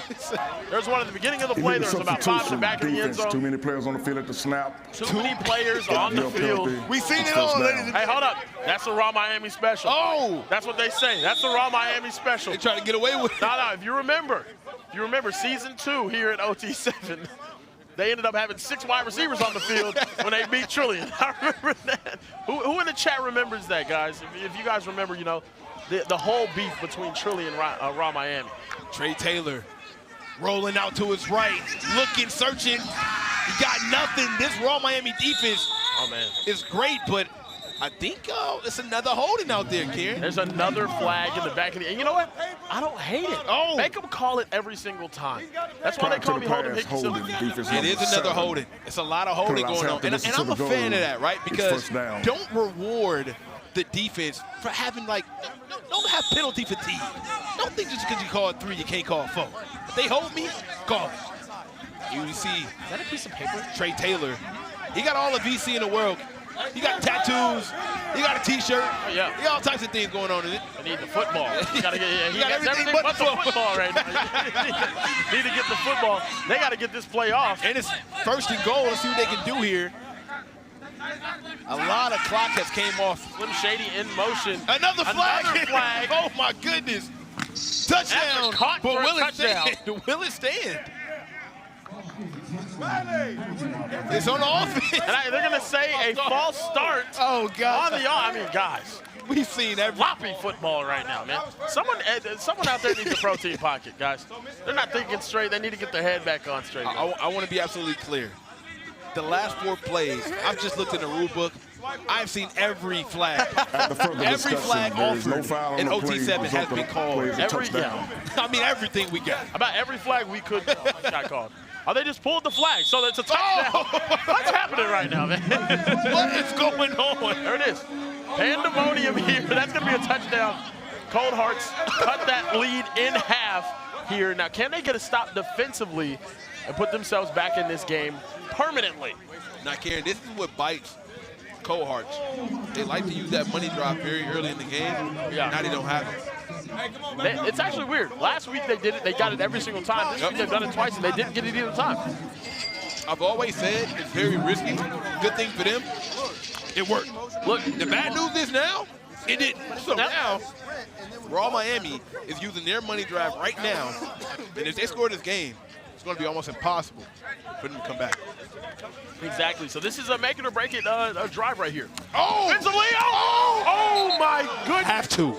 You have to, Ken. I brought it up last game. Oh. The amount of interceptions that have not been completed. I get that was a tough one. He was diving over a tip ball. But so many of these footballs on the defensive end has just been up for grabs. Like winning plays, man. It comes down to who can do those. Oh. Speaking of winning plays, my guy Overtime Tom is next to a man who's made several. What up, Tom? Hey, thanks, Knight. Down here with Trey Taylor. First of all, a big T-shirt day for everyone. What do we have on here? I got me on my T-shirt. Shout out to Warback for making this. Shout out to Warback for making this, and I mean, it's just cool shirts. So I figure I wear it. Is it? Yeah. What do you think about having a shirt of yourself? Why don't you have one? I would wear one. I was just asking. Did you see the Brysen Wright shirt? No. There's a Brysen Wright shirt going around that says "Best in the Universe." The universe? Okay, he's 28, so I mean, he's probably the best in the universe for 28. Like the class of 2028? Okay, cool. All right, you're playing great. I did hear that you went to dinner last night with Sniper Jones and Mo Hassan. Was that just to make them talk? Like, do you actually like them? Or are you just trying to like butter them up? Like, what happened? I like them for sure. Yeah, they're cool people. And how was dinner? What you guys talk about? Me? He doesn't like everything. Yeah, literally everything. Like football, everything. Yeah, it was cool. What about me? He doesn't like you, Karen. What about? He did It not is fourth deny down. it. He did Last not question for you. deny it. Obviously, you guys have really turned things around. You guys played really well. I know you lost earlier today, but how are we feeling about this Cold Hearts team and the chances of winning the Diamond Conference? Yeah, great. I mean, if you guys can't tell, we've had a different team every week, so it's like once we fully get together and we're in nationals together, we're gonna be great. So yeah. Appreciate you. Back to it. Back to you, Snipe. Taking a deep shot. Oh my goodness. Kieran. If he catches that, I lose my mind. Isaac. He climbed his back, okay? He climbed his back.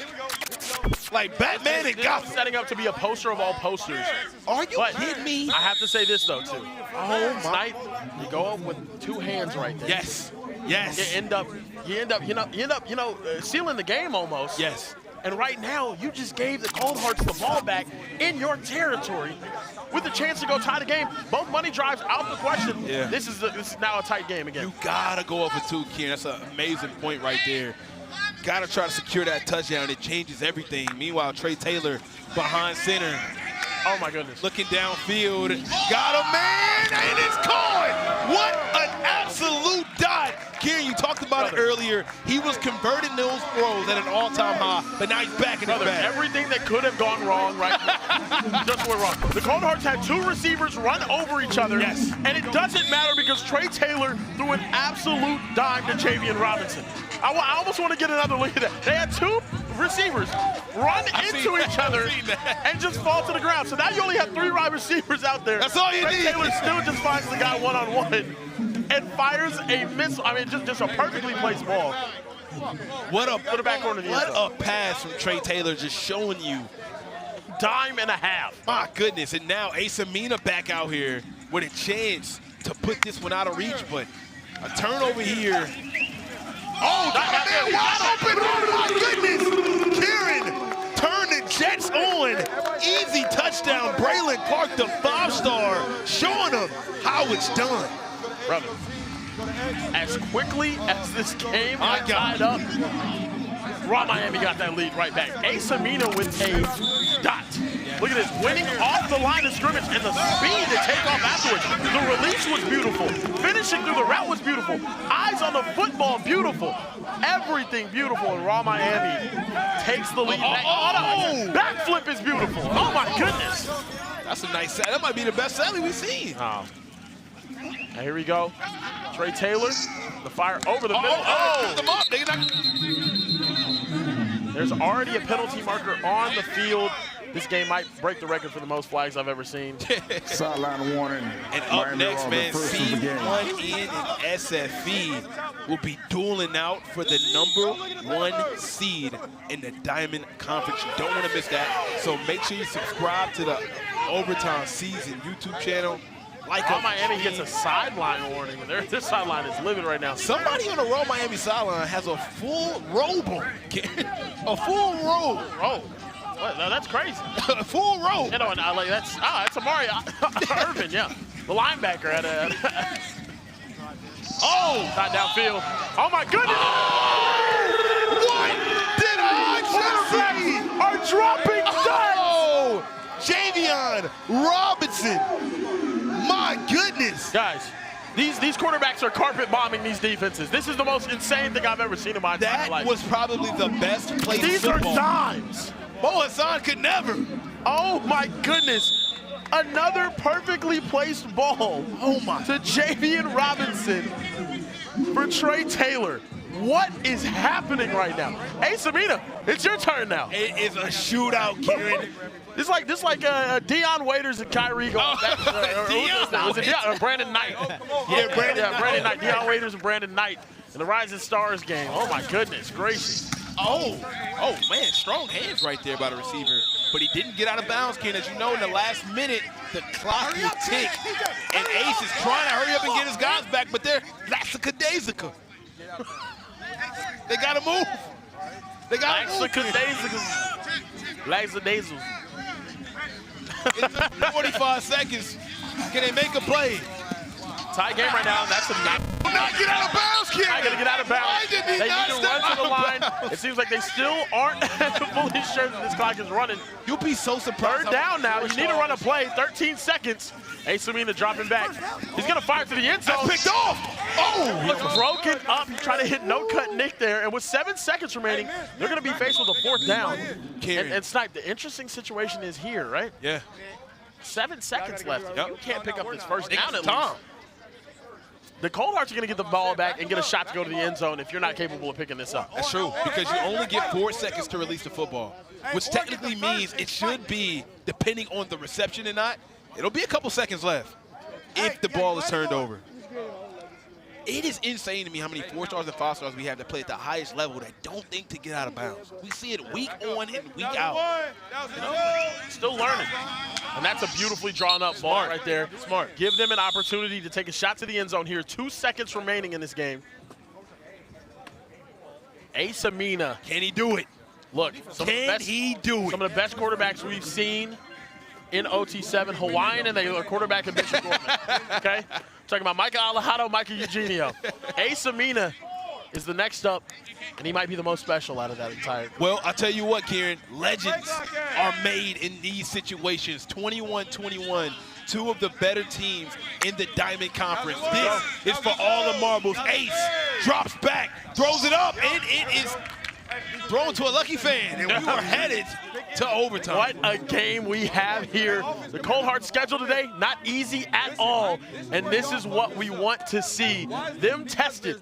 We want to see Raw Miami tested, and 2 of the most talented teams we have here are going to overtime. Overtime is pretty simple, man. Both teams will have one 4-play drive for each from the 20-yard line. The team that last possessed the ball will start on offense. I'm going to be honest with you, man. An interception at any point ends the game. So this is where you have to be very, very locked in. You can't afford any mess-ups. And Ace Need to hold on to the football. Don't want those tips going up and resulting in interceptions. An interception at any time ends it. Ace Amina starting off on offense. See what he can do here. Cross the middle. Oh, my goodness. No flag. Oh, and there's a flag thrown in late. There's a lot of tackles going on. And I don't like that one. I don't like that call, and let me tell you why. Okay. Right? He's running forward, trying to make a play on the ball because he ends up making contact with him. I just don't. I don't think the contact is inside. Oh. hey, he stopped right in the middle of his swing. Never mind. Yeah, that is a tackle, man. That was pretty harsh. Yeah, no, Trey Taylor didn't like that one. Yeah, no, it's a physical game. Football's a physical game, but that was pretty tough. Yeah. This is the most tackles I've seen today. Unsportsmanlike conduct. Overtime, we just need to hand out pads, man. Both fouls unforced. If it was up to Tom, we'd be doing it out here. If it was at the time, we'd be playing tackle football without pads. You know how a corrupt commissioner. 3-yard line. Yeah, we hate that guy. No, he's horrible. Can't believe we put an April Fool's Day joke out there. He was actually gone. I woke up celebrating. After that penalty, they're going to have a fresh set of downs at the goal line here. They pretty much got a touchdown after that. Yeah, no, exactly. So Ace, well, you never know. In this area, when you play solid enough defense, Ace Amina looking over the middle, wide open. Good, man. It is a touchdown. Too easy. Raw Miami, you cannot allow them to get that type of field possession and think they're not going to score. That is a layup for Giannis right there. 28-21. Now it is simple. All the pressure is on the young man headed to Nebraska, Trey Taylor, and his Cold Hearts offense. If he scores here, we're headed to sudden death. And if he cannot score here, it is all over. They will lose back-to-back games. Oh, man. In the most important week of seeding. Oh, man. In the Diamond Conference. Oh, man. Trey Taylor, can he get it done, though? Can he get it done? Got it on the... Oh, my goodness. Darrell Hines having a case of the dropsies today. Man. This is the same Cold Hearts team who dropped 19 passes in week 1. I talked to Coach Damon Jones, and he mentioned that was one of the main reasons why they couldn't get over the hump week 1 because of the drops. Unfortunately, Kieran, I'm seeing those same tendencies a little bit today. A lot of drops for the Cold Hearts team. Too many drops for this Cold Hearts team, and that's what held them back. Like you said, week 1, this team is one of the most talented teams we have here at OT7. Oh, back shoulder! Oh, my goodness, beautifully placed! My Lord! And caught! He ain't dropping that one. No. He is not dropping that one. Jaden Upshaw, the 4-star receiver. Wow, that's a way to fight back. And now here we go. Sudden death in a game that deserves it, if we're being honest here. One play from the 7-yard line. Wow. It's going to be Trey Taylor in this offense. Chat, what more could you ask for? Are you not entertained? Like up the stream right now. We are in sudden death with two of the better teams in the Diamond Conference. It all comes down to this. Trey Taylor has been on a heater, lost to SFE earlier. He's going to try everything he can to not lose back-to-back. He believes he's the best quarterback in the nation. He's looking, searching, and he won't get it off. Great defense by Raw Miami. They left him without any options. Everybody was covered. Wow. This is the end of the game. And Raw Miami comes up clutch on the defensive side of the ball. Again, the same way they started, they end up finishing this game. And look, those South Florida teams showing the cold hearts, hey, look, we still got it going on. Man, don't go anywhere. Though this game is over, we got another one lined up after this. SFE and C1N is headed your way right now.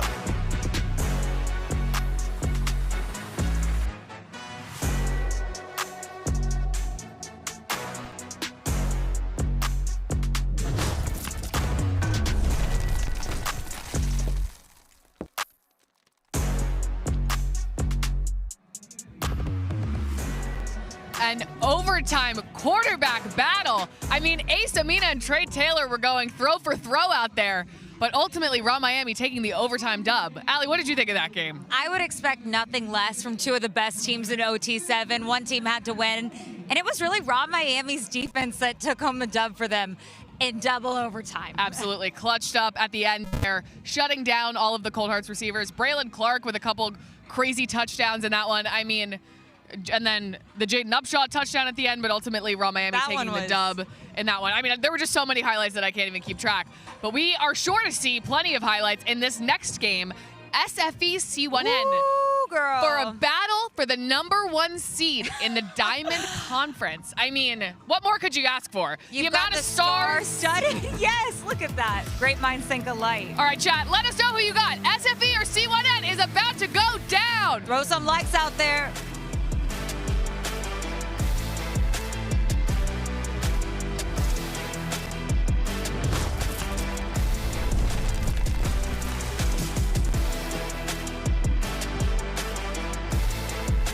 Are you white because coach ran you too hard in practice? Well, not anymore. Subway's new protein pockets will help you fuel up and be ready to go. With at least 20 grams of protein, the Subway protein pockets are the perfect thing to help you lock in on a long day or fuel your performance on and off the field. And they each got fresh veggies, tasty sauces, all for an incredibly affordable price of just $3.99. So, we'll get your Subway protein pockets today. Now back to OT7.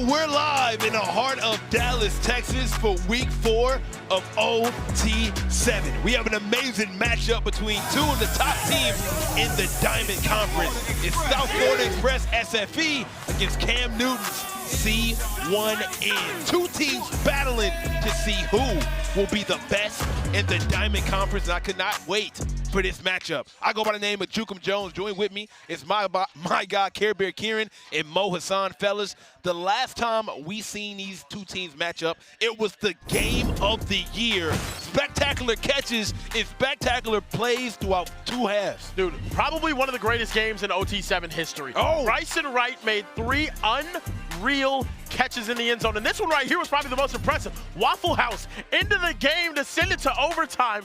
Catches an absolute miracle Hail Mary. And then C1N gets it done in overtime. This game gonna be something that we want to lock into. The Diamond Conference been absolutely loaded this year. These two teams sitting comfortably at the top right now. Kieran, it wasn't just the best OT7 game I've seen, maybe the best football game I've ever seen in my entire life because of the stars that are on the field. We mentioned Brysen Wright out there, head coach Cam Newton, Heisman Trophy winner, and going against SFE, maybe the most prestigious, winningest program. Oh, my goodness. And on the first play, trying to make a statement. Look, RJ Day in at quarterback for them as well. SFE has the 2 quarterbacks since CJ Cypher got the last game. Yeah. Now we're seeing RJ Day try to go to someone on the very first play. Yeah, we spoke to RJ, son of Ryan Day, Ohio State head coach. He said they're going game by game now instead of drive by drive. Me personally, as a former quarterback, I like that better, Snipe. You get a little bit of momentum going into it and a feel for the game. Now, he has a tough task. C1N defense is one of the best here at OT7. Oh, overthrew his man right there. Had him open but couldn't connect. And this is a tough first game for anybody. Okay? But you got to be able to complete those. I'm a huge fan of RJ Day, man. I think out of all 3 of us, I'm the only person that got him in my top 5. Mainly because, I mean, he's splitting reps with CJ Cypher, who's a young phenom. But RJ Day has been pretty consistent. And I think he's been a really great quarterback here at OT7, scoring majority of all his drives. Had some ups and downs about 2 weeks ago, but I think he has what it takes in all the intangibles as a quarterback. Big third down for him here. Gets it out of his hands. Got a wide open guy. Beautiful. And a very, very well-placed football right there for his intended receiver. To the pass. That was a beautifully placed ball there. Result of the play is a first down. RJ Day. RJ had a few options open there. I was watching Sebastian Laura break the corner's ankles on a corner route, and then another, beautiful throw there on the over route. RJ Day now, one of the underrated guys here at OT7, making his claim for being a top 5 dude. Yeah, I mean, he may be underrated to some, but not to me. I think I got him number 4 on my top 5. The kid showed me enough. I think he's one of the better quarterbacks, one of the best quarterbacks here at OT7. And I believe time in and time out, he showed us. I just don't know what more y'all want from him, man. In the words of Tyrese, what more do you want from me? I mean, he's done it all. They're at the top of the conference. He's a big reason why, fellas. Give him some more love. Yeah. I mean, the production's there. Like you said, they score on almost every time he's in the game, and he just processes the defense so well. Comes with being the son of one of the top offensive minds in college football. And one of the things I love most about RJ Day as he get a touchdown is being a coach on the football field. We see so many 5-star QBs struggle with late game management. We seen him in those moments. Everybody's in the same track. He got everybody in unison. Clock management, he's great with. Just a good quarterback, man. Meanwhile, speaking of great quarterbacks, another guy in my top 5 that I don't think is in either one of your top 5s, Derek Baker. One of my favorite quarterbacks this week, OT7. He is literally handpicked by Cam Newton. He's one of the best quarterbacks. We take a look. I got Ryan Rakowski at 1, Trey Taylor at 2, Derek Baker, RJ Day, and Deshaun Laporte. What y'all think about my list, man? I like it. It's a solid list. Actually, I left Derek Baker off because I just forgot. I forgot how good. I'm going to be honest with you. I just forgot how good Derek Baker was. And he's definitely a top 5 quarterback. I got to move somebody off my list. I got to real, man. He's handpicked by Cam Newton. The guy who won MVP, seen Super Bowls, a Heisman Trophy winner. Whenever you got a quarterback like that who played at the highest level, and probably one of the best college quarterbacks of all time. When you think about that Auburn team that he led to a national championship. Oh my God! That season was. He took us. He took me, you, and Kieran. Yeah, no. All the time. Wherever you have your top quarterbacks of college football all time, he's got to be somewhere in the top 3. Got to. You got Chat, I want to know what you think too. And me, it's top 2. It's him and Tebow. You can put them wherever you want, but that's my top 2. Okay. Joe Burrow, I think is up there. Vince Young, I think is up there. Mo Hassan Vanderbilt year was you gotta be. Now look, we got 2 national champions on that sideline. George Pickens over there by the C1N bench, watching as well. Won a national championship at Georgia. He came over here and said, "What's up to you, man?" Nah, he did. Yeah, Kieran got a lot of emotion. He came up here. He was reaching out for a fist bump. I thought it was me. Yeah. Go over there, fist bump. He said, "Hey, get Kieran." I said, "Oh, yeah. No, that's my dog, man. I got to sit next. My bad, GP. What's up, man?" Oh, no, Waffle House over here right now. The man saying I'm always open. You just caught a touchdown, bro. We saw it. Speaking of somebody always being open, keep your eyes on Brysen Wright. The only guy who scores and throws on a T-shirt of himself. And it's wide open, but who cares? Trayvis Hunter. Trayvis Hunter. Hey, he's getting targeted a lot today. Yeah. Well, that was something we talked about a lot earlier throughout the week. Since they got so many options on the receiving end.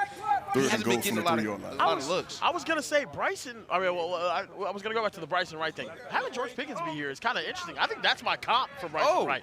I think both of them are unbelievable ball skills. You put the ball up in any area, they can bring it home. The physicality, yes, the size. physicality, the size, the length. Both of those guys, taller, lankier wide receivers. Brysen may be a little more physically developed at this age, Defense number one. but in That terms of penalty the ball skills and attacking the ball in the air. touchdown. And cool to see them talking earlier, too, on the sidelines. I'm going Julio Jones. I see a lot of Julio Jones in that young man. Manny McKinney right there with the touchdown grab. One of the most slept-on prospects in the entire country. This kid is a jitterbug. He's always open, and he does not drop the football. What more could you ask for? More colleges need to send him those offers, because I guarantee you. Guarantee it. Here we go, man. 2 of the top teams in the Diamond Conference duking it out. This game has every single indication that it's going down to the wire. The last game went down to the wire in historic fashion. Some people say it was the best game in the history of OT7. Speaking of George Pickens, my guy Overtime Tom is standing next to him right now. Thank you, Snipe. Down here with George Pickens. Out here, you know, I would say you're rooting for C1N, right? That's your squad. It's a little bit of both. I really wanted to see a good game. I heard the first time they played, it was a crazy game, overtime, so hopefully I can see the same thing. Okay, cool. And now Brysen Wright is the star player for C1N, wide receiver. I think you've seen him a little bit. What do you think of his game? And, you know, what's some advice you would give to him? I think he's a great receiver. Like I said, he goes up high, points the ball. It's really not much. He does everything. I'll probably just say growth. You know, he's young still, so he's got a lot of time to go, but that comes with life, so he should be good. Absolutely. And then Cam Newton, coaching C1N. What's it like seeing him still helping out the youth? And, you know, what was it like playing, you know, seeing him do all of this and helping out the C1N squad? It was great, honestly. That's really one of the big reasons I came right here, because I played for Cam. He's still coaching now, so I think he's doing a great job with the guys. Like you said, B5, SFE, they got a mirror series. It's a lot of great talent. I feel like the people that's out here is promoting great talent. You mentioned Amir Sears. He plays a little bit of both ways, but predominantly a defensive back. How hard is it like to be a top DB going against all these top guys in 7-on-7? I feel like it's great. I feel like it's hard. Definitely, like you said, he plays both ways, so you have to play receiver, then have to play DB. As far as stamina, that's up to him. I feel like that'll be the hard part, but if he can do that, I feel like he's great. And growing up, obviously you played for C1, and this playing 7-on-7, you think that helps you when you get to the next level and everything else? I feel like for receivers and DBs, it does. Definitely it's not an O-line or D-line thing, but for routes and catches, yeah, I feel like it helps. All right, man. George Pickens, we appreciate you, man. We will talk to you soon. Back to you, Snipe. RJ, night and day, making it rain on a dry afternoon. This man got the JU ice. Waffle House came over here after the first touchdown grab and said, they can't guard me. He went back out there and caught another touchdown on him. This dude is so special. Guys, Jamarin Simmons is the player of the weekend. No one has shined brighter than this young man. No Eric McFarland here, no Dakota Garant. Those are 2 5-star receivers, some of the best in the country. They said, no problem, we're plugging in Waffle House. He's the number 10 wide receiver in the class. Kieran, we were talking about it earlier. He might be top 5 after this weekend. He might be. He's looked incredible. Right here, we got A1 pressing up against Brysen Wright. Yeah, what a matchup. Oh, wow. The C1N team, man, we just heard George Pickens. He's an alumni of the C1N team. So many alumni that played for this man. Travis Hunter. Yeah, Travis Hunter was one of them as well. Concepcion's going first round this year. Dante Moore is about to be a top 5 pick in next year's NFL draft. So many guys for C1N, man. Just affecting the game at the next level, man. Shout out to Cam. Man, were you guys shocked that George played for Cam? I was. I was. Cam is really unk for real. Yeah, hey, drop some unks in the chat for Cam, man. Drop unks in the chat. It's hilarious. Drop some unks in the chat, man. I mean, and who knows, right? If you're a Tennessee fan, Derek Baker might be on this list. You know, it's a lot of people. Yeah, absolutely. B5 is going to be on this list. There's a lot of talent. This is the Amari Stevens. Yeah, Amari Stevens. Speaking of Amari, you know, Nick he just Lanier flipped his commitment to LSU. Seen that, man. You know what's crazy? Brysen Wright wasn't born when Cam Newton was at Auburn. Wow. Wow, he wasn't able to witness one of the greatest seasons of all time. I was. That's why we got you. I saw it. Man. It was awesome. Yeah. Run that back. Oh, yeah. Derek Baker, first and goal with a chance to tie this up before the second half. I don't think B5's got a reception this game, but who cares? Because Trayvis Hunter. Oh, that's not Trayvis Hunter. No, that's not Trayvis. You look like him from here. My bad. Touchdown. C1N as they tie the football game up. We got a good game, fellas. 55 seconds left. 14-14. Let's see if RJ Day can continue his hot streak and march down the field with only 55 seconds. Hey, Mo, you're a quarterback. You play at the highest level. I want you to watch how cerebral this young man is. You can tell that he's the son of a big-time coach. 55 seconds left. Watch how in tune he has his offense and how quick they get off the field and move up the field. Taking the shot deep. Oh, my goodness. Oh, it's done! RJ, night and day, showing you he is levels. One of the best quarterbacks in the nation. I said it. Guys. Oh, Waffle House just got his third goodness touchdown of the first half. Somebody 5-star this man. Nobody. I'm tired of the disrespect. I'm tired of it. Waffle House is always open. Just throw it to his area. Makes the grave mistake of having no safety over top of Waffle House. Jamarin Simmons, the best wide receiver here this weekend, and RJ Day dropping this ball. Come on. That ball couldn't be placed any better. I'm tired of the disrespect, okay? I'm tired of the disrespect. Oh, my goodness. Oh, it's a shootout. Malik Dixon again. This is back to back. This is the same reason why this game went down to the wire. Yeah. If you blink, there's a touchdown. Coach Pickens is over there getting lit. He knows exactly what's happening. What we are seeing right now. Oh, my goodness. A dot from Derek Baker. At this point, we might see another 2 touchdowns before the end of the first half. I can't believe that you guys don't have either one of these quarterbacks in your top 5. Guys. I mean, this don't do that. We have so much good quarterbacks. This is incredible what we watching right now. Incredible. Might be the worst thing I've ever done. I don't know. I'm so sorry to both of you guys. They're out here dropping dimes. Let's see what RJ Day can do at the insane one-and-done play for a touchdown. He might do it again. They're in the same coverage. Oh, we got a man! Wide open again. What are we watching? A dot! Look at RJ Day. Now they are inbound. Set real quick. Are you kidding me? Yeah, RJ signaling the next play with a great sense of urgency. To your point, Snipe, this is where RJ thrives. Getting the offense in motion, managing it to perfection. Back shoulder! RJ Day making it rain in OT7. This man is unreal. What is happening right now? The truth is in the building. He is playing out of his mind. Guys, this is what you signed up for. Anytime C1 and SFB are on the field, you are going to see box office football. When the lights shine bright, oh my goodness, he plays his best. Locked in right now for SFE. Meanwhile, Derek Baker is also on a heater. He can score with 16 seconds left. So Zion White got it started last time. Were you taking another shot downfield? Might as well. No, might as well. I don't even know. He is! Brysen Wright. Oh, he's wide open. And one. What are we watching? What is happening right now? Brysen Wright. Derek Baker. Absolute beautiful dime. This is the most incredible game I've ever seen in my life. What is happening? Good Lord. Are you kidding me? He really might be the best in the universe. Where's the t-shirt? Bring it out. It's insane. We got to give Derek Baker some credit because that pass was only the game. The catch. Enforced on the next drive. We're going to say that ball came out maybe at the end. We're going to see if he maintains possession. I'm not sure if it hits That like some strong hands right there. Yeah, I think that's it. Mr. Pickens, is that a touchdown or no? It's probably going to be a touchdown. It is. What an incredible catch from B5. He is the best in the universe. That's not just on any corner. That's on 5-star Amir Sears.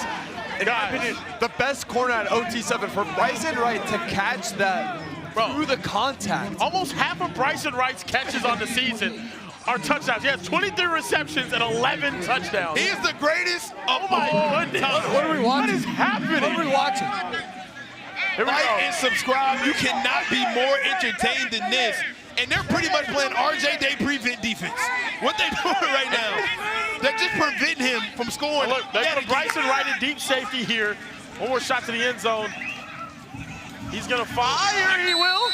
And I think he's actually going to take a sack there. I think that's going to take us to the end of the half. That was undoubtedly the most entertaining half of football in OT7 history. That first half. The most entertaining half might have been last time they played in the second half. I can't believe what we're watching right now. There was a Texas Tech-Oklahoma game with Baker Mayfield and Patrick Mahomes. If this is not just like that, then I don't know what is. Guys, this is I mean, just go ball after go ball after go ball, contested catch after contested, blur after blur after blur. What is happening? Now, defensively, at some point, you have to make adjustments and play off. Why are you pressing these corners when the wide receivers are just running by them every play? Chat, you have to like up the stream. This is one of the best games already in OT7 history. You can't ask for more than this. Let us know in the chat, who do you have winning this matchup? As Derek Baker, we got to show him some love, too. Oh, my goodness. He's been going 10%. He's been dropping dimes today, too. Putting it right where it needs to be. 28 all here, going to the second half. Chat, let us know who you got, who's going to win this game. We know it's going to come down to the wire. But who are you rolling with? What do you guys think? Give me a prediction. Man, I wish I could tell you. I couldn't tell you who's going to win the first matchup, and it went to sudden death. This one will come to sudden death as well, man. Nothing right there. This SFE defense putting the clamps. The ruling on the field is a coverage sack. It's 3rd down. Oh my goodness. I'm gonna go with C1N getting this one done, man. They got it done last time. I think this is just a back and forth battle. It's like picking 50-50, man. Nah, that's ridiculous. It's a coin flip. When the teams are this good and the quarterbacks are playing this sharp, it's like in basketball. Who has the last possession, basically? It's going to have to come down to what defense is going to make something happen. True. Right now, both teams are scoring at ultimate pace. Who's going to make the first mistake? Derek Baker drops back, caught across the middle. Get a little yards after the catch right there. Man, I love me a little Manny McKinney underneath routes. Impossible to cover. Yep. And this C1N team loves to have him or Trayvis do those same exact underneath routes. 2 speedsters who can catch the football and do some real damage after the catch. And I think their best guy in the short area, though, might not even be those two. Lorenzo Barber. I mean, can't forget him. My goodness. He led the team in yards last year. I mean, this team is just loaded. And remember, this is the same team. Oh, broken up right there. This is the same team that had Nick Lanier. Okay? That's crazy. I mean, talk about a receiving core. If they still had Nick Lanier, it would not be fair. It'd be over. It would not be fair. It'd be the Golden State Warriors. I know. Oh, man, you gotta love OT7 football, the best league on the planet with some of the best players in the country. 28-28, SFE with the football, trying to go up on the scoreboard here. Got a man in motion. Got him again. Manny McKinney making it look easy right now. Yeah, this is a really good 1-2 punch with the Manny McKinney underneath stuff and then the Brysen Wright attracting so much attention deep. These linebackers have to set back. The safeties also have to play so far back. So what does that give us? A lot of Trayvis Hunter catches, Manny McKinney, that's what we're seeing here. And Derek Baker, the ability to recognize that and just taking it. The easy completions. Again, right there. And Kieran, that's a how about the big 4th down? Yeah. How about the change of pace, right? We seen Derek Baker come down, take 5 shots to the end zone, but now dinking and dogging all the way up the field. Just a different change of pace. A lot of IQ shown right there, showing that he doesn't have to force it, even though they got it going. Yeah. Big 4th down here.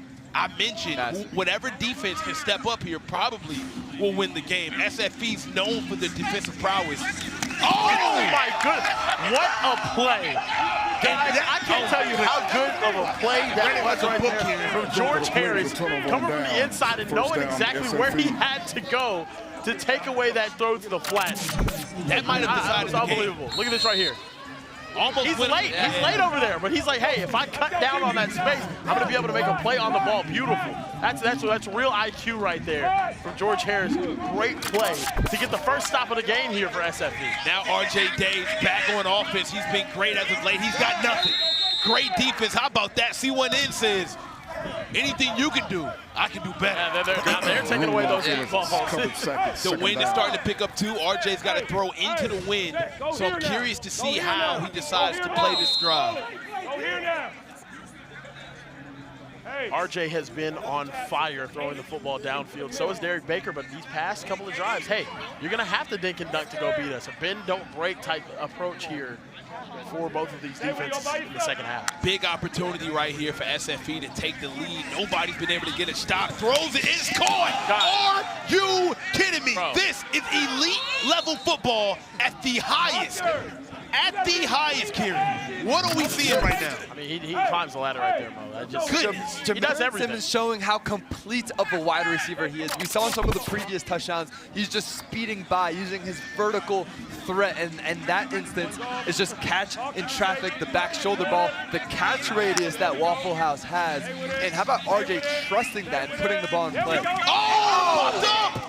My goodness. Everybody was on the floor there. Oh, my goodness. This feels like a championship game right now with the energy that's on the field right now. These teams want to lose, man. Yeah. Both of these defenses decide to step up in the second half. I think they have talented players, too. I love the way that this C1N team came crashing down, playing more aggressive on that down. And now it's a big 4th down here. I'm surprised they don't flip the field here, Kieran. 4th and 10. You're really giving up a lot of field possession right now. You're right, but you're giving up a lot of field possession right now, and the C1N team has been playing really well. Look, if there is going to be an opportunity for them to take a shot, it's going to be here right now, Mo. We've seen RJ Day come up when the lights are bright, when the team needed the most. Can he do it again? Takes a shot. Oh, no, he dropped it, Kieran. He lost track of the football. He started looking over his left shoulder. Mid-stride, he started looking over his right shoulder. And he lost the football. It was that's a dime. execution up until the very end. It's a too high look, and RJ recognizes it, looks off the safety just enough where he can get separation and just doesn't finish the play. Wow. I mean, that was a perfect ball right there. Man, that's tough. And as we mentioned, now it's going to hurt you with the field possession there. Take a shot, you don't go for the first down, you go for the touchdown. And now the C1N offense has been pretty great. All these options now have field possession. But I don't believe SFE's used their money drive yet. So either team has it. Yeah, they're not using it here, which is interesting. Well, if you use the field possession. Yeah. So we'll see what they do here. Brysen Wright gets a quick catch across the middle, and that's rare because that catch isn't a touchdown. Yeah, no. So look, the tough part about this situation and not using the money drive is, of course, you want the field position, you want to be able to go score, but you're not putting yourself in a position to at least win the game if SFE gets the ball back and goes money drive on there. Well, you have to think you're still going to get the ball back anyways, right? Maybe. I don't know. It depends on how long this drive takes. We've seen it before, though. They're probably going to score here. If they do, about 2.5 remaining, maybe 2, by the time SFE takes that next, you know what I mean? It's, this clock can run. I wouldn't be surprised if Cam Newton goes. Taking their time right now. Yeah, as they should, though. It's a 3rd down. Make sure you guys get in the right play. 3rd and 8 here. This SFE defense has stood tall before. Can they do it again? Very tall task to ask. Trayvis right across the middle. How fast he is after the catch. Another big 4th down. Here we go, again.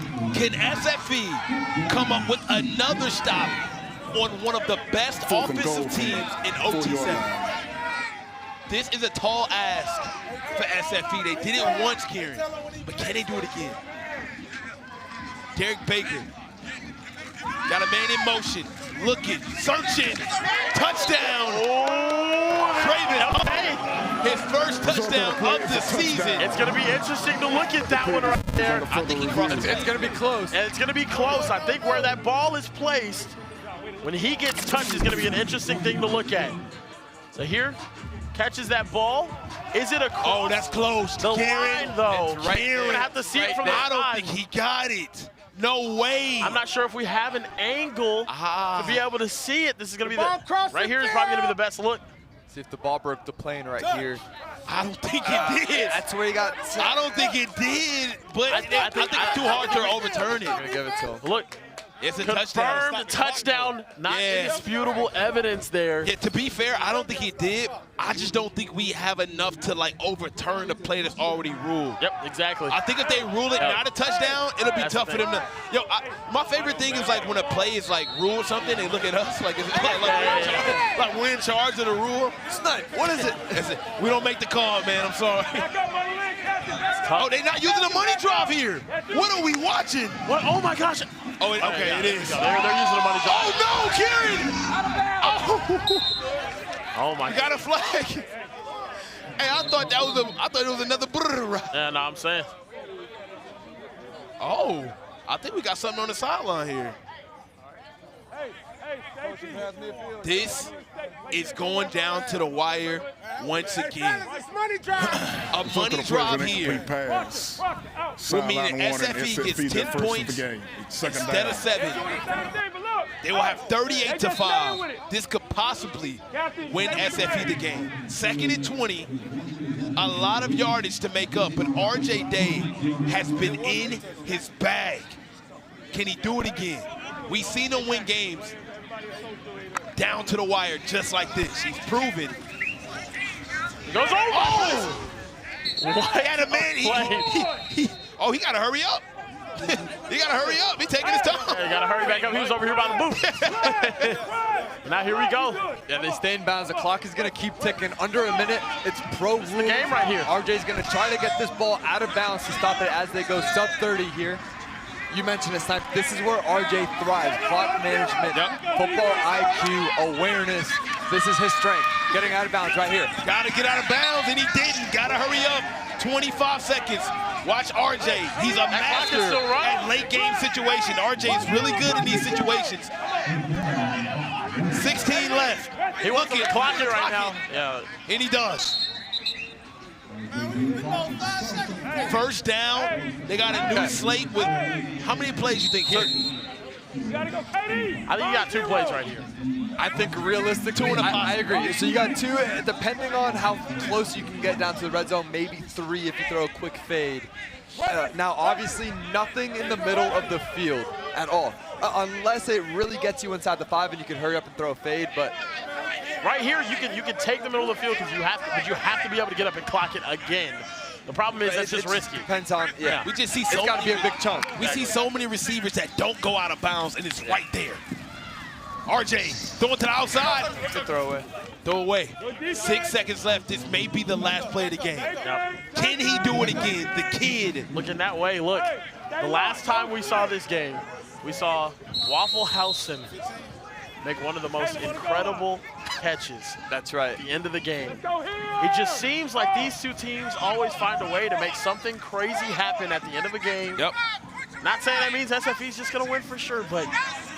And who else will be back at safety, Karen? They got Brysen Wright in the backfield. Absolutely have to. You have to think the way Jamarin Simmons has been playing, to your point, Kieran, attacking the football, his route running. You have to think he's going to be a target here at the top of your screen, number 0. He's in motion. Can RJ Day do it again? Can he do it again? He throws it up. And it's incomplete. And the game is over. It is all over. C1 in. Get some revenge on SFE. Of the game. What a game here. Both teams 8-4. C1 in wins again. They won again in a very tightly contested game. Wow. 56 combined points in the first half. Only 7 points scored in the second. It's unbelievable. The Diamond Conference Tournament is coming up right after this. Trust me, you don't want to miss it. Don't go anywhere.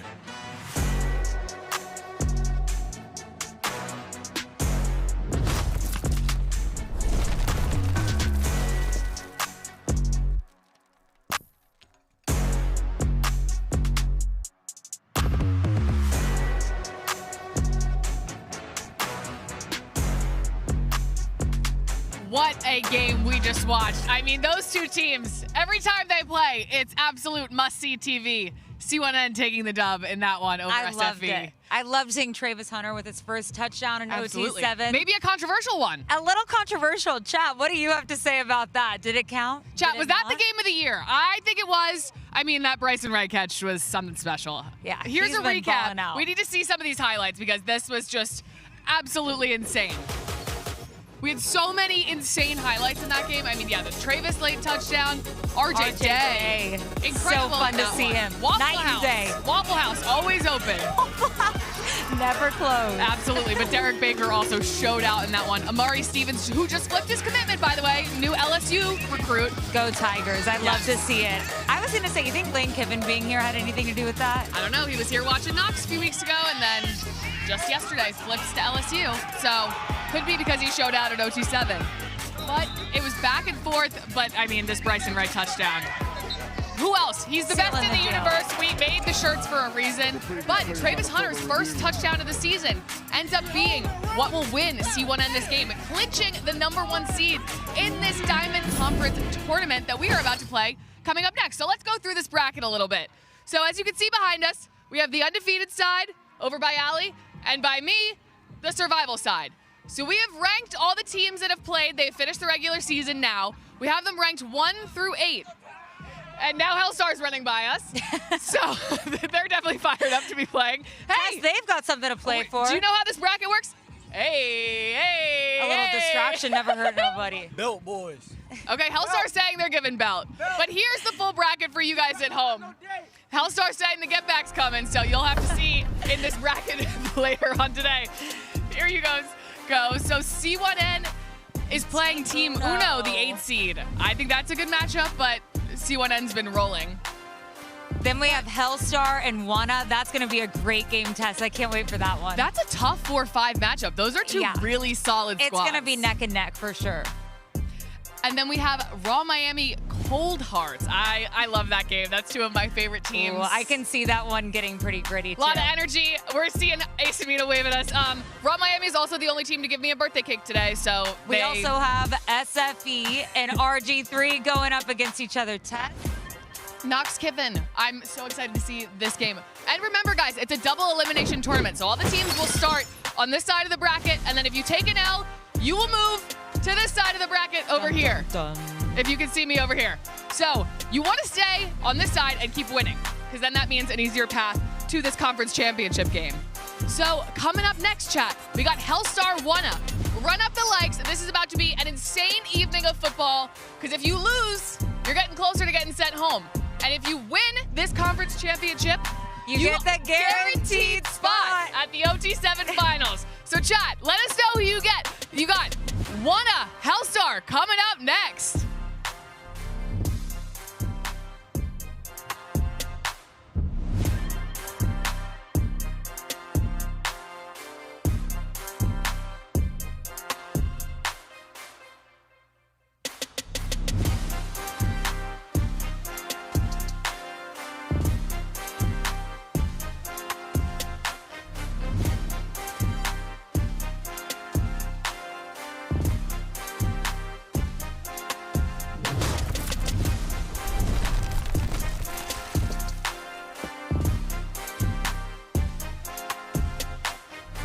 All right, boys. X White Alpha, Z Flat, Blender Dolphin, B Shift. Ready, break.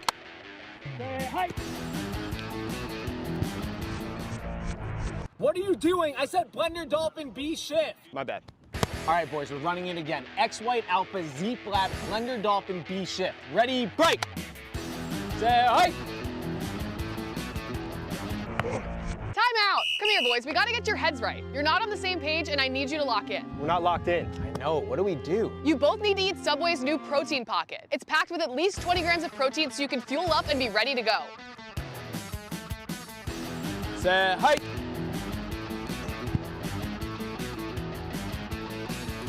Let's go! Woo!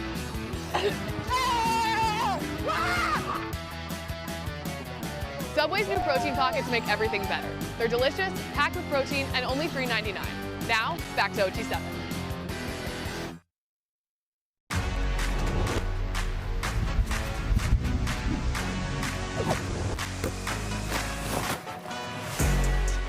Welcome to Dallas, Texas, home of Season 5 of OT7 football. Some of the best teams in the country coming here to do battle for 7-on-7 supremacy. This is going to be a matchup you don't want to miss, and it's also us making history here in Season 5 of OT7 as we are having our very first conference championship. Wunna Warriors about to take on Hellstar in the first game we have here today. I'm Kieran Icky Simple, joined here with my boss, Overtime Tom, and Mo Hassan, also one of the top wide receivers in the country. And we're joined with a trophy! No, we do have a trophy. We do absolutely have a trophy. Sick. Here. It's beautiful. We're being crashed right now by two guys from Colts. You guys aren't going to see this, okay? You guys got to back up. It does have a Cold Hearts vibe to it. Gracious. It does look like a Cold Hearts trophy. It does look like a Cold Hearts trophy, though, to be honest with you. It is meant to be. Let's take a look at the bracket, though, for the Diamond Conference. All of these teams undefeated right now in the tournament. It's a double elimination tournament. So we're going to have Team Uno taking on C1N. Hellstar versus Wunna. That's a matchup we're about to see. Cold Hearts, Raw Miami, and RG3 versus SFE. The way the double elimination bracket works is you lose, you go to the loser bracket. You lose in that bracket, you end up going home. So if you end up making it all the way to like the 3rd round undefeated and you lose, you're going to go to the loser bracket. Just don't lose twice. Just don't lose. Can't do it. That's all it is. Look, these two teams are about to do battle out there on the field, and Hellstar has had a guy wide open in the end zone every single time they throw it to him. Look, I have Wunna Warriors winning that bracket, but if they don't, it's going to be because of this guy right here. Gavin Honore, a wide receiver for Hellstar. It feels like he is always open for our vets here. If you remember Madden Williams, Gavin gives me those vibes. You got to be able to shut him down if you want to beat Hellstar. That's right, and on the other side are the Wunna Warriors, one of the most electric, athletic, dynamic quarterbacks in the country. He's somewhat of a Texas legend himself, Trayvis Wright. He's a two-sport athlete. He can dunk on you, and he can throw touchdowns on you all day long. He's got some good offers. Recently, he just got Baylor. Congratulations to him just last week. And he's got Wunna rolling. They just played earlier. It was a shootout. They beat Hellstar by 3. Can he do it again? Yeah, no, these two teams did battle earlier today. It was a very, very close game. I want to see how things kind of end up here in this next matchup. Trayvis Wright, you mentioned, one of the better athletes in the country. You saw him just right there with a one-handed catch. He knows how to East Bay. He can windmill. He can do a lot of stuff that real athletic quarterbacks know how to do. Not like Trey Taylor. He can't do any of that on the basketball court. Hey, the most athletic Trey here. Can I say something? Yeah, no, Wait, before we get into the diamond, this little playoff bracket, okay?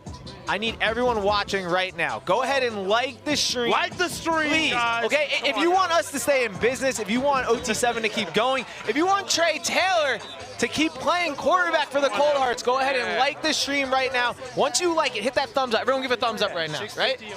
Once you hit that thumbs up, just comment done. We're going to shout you out. We'll follow you on Instagram. Whatever we got to do, just hit that thumbs up, please. Absolutely. Look, it's going to be an amazing game.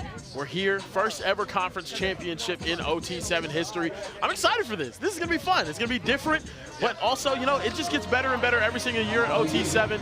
We're here to do it again. Hellstar is going to start off this game with the ball on offense. Trey, who you got in this one? Hellstar or a Wunna? I got Wunna Warriors because they got Trey Wright and we got the same name. Oh, that's tough. I like that. That's actually a great reason. I don't Trey. Yeah, I mean, both good-looking guys, I think. So it's like, yeah. That's what I'm saying.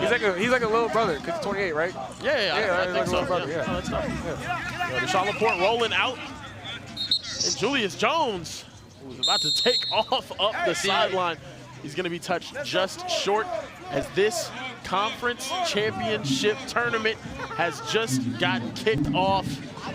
The impact that number 2, Julius Jones Jr., JJJ, has made for this Hellstar football team. It's a different team, boys. Remember, they started 5-0 in week 1. They were number 2 on their Strictly rankings. He's not there. The offense struggles a bit. Deshaun Laporte isn't able to be as consistent as he was, and then now they're firing back. They nearly beat Wunna Warriors. They lost by 3. It's really hard to beat a team twice. I think Laporte's got vengeance on his mind right now. I wonder if Justin Jefferson is Jay Jennings, is Julius J. Julius? J. Julius? Listen, I'm a big fan of Julius, but we can't call him JJ because there's one JJ. What about Triple J? It's too much. Yeah, Triple J kind of goes crazy. What about J cubed?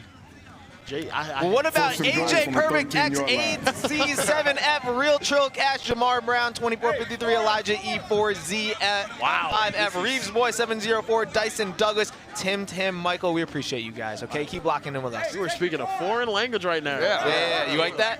I'm getting better at reading as I get older. It's crazy. Yeah. Nice. We know that you didn't read till 28. Notice right now, Gavin Honore's in the backfield here. They love to have him there on those little wheel routes, option routes. Such a dynamic target, leading the team in touchdowns early on. Let's go. Laporte's favorite target here in the red zone. Look, it's a little cold out here. It feels like Nebraska weather, huh, Trey? Nah, it's way colder in Nebraska. Oh, wow, really? It's just like the people got like thin blood here, so like, they think it's cold. Like me and Mir, we good. You out here in a hoodie. Oh, wow, that is crazy. Yeah. You know, that is Texas true. is a little soft. We all know that. Yeah. Texas is a warm state, but so is Florida, and you lost to 2 teams from there today. So, I guess that's, you know. Okay, here's my question: if you could put a team together, absolutely, like from the 3 teams right now. No, they're gonna give it a touchdown for Hellstar. They take a 7-0 lead. You said from the 3 teams together from the quarter teams and Cold Heart. What's your team consistent of? What's it look like? Wow. I mean, honestly, a crazy amount of talent. My wide receiver room is gonna have. It's gonna have Waffle House. It's gonna have Jameer. It's gonna have. I mean, goodness gracious, they're loaded. You're talking about SFE. Just all Florida people? Yeah, just all the. Oh, you got McFarland. I'm getting Nick Lanier too. Nick. Oh, geez. Goodness gracious. Oh no, Bryson's at Georgia, right? B5's Georgia. Yeah, B5's yeah, with C1N. But he's saying the Raw Miami. Oh, he's got him. Oh my goodness. He's Mary Mays, champ. That's my pick right there, Trey Wright.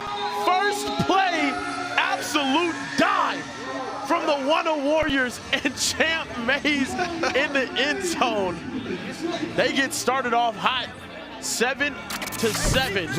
Love the aggression here by Trey Wright. It's one-on-one coverage. Very few corners in the country can cover Champ Mays one-on-one. He tracks the ball down to a beautiful ball placement, making a statement here for the This is what I'm excited for, though. Look, one has had the ups and downs, same as some other teams in this conference. This has been the most parity-driven conference that we have here. But now it's put up or shut up time. You got to go out there and you got to win games. Otherwise, you know, you're not going to win a conference championship. So that pressure's been added, and I'm liking to see these quarterbacks step up and perform. Julius. That's going to be a nice pickup on first down for Hellstar. Joseph Howard Jr. I like the mismatch, please. You have your wide receiver here, you know, massaging your back. You know, he's not massaging my back. He's massaging your back. Definitely is. Here trying to make you feel comfortable. You know, he says he's a big fan of you, though, at LSU. How's it feel to have that guy, you know, on your team? It's my dog. Absolutely. Yeah, I mean, he's gonna get his looks. And yeah. That's my dog. Good ball. Got him. First down here for Hellstar. Jay Julius Jr. It's JQ. Julius Jr. Yeah, real quick, a couple last shout-outs. Zayboda, Tweaker. Zayboda. Oh, amazing. Jaybrid Williams, Z, I already just said your name. Kier, P, Real Chill Cash, Sturdiosa, 8093. What would you make your YouTube name? When I was growing up, it was No Mercy 213. Oh, wow. That just sounds like you watched a lot of Karate Kid growing up. Or you were just emo. Yeah, you might have been emo. I was intense. They had YouTube while you were growing up? That's crazy. I'm not gonna lie. He just fried you, bro. That's actually. Oh my goodness! Touchdown! Hellstar in the end zone. Joseph Howard Jr. on the catch. He had a big one for a first down earlier, and now he gets that one in the end zone as they take the lead 14-7. We have a shootout on our hands here at OT7 in the Diamond Conference Tournament. Yeah, I love it. This is Florida versus Texas. Everyone knows the two best states for high school football going at it here. Bragging rights are on the line. And for this Hellstar offense, I feel like the X factor is the turnover battle, right? We saw the difference week one was Deshaun Laporte took care of the ball. Then they made errors there, throwing interceptions there when they went 1-4. It looks like they're back on track. This offense is going to be really hard to stop. Prior to the pass, holding, defense number 3, 5-yard penalty, it's first down. Hold on, what do you guys think about that? That's crazy. Listen, guys, I said this earlier, you can ask D. I am not a fan of the mics. Oh, no, I like it. I like it. He's buff. I'm not going to tell him anything. Look, we're going to go down to the birthday girl on the field, Tess, with a super fan. Thank you, Kieran. Yes, I am down here with Manny. Manny, say hello to the chat. Hey, chat. So are you from Dallas? Yeah, I'm from Dallas. Okay, so Manny Chat might be one of the biggest overtime fans probably in the country. Would you say that's fair? Honestly. So Manny has a very special tattoo that we are. Oh my goodness! Spicy Demerson! They're gonna say that's a touchdown! Crazy. And the PI.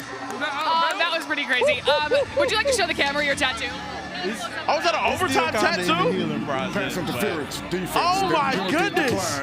Tom, you don't even have one. Ever do it. I beat Tom. Yo, Tom, he beat Tom in getting an overtime tattoo. Well, I'm getting it across my knuckles one day, but yo, you are a. He can't Tom hear me. said he's gonna get overtime across his knuckles. Tess, tell him he is an absolute legend. He is the overtime god for life. Tom said that you are an absolute legend. I think Tom's a legend. So. Takes one to know one. Oh. Hey! Absolutely. I love that. All right. Sounds like Taylor do you have a was team talking that you're rooting for? Cold hearts are in the booth, so choose wisely. I see you. I'm bold, so I'm just gonna say, what is it? Sin? C1? Yeah. Sin. Sin.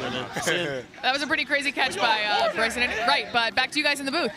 Goodness gracious. Now, that was a crazy catch there from Spicy Demerson on the deep ball from Trey Wright. He is letting it fly out there. Yeah. What's been up with you guys today, man? Y'all have just been firing deep shots. All the quarterbacks have today. The game we just saw from RJ Day and Derek Baker, you were, throwing some lasers out there today as well. What's in the air right now? I mean, really, it's just like I think everybody knows kind of where we stand at for this tournament. Everybody's played everybody, basically. So it's just trying to come out here and make a point for yourself. So I think the more shots you take, the better opportunities you give to your guys. And we're lucky enough to get some, and then some are unlucky, but I mean, it helps Derek when you have Brysen down there. Yeah, I know. It's like Trey, not 50-50 ball. Trey, can I ask something on Wunna? They have the #1 corner in the country, John Meredith. Yes. As a quarterback, like, do you think about that at all? Oh, as we take a shot here. Oh my goodness! Good defense. Good deep. Right through the hand. Wunna's defense been really solid. But do you think about that at all? Like, it's a top corner over there. Do you try to stay away from him, get your guys in space? Like, what do you think about? I mean, nah, because we got top receivers, so it's just one-on-one, best on best. That's really everywhere on the field too. So, nah, I wouldn't say I look at it as like, it's nothing like I'll be against him, but it's like I still got my reads. Right. So I'm never gonna shy away from somebody. And you mentioned how these teams are starting to play each other now multiple times. Yep. These two have already played. Have you noticed defenses started game planning towards either schemes or are you targeting certain guys? Yeah, I mean, yeah, I would definitely say so. I think, at least from our standpoint, it's kind of a little bit hard to, go as far as like the scheme. Good catch. Oh my goodness! Down, just a huge catch on a 4th down. The ruling on the field. They give Hellstar the first there. down. I think that, and yet again, Joseph Howard Jr. It's hard to kind of scheme against a team that consistently doesn't have the same boys. So it's like, true. Week 1 we had no Easton. Week 2 we have Easton. Week 3 we have no Easton. But then week 1 and 2 we have no Jaden Upshaw. So the ones that have been most consistent are literally me and Jameer. Like, I think we've been at every single one. So you mentioned no Easton Royal. Yep. What's the evolution of this week's Cold Hearts team? Because you guys went 5-0 the week before. Yes. You guys really virtually just weren't even stopped on offense. Only 1 drive, I believe, through 5 games. So what's this offense look like now? I mean, definitely still trying to like get our P's and Q's together, but I mean, we're still moving the ball versus 2 really good teams. So between SFE and Raw, like, we've lost a total of 8 points. So we go and get those money balls. I think it's a lot different. True. So that first drive is huge for energy. Oh, wow, the play gets reversed there as it was revealed. It was touched just short of the first down line. A huge stop for Wunna Warriors. They get the ball back, tied up 14-14. And guys, they get the ball to start the second half as well, so huge here. As a quarterback, what are you thinking whenever you get the ball second to start the game, leading into that last drive? Are you maybe wasting a little time because you want to make sure it's the last possession, or? I mean, yeah, that's something actually we just talked about, because in all of our games, we either leave a little too much time, or like that's really it. The past 2 games, we've left a crazy amount of time. Good throw and catch. Nice throw and catch there. First down for Trey Wright. He's on fire right now, and I'm liking the confidence he's playing with. Yeah. A playoff performer we already know, took his team to the state championship here in Texas, falling just short in that state championship game. But first year as a starter, having like 40 touchdowns and 1,000+ billion yards. I don't know. No, insane. And already a Texas legend, to your point. Getting Kyler Murray comparisons. We mentioned he's a 2-sport athlete, a stud in basketball as well. Oh, that's a huge hold in the middle of the field. Oh, that's and another one in the back of the end zone. Holding out here. Oh, more laundry. What school does Trey go to? He goes to Frisco Lone Star. Same school that Denver Broncos wide receiver Marvin Mims went to. Multiple fouls by the defense. Yeah, no, I'm holding. a historian. Number 5, 5-yard penalty. It's first down. Encyclopedia of the state. Yep. Garrett Rangel, he was a quarterback a little bit for Oklahoma State. He's the dude that had the shaking hands meme. Oh, that is a good meme. They were playing. That's classic. Yeah, no. Yeah, it's tough, man. Unfortunate. But yeah, no. Tay Ellis here, your best friend, your bestie. Yeah.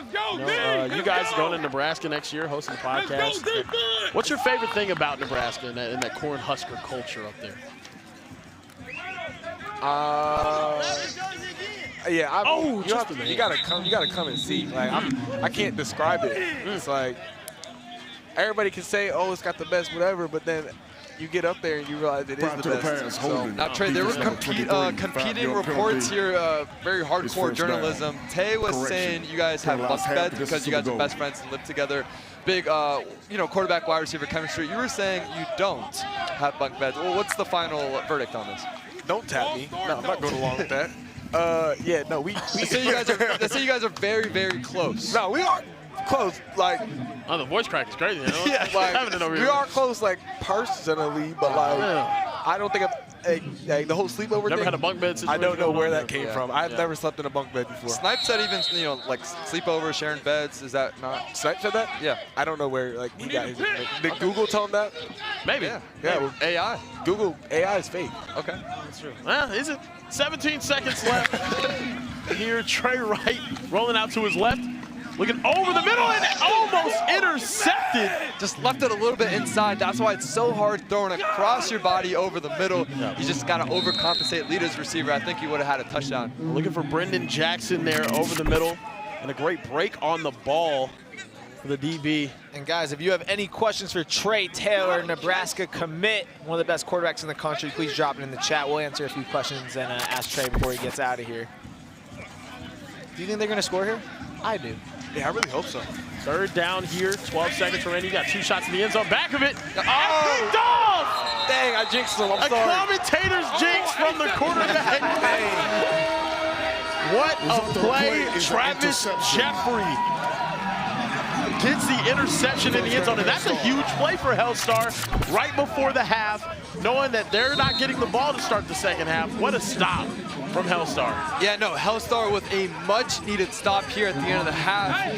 And I think just 2 misses by Trey Wright, a little uncharacteristic. He would have had the touchdown in the play before in the back of the end zone. I think if he puts the ball about 3 feet up, you also have a touchdown, but... Get out of bounds! Here we go. Quick out. No. Fort, he's trying to get out of bounds. He will get out of bounds. 2 seconds remaining. Taking a shot here downfield. Who's the guy you're targeting here if it's you, Mo? Or Trey? I mean, probably Julius. Yeah, I'm thinking Julius. Probably right JQ. Got some good options. I think Julius Jones. I think Gavin Honore's done a really good job, too, catching in traffic. Probably just got to take a shot here at the end zone. Monty Strong, too, from Fort Lauderdale, Florida, at the top of the screen. See, what do you think about these Hellstar uniforms? I mean, yeah, they're cool. He's going to fire it. Oh, and nearly intercepted there by John Meredith. Guys, we appreciate you guys dropping in the booth for us. You know, Trey Taylor, we're excited to see you guys play a little bit later here in the tournament.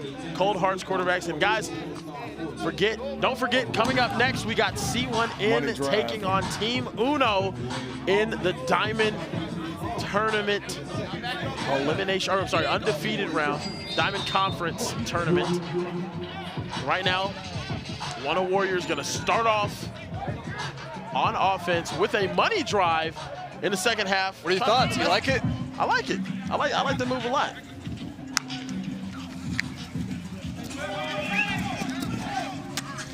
I'm actually a big fan of it. I think the Cold Hearts team, they started using the money drive first drive of the game. I like coming out with it. It shows confidence, the way that Trey Wright has been playing. So many weapons out here. They got Spicy Demerson with the speed here in the slot. We saw Champ Mays with the vertical throw. He's like 6'5" out here, looking like one of the tallest wide receivers here at OT7. So many options here. Now that Trey Taylor left. Oh my goodness, what a catch. Now that Trey Taylor left, I can talk about how Trey Wright might win MVP. Oh, wow. Oh. That's interesting. But you know what I can also talk about, Kieran? We are so close to 1,000 likes in the stream. So you know what? Go ahead, throw a like right now. Hit that thumbs up. Once we hit 1,000, I will start following people back from Overtime's Instagram. So you can start dropping your Instagram handle now, but I'm not following you until we hit 1,000 likes in the stream. Just hit that thumbs up right now. We are so close to 1,000. We're almost as close as I am to Kieran, and I'm hugging him. Absolutely. He is hugging me right now. Very uncomfortable. Oh, okay. All right. Now, Trey Wright.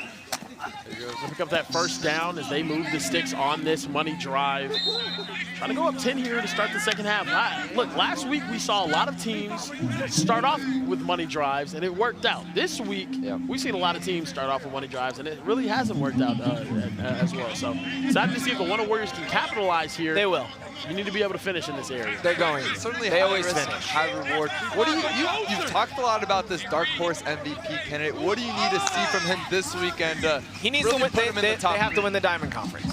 I mean, but that's asking a lot. Oh, a lot of contact there. That's going to be a flag.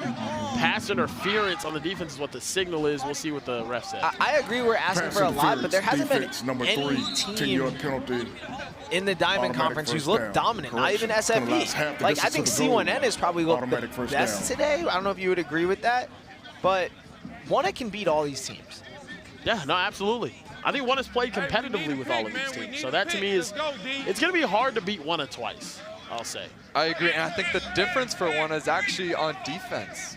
They struggled a little bit in the week past, just didn't have quite the chemistry there with their defensive back group. And as they score a touchdown there, oh, no, down on the wall. Looked like a just touchdown. short. Spicy's so electric, bro. It really is crazy watching him play. Well, that was actually Marcus McCoy. You're just wrong all the time. Oh, okay, It's pretty crazy. Marcus McCoy. All right, he plays like Spicy. No, he doesn't. But Close to 1,000 likes. Holy heck, we're so close, man. So baby, hold me closer. In the backseat of your Rover. Trey Wright, MVP touchdown right now. Give me a jump pass touchdown again. over your shoulder. Oh. And there it, we tried to. And that's gonna bring up a 3rd down here around the goal line. And look, I think if there is an area of Trey Wright's game he does need to improve, it probably is finishing down in this low red zone area. We've seen a lot of picks from him in this area.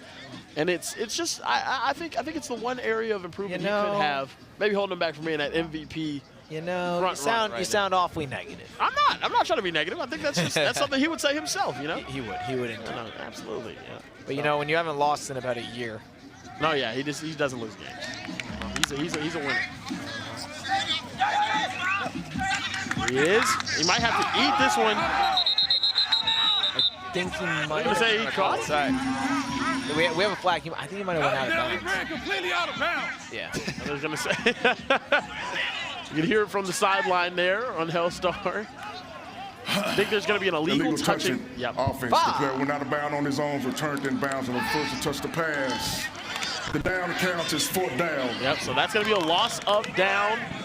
And a 4th down now here for Wunna Warriors after getting in this area right before half and there also was a hold by the defense on the play. Both fouls offset, replay, 3rd down. Oh, replay 3rd down. Wow, okay, so they will get 2 downs here to try to score. Can they punch it in here to give themselves a 10-point lead on this money drop? Oh, right through the hands of Champ Mays, and this is going to result in another 4th down. I think you're right, Kieran. In terms of low red zone success for Wunna, it's a point of emphasis for them. We have seen them turn the ball over just a little bit as that ball is out of the outstretched hands of Champ Mays. When they have had success, they've moved Trey Wright and used his mobility. We saw that's when he did that electric jump pass, which was a little Mahomey, as we said. But Mahomey, Jim. I think he does such a good job on the move. Here we go. Oh, I'm trying to hit Spicy Dimmers. Oh, and it doesn't matter. Touchdown for Marcus McCoy in the back of the end zone. Wunna takes the lead by 10. And they capitalize on the money drive, a drive that they so desperately needed to score on to secure the momentum. Up by 10, 2-score lead. Now Deshaun Laporte is tasked with coming back down 10 the first game of bracket play. So, double X for Need some penalties on the field afterwards. Maybe give him some yardage. Hellstar number XX. But it's cool though. Number XX. And Wunna Warrior number 2, the first for each play. What would your number be, Tom? I know it'd just be crazy. I always wanted like a first down. Since I was kind of on the smaller size, I wanted just like a 3/4. That would be funny. I always thought that would be 3/4 would be hilarious. Give me an exclamation point. You know what's interesting, guys? Cool? You guys have talked a lot about the low red zone there, and I have to say, I saw their team owner Gunna working on this all week. Watching film. Leighton told me he was looking at the all-14 with Gunna at one point, and it looks like he dialed up some cool plays there that have really worked. So shout out to the all-14, man. That's hard footage to get. Good schematics from Gunna. Gunna really one of the top offensive lines.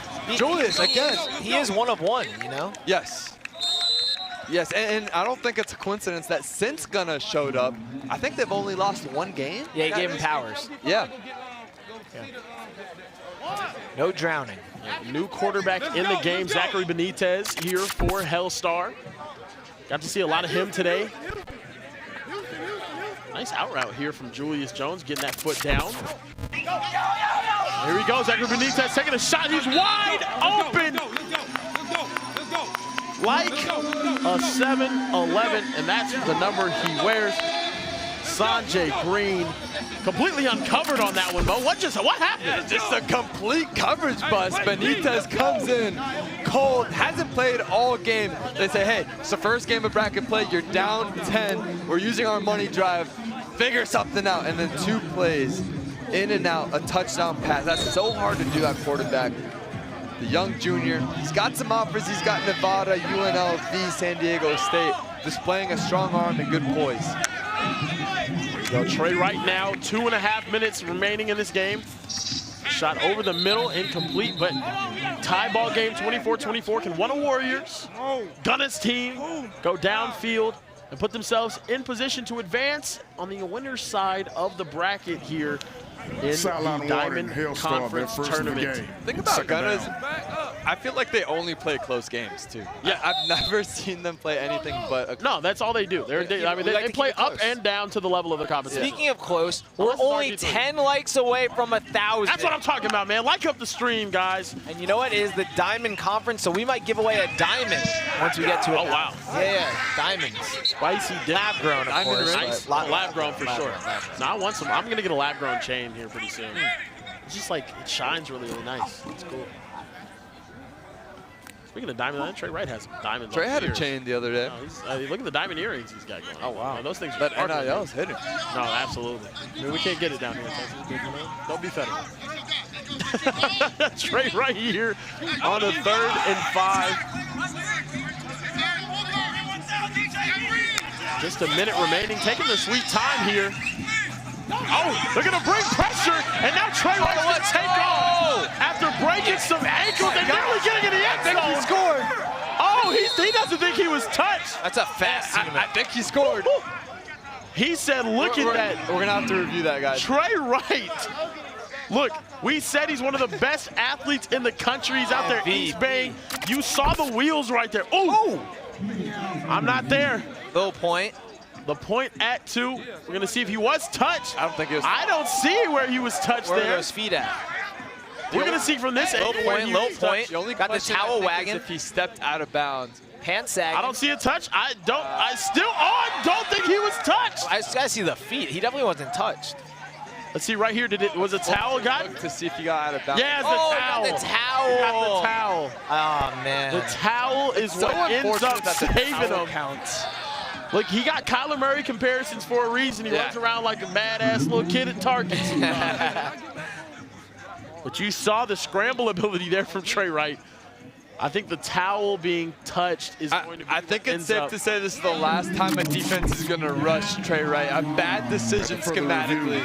He might be down, but we just hit 1,000 likes.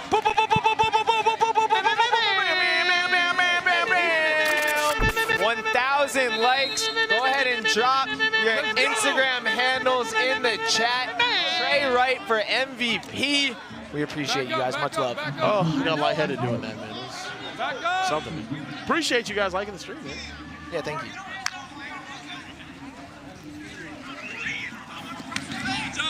Knockdown incomplete on 1st and goal here for Wunna. Now look, what are you thinking right here, Mo, if you're the quarterback or the play caller for Wunna Warriors? 46 seconds. I'm up. It's a tie ball game. I got a chance to go win it. You know, maybe you get a little short completion, run some clock down. I want the last play of the game. I don't think you can be greedy. I think you just take the touchdown, right? Because at that point, then you don't do score. anything more than tie it up. Yeah, I think you have a lot of options too. That's the virtue of having so many weapons. There it is. That's gonna hold. Brysen Jackson catches that one, and that's a touchdown for Wunna. Brysen Jackson, one of the best route runners and underrated guys in the entire country from Midlothian, Texas. Local kid. He's got Tech. Of course, all the local schools, University of Texas, Oklahoma. Defense number 10. That penalty Well, the big, strong catches to take the lead here. Under a minute left in this football game. Scoring team. His first of the game. And that unsportsmanlike, 10 of Wunna unfortunately for the words after, is going to give Hellstar a 10-yard advantage to start this drive. That's huge here with 42 seconds left. It's going to be interesting to see a team that's notorious for rotating their quarterbacks. Who's going to be here on this final drive? Laporte's had success, but on that last one, it was Benitez that had the touchdown on the money drive. Looks like Benitez is in. Let's go. Here we go, Zachary taking a shot. He's wide open. Touchdown. Hellstar ties it right back up. This man has been in for 3 plays, 2 of which have been a touchdown. I mean, my goodness. 2 touchdowns. Wide open in the back of the end zone. Excellent scheme. They're splitting the 2 safeties on that seam route. Perfect timing. Footwork looks great, and the ball's on time. Tyree Manning's there with the catch for the touchdown. Wide open. And Hellstar, get back on the field. 36 seconds. Right back out there. There you go, Trey Wright. He's going to take a shot. Oh, he's wide open again. What's happening? What? Touchdown. Wunna Warriors. Now look, Hellstar was late getting on the field, had some miscommunication, and there's someone just all by himself in the end zone. Yeah, no, Trey Wright had a few open options. I was wondering why he wasn't taking the wide open curl route to Champ, and it's because he had an even more wide open Tristan Shelton in the back, and it just gets right behind all the safeties. Nobody's even within frame, within 15 yards. I mean, man. Massive coverage busts. Back-to-back And touchdowns. again, we're in a situation where Benitez is down a score. Oh my goodness, Julius Jones! Oh, and just through the hands. Fully expecting almost Julius in a Jones situation to come down with that. almost in a situation where we have 4 touchdowns scored in 20 seconds. No, literally. These 2 teams played earlier. It was a 3-point margin. I feel like they're just so close in talent and skill and pedigree. It's one of those where the last team with the ball is likely just to win the game. Here we go. Wunna Warriors up 7. Hellstar trying to get back here. Zachary Benitez has been taking shots downfield. He's more of a gunslinger type. Oh, he has. At the quarterback position for Hellstar. Laporte likes taking the right reads and not taking too many risks. And Benitez, he's going to take a shot downfield. He's open again. Oh, and he ends up slowing down a little too early. Trying to come back to it was Joseph Howard Jr. That's going to bring up a 3rd down here. But you're okay with the clock stopping here. You got time. You got some time. He would have ran probably right into that ball. Yeah, doesn't slow down. Route is just an out and up. The corner bites on it. He gets separation on it, and just kind of, you mentioned it, slow down at the point of contact. Interesting strategy here, though. I'm interesting what you would do here, Kieran. It's 3rd and 20. If you have an opportunity, you might take another shot, but I wouldn't be mad at a chunk play setting up a manageable 4th down.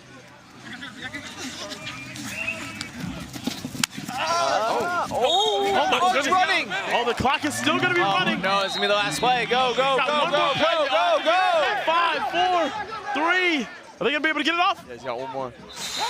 And fellas, he just clocked it on 4th down. That's going to be the end. It was 4th down. Are they going to say he picked up the 1st down? It's incomplete pass. It's 2nd down. Oh, they're going to say he picked up the 1st down before. Oh my goodness, I was panicking. I thought he just clocked it on a 4th down. Man. There was confusion as to whether it was a 1st down. Oh, man. It really was close. It was just there. It was very close. And now Hellstar's going to have 1 shot at the end zone. This is a situation where you can't really do much except for just throw it up. Find your big body wide receiver. I think it's got to be here, Julius Jones. Fire over the middle and intercepted. The Wunna Warriors win this one, and the entire team runs on the field as they advance to the next round down on the winner's side of the bracket here in the Diamond Conference Tournament. What a start to our conference championship play. Wunna get it done again in a close one against Hellstar. And after starting off so strong, Hellstar now looking for some answers on the loser's side of the bracket here in this conference tournament. Mo, what do you think about this? That's right, Hellstar is still a team that's dangerous on that loser side of the bracket. And how about Wunna, the momentum that they've had since head coach Gunna has been there. They really haven't lost much. Trey Wright's playing like a dark horse MVP. This is a team to watch for. Got some of the Wunna guys in here right now. Look, you're gonna see them later on tomorrow on the winner's side of the bracket. Guys, don't go anywhere. We got more OT7 right after this.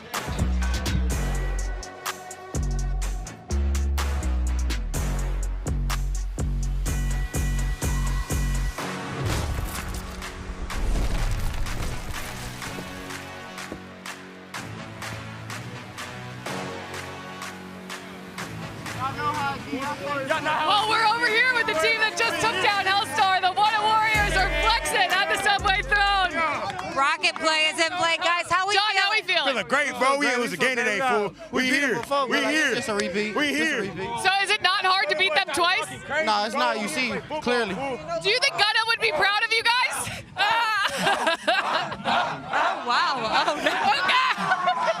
Okay. Well, bracket play has officially started in the Diamond Conference Tournament. Are you guys coming for the conference tournament title? Of course. For sure. For sure. You coming? You think you can be a serious contender? Stay tuned. Yes, bro. They're We the trying best to team in this secure league. their spot Where? to the Best team OT7 in this league, finals, for sure. and they're making their case right. Do you guys think you made your case to be at the finals? Absolutely. Absolutely. We're the best. Of course, we're the best here. All right, guys. I have to ask y'all a question. All right, guys, let's take a look at the bracket. They're staying on the winner's side of the bracket because they just took down Hellstar. Coming up next, we have Team Uno and C1N. We got RG3 SFV later, Cold Hearts Raw Miami. But yeah, the Wunna Warriors staying on their winner's side of the bracket. You guys What feeling y'all good? know about DFW football? Bro, we own DFW football, and it's the best in the country. All right, Chad, remember, run up the likes, and we got Team Uno versus C1N coming up next. Don't go anywhere. Team Wunna Warriors signing out. Signing out.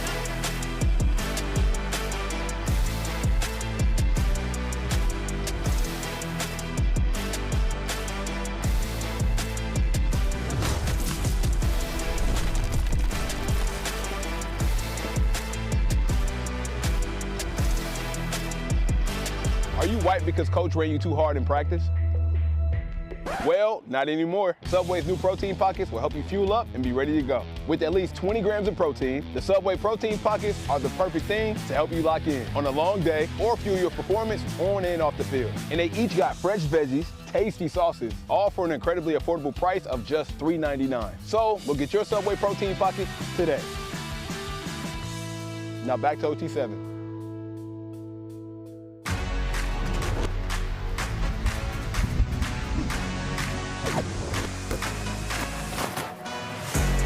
Ladies and gentlemen, you are looking live at Dallas, Texas, home of Season 5 of OT7 football. Jamar Chase's Team Uno about to take on C1N and Cam Newton in the Diamond Conference Tournament. Look, we have a hell of a matchup for you. I'm Kieran Iggy Simple, joined here with my boss, Overtime Tom, and Mo Hassan. We saw the first round of this here Diamond Conference Tournament. How are you guys feeling right now? I feel outstanding. We're about to watch Brysen Wright play football, man. It's the best day of my life. Absolutely. Brysen Wright, the freakiest athlete I think we've ever seen at OT7, the superstar sophomore. Tell us a little bit about him. Look, man, he had a shirt earlier today that said best in the universe. George Pickens, who was here, was talking about how great he is as well. There's been a lot of great C1N players. Travis Hunter, George Pickens. Yes. Brysen Wright is right in that conversation as one of the best players we've seen in OT7. And on the other side, a superstar as well, Jack Junker. Tell us about him, Mo. Jack Junker, Mr. Reliable here for Team Uno. His head coach is the best wide receiver in all of football by the name of Jamar Chase. That is his mentor, teaching him the ins and outs of playing the position, releases, route running, Jack Junker is one of Ian Patterson's favorite targets. Does such a good job recognizing coverage, sitting in zone. Gonna get a lot of... Oh my goodness, Ian Patterson taking a shot now. Oh, he had him too. And there's a PI on the field. Nothing better Start off the game. Go ball. Gotta love an underthrown go ball. He had him there though. Ian Patterson taking a shot downfield for Team Uno to start this game. I love the aggression here. Yeah, you're going against a team that's 8-4. Team Uno struggled a little bit. Sometimes you need that the momentum of first play to get the juice going. Would have been a really big play for him if they completed it. Yep. Here we go. Personal foul unnecessary roughness. Ian Patterson, also a really young kid with an Oregon offer. He's just a freshman, but one of the top rising prospects at that position in the country. If you're just joining us here at OT7, here's what you need to know. A first down is achieved when you reach the opponent's 20-yard line. After you get there, you get a first and goal from wherever you reach, or from whenever you crossed, rather. A touchdown is worth 7 points. You can also go for a 1-point gamble in the last minute of the game. And we also have the money drive. On money drives, touchdowns are worth 10 points. At any time, a touchdown may be returned for a interception may be returned for a touchdown. On a regular drive, it's 7. On the money drive, you do get the full 10 points. That money ball is worth 10 points for crossing that plane. Look, this is an incredible game. Team Uno has been completely counted out. They're playing against the 1 seed here in the Diamond Conference, right? There's no way they can get it done. No way! I'm picking them to upset. That would never happen. They beat Low Pro. I'm picking them to get the upset right now. No, stop it. No, you're picking them to. C1 you realize that C1, they started the season 2-3 week 1. Yep. They've only lost 1 game since then. This team is unbelievable. They got George Pickens here. They got Cam Newton here. Doesn't matter. Does not matter. They've got the best player in OT7 in Brysen Wright. They got one of the top quarterbacks, Derek Baker. They got one of the best coaches in Cam Newton. They got Trayvis Hunter. This C1N team would never lose to Team Uno. There's just no way. We've seen crazier. Just saying. I think Uno's going to stay in the undefeated side of the bracket. Tell me. And C1N's going to go to the survivor side of the bracket. Why do you think that's the case? I just think Cam wants his team to face more adversity. That's what I think. So they're going to lose on purpose. Cam, maybe. Okay. Who knows? All right. Who knows? That would be an interesting move there from the Heisman Trophy winner and NFL MVP candidate. I believe in Ian Patterson. I believe in Chris Flores. I believe in this team.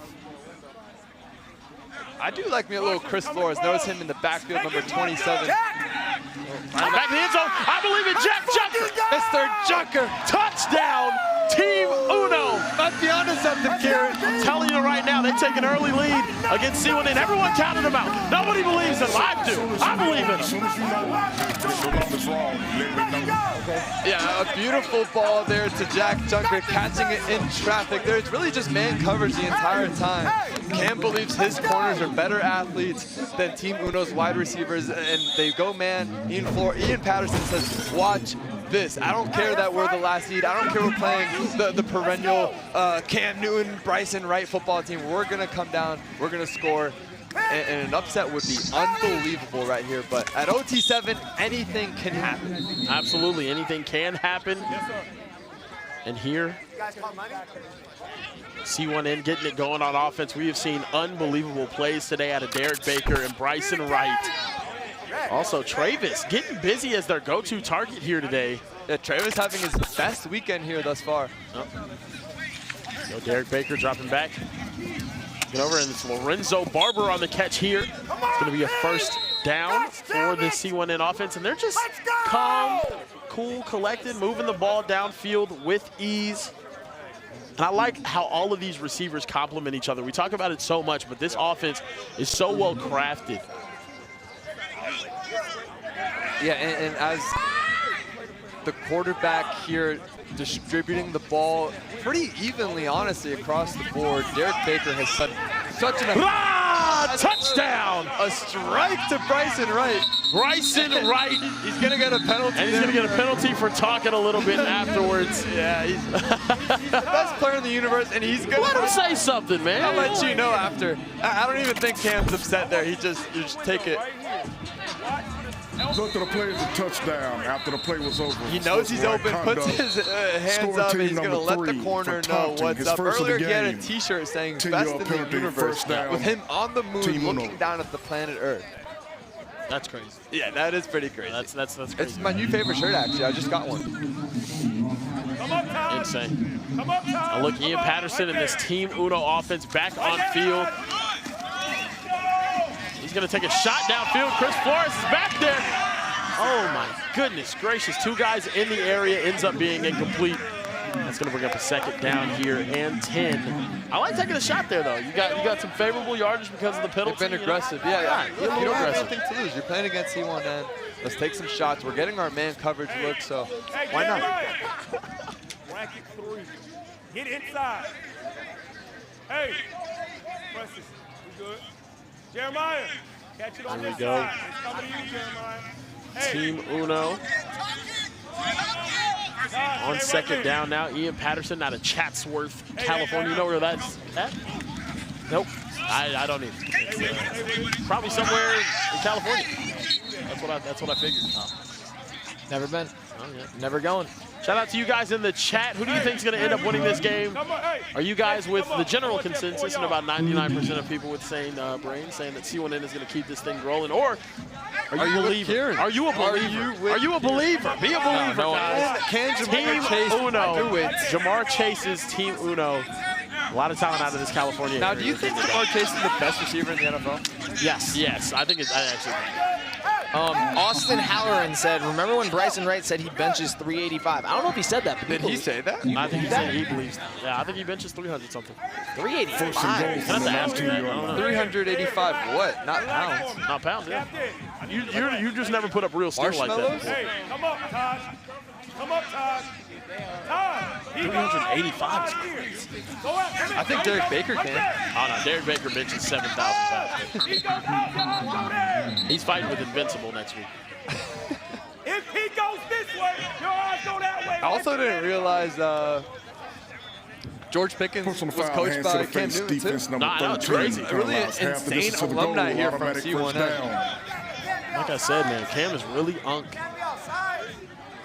And really the next generation of receivers. I think Derek Baker's going to be playing really good football on Saturdays. Their quarterback's going to Tennessee. We talked about Brysen Wright. Oh, wow. Look, hey, a lot of people in the chat saying they're Team Uno, they're believers. No way. Ian Patterson goes to Sierra Canyon. Someone said Uno wins. Cam is crashing out. Oh, look at all the believers, man. Look at all the believers. Be a believer. See Cam crash out. Is that just what it is? I would love it. You know, Team Uno, the lefty Ian Patterson over the middle, touchdown. Team Uno up 14-7. Look, you guys slept on them all year. This would be absolutely insane if they could pull it off. I'm telling you. I think it'd be insane to you because you're not a believer. Well, just given the way C1N has been playing, they look unbeatable. Team Uno coming out here punching above their weight, a lot of people would say, but this team is full of talent as well. Ian Patterson with a strike over the middle and a touchdown for Uno. Yeah, no, he's feeling himself. The energy out here is contagious.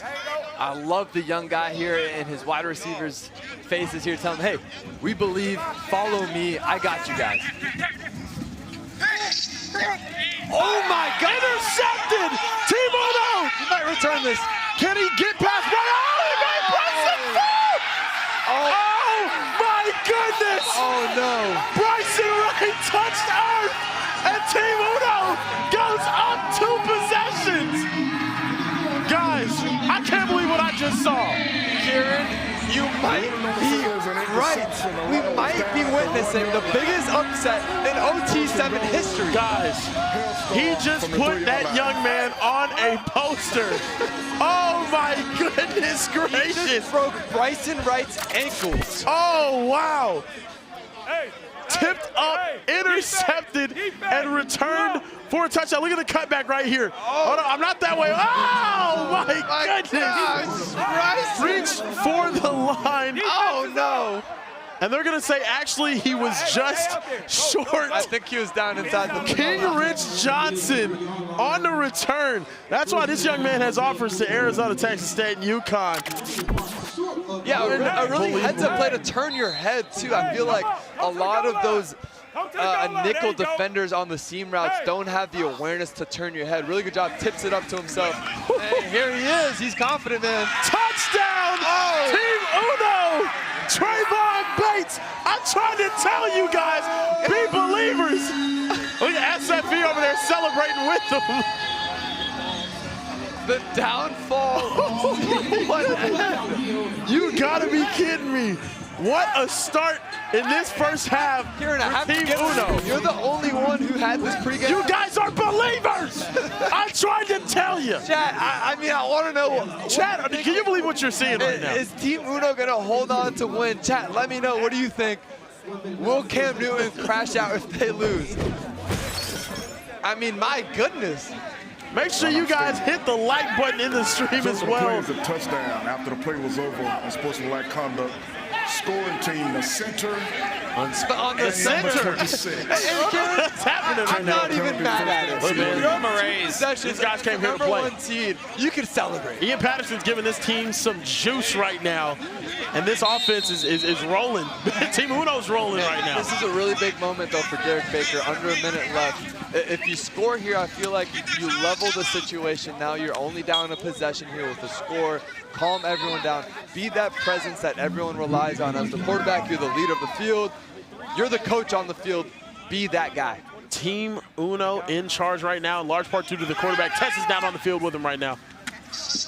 Here with Ian. How do you, like, first of all, you guys are playing the #1 seed and beating them pretty. How do you, like, feel right now? It feels great. Like, we just came out with different energy than the first time we played them, and we just, like there's nothing to lose. Like, everyone just go ball out and do your thing. Came out. How are you, like, getting such chemistry, like, playing with these guys now? He's got to get back out there right now. My whole life, Bama right here. Best in the world. We the best in the world. And your defense making plays out there, snatching ankles. Oh, actually, no, you guys got to go. Sorry, back to you guys. Touchdown quickly for C1 in. Derek Baker coming right back. What was necessary there to calm the situation down. It was getting out of hand. And it's huge there because C1 in gets the ball to start the second half as well. This could go right back to being a very close game. No doubt. Or actually, no, I think, oh yeah, C1 in does get the ball to start the second half. The ball to the outside and just through the hands of Jack Junker, who took a big shot there on the sideline. Hope he's okay. Yeah, this Team Uno team has come out on fire to start the day. You know, we also have breaking news, guys. What's Our up? very own Eli Ellis from OTE. Oh, wow. And Eli Ellis is an OTE legend, an overtime legend, just committed to the College of Charleston, transferring from South Carolina. Okay, bet. So big shout out to Eli Ellis. I know there's a football crowd, but W in the chat for Eli Ellis. Always part of the overtime family. We should go to Charleston. Flag on that one. Charleston, South Carolina? Yeah, we should go visit. Let's go. I heard it's beautiful. I heard it's... Yeah. Oh, what were you going to say? I heard it's... Yeah. Cool. Charleston, South Carolina. Have you been? I mean, I've seen videos. It's pretty. I watch Outer Banks. Personal foul. It's not in Charleston, but okay. I can see you, No, I mean, Madeline. Have you been, Tom? Hold on. Charleston is in I've been. Outer Banks, though. Yeah. Yeah, I can Visit see Charleston. Mo and Madeline Klein. She dating anyone? I think Mo, like, that's actually probably Mo's type. Yeah, Madeline Klein. I don't know who this is. That's the Outer Banks. The Outer Banks. She's beautiful. Lady. Ian Patterson here into the half. Team Uno. He's going to take a shot to the end zone. Chris Flores in the back.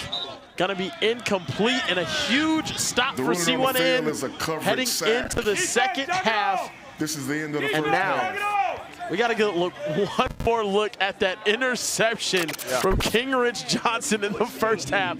Probably one of the plays of the day, tipped up to him. Great defensive play from Ace Latelli. And then look at this right here. Oh no! Just the ankle break is the ankle breaker. Why do I feel like Bryson's going to get it back? Oh, I mean, he has to. He's definitely going to. Wait for look. I don't know who said it. It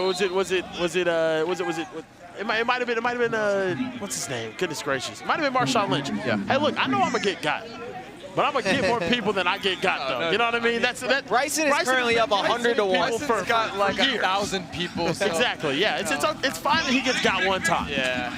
Chat, do you think C1N will come back? Comment yes if you think yes. Comment no if you think no. I believe that C1N ends up winning this by 2 touchdowns. Oh, wow. Okay. Oh, wow. We still got a money drive. Ooh, I like that next up game. Cold Hearts, Raw Miami. A rematch of a matchup we saw earlier today with Cold Hearts and Raw Miami. Good teams, hard to beat twice.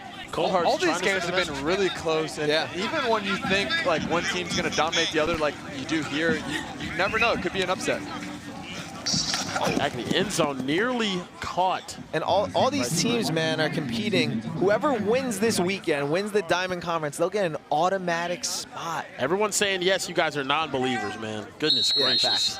But one team, like, there's going to be a bunch of teams that make the OT7 finals. We bring usually 8 to 10 teams. But one team this weekend will clinch their spot, get an automatic bid. A lot on the line here in the Diamond Conference. So much on the line, especially for a team like Team Uno, who has struggled up until this point. It feels like the only way they can make it to LA is if they run the table here, starting with a victory over C1N. And so far, they're off to a good start. They're winning by a touchdown here in the second half. Uno has to win. They have to win this entire race. Yeah, they can't. There's no way they get an at-large bid. But if they beat the 1 seed, you never know. Never know. George Pickens would be good at OT7. I mean, what would happen if we put George Pickens on Team Uno right now? It's going to be a flag thrown. I think it's going to be a hold here. You put him on Team Uno. He probably has 8 touchdowns. Can I ask a weird question? Is George Pickens, would he be better at OT7 than Jamar Chase? Oh. Just with, like, size? That's a great question for the chat. Chat, who would be better in OT7? Obviously, different body type. Or Jamar Chase? I'd say George. He's played 7-on-7. He's played for Cam before. I mean, I'm sure Jamar has as well. But I'm going Jamar. Who's covering Jamar Chase? Who's covering George Pickens? I could put 2 bodies on him and just kind of rough him up a little George bit. Pickens' area. I would put Amir Sears on him. Ooh, what a catch there. Manny McKinney in the end zone as C1N ties it up. And now Team Uno, with all of the pressure back on them in an even game. Manny McKinney doing Manny McKinney things, being sure-handed and getting open when it matters most. Manny McKinney, maybe the most sure hands here at OT7. And look at GP's reaction there. Outside leverage. There we go. Patterson taking a shot. A lot of contact, and that's going to be a flag as well.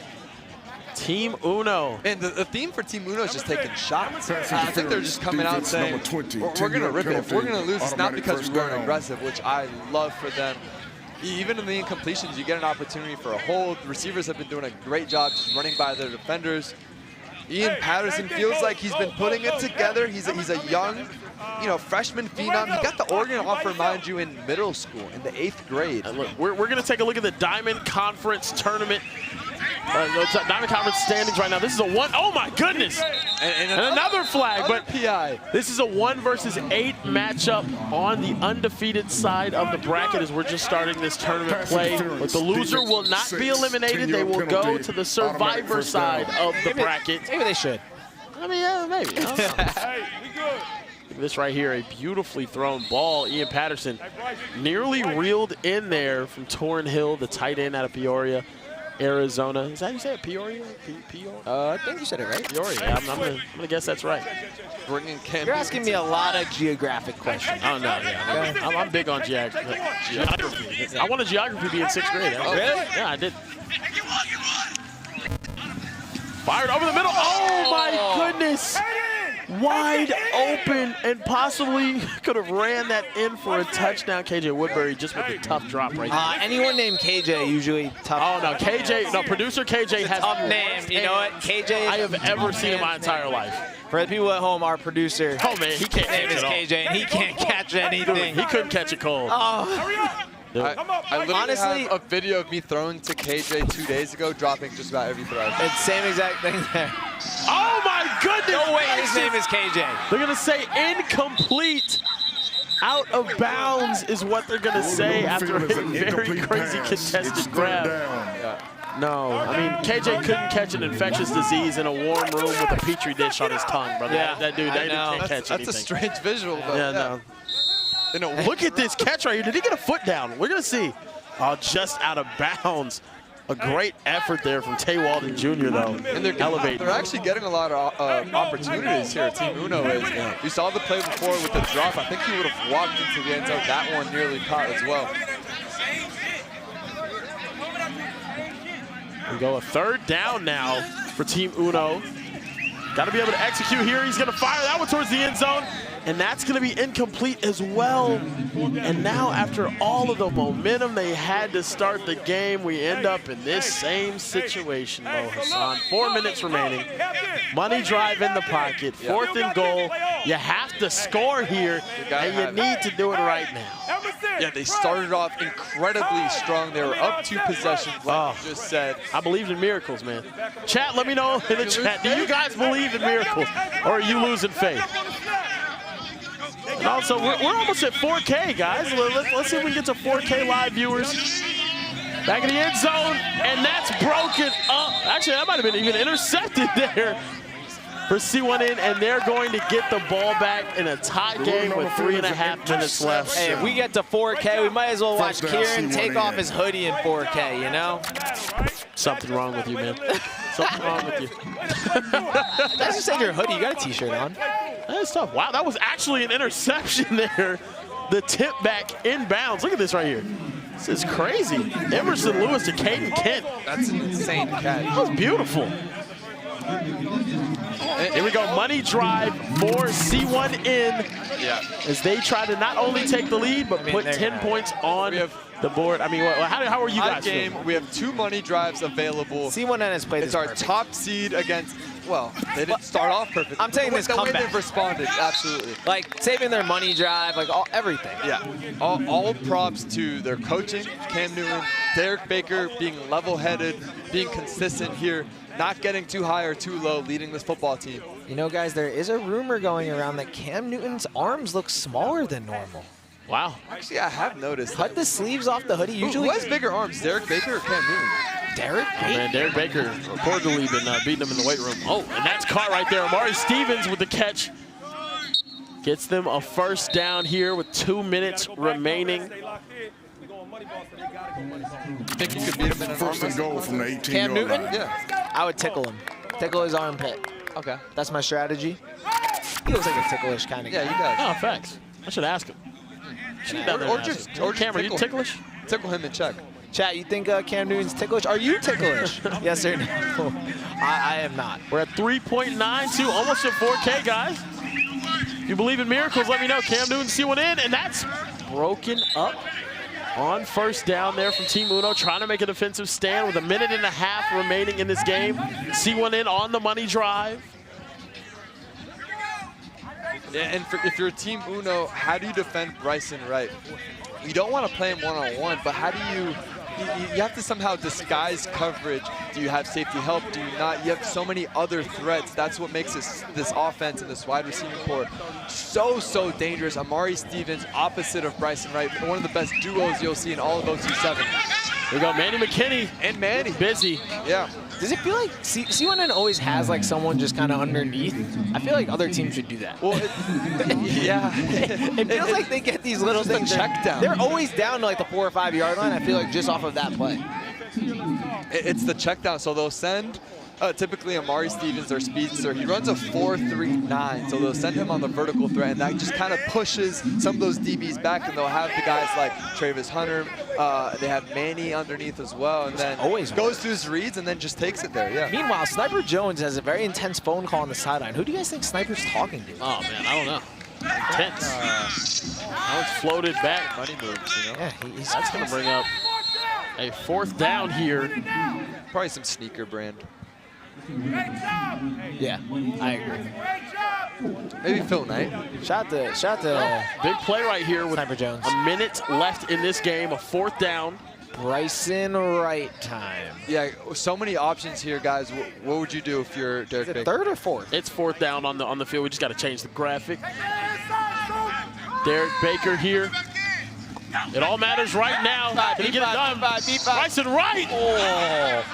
Caught for a touchdown. Put his hands up. You gotta be kidding me with those late hands. That was some Randy Moss. Oh my goodness gracious. The hands were so late, I thought he was gonna forget to put them up. Kind of never put him up. Did he get that foot down at the very right there. last second? And the foot's in for the touch. I mean, you gotta be kidding me, dude. Wow. Look at this right here. Is that foot in? Look at the left foot. Oh, it is close. I don't know if it is toe close. close. I didn't love that angle. It is Might close. have touched that white. It's going to be hard to tell on this one. I'm not sure. We're going to have to take a look. I don't I'm going to need a freeze on that angle we just saw. This one right here. Look at this right here. The angle right here. Tutty! We're going to say touchdown for Brysen Wright. That's a touchdown. On the money drive as C1 in scores 24 unanswered to take the lead here with 48 seconds in the game. Team Uno trying to respond here after giving up 24 unanswered. They're going money drive, trying to go tie this ball game up before the end of it. Return ball, Chris Flores. They're going to get out of bounds, pick up some much-needed yardage there. 43 seconds left remaining. Plenty of time here for Team Uno and quarterback Ian Patterson. Great first play, getting out of bounds. I think you're going to be looking at comeback routes here, out routes. Anything over the middle needs to be 15 yards plus. Otherwise, do not even attempt to make the throw. Not worth it. Ian Patterson taking a shot downfield. Oh my goodness, it looked like he had a man. Yeah. You know, another tough thing here Bates. is they lost Jack Junker about halfway through this game. A big-time target for them on offense for Team Uno, so I think they're kind of missing him here. Yeah, that's a good point. I think they're going to rely on Chris Flores even more in this situation without Jack Junker.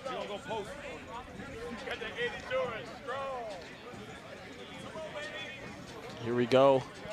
Third down here and 12. Money drive here for Team Uno, trying to go down the field and tie this game up. It's a nice catch on the slanter. That's going to bring up a fourth down, and this clock is going to run. Need to have that play in and also need to get the first down here if you want to keep this game alive for Team Uno. Here we go.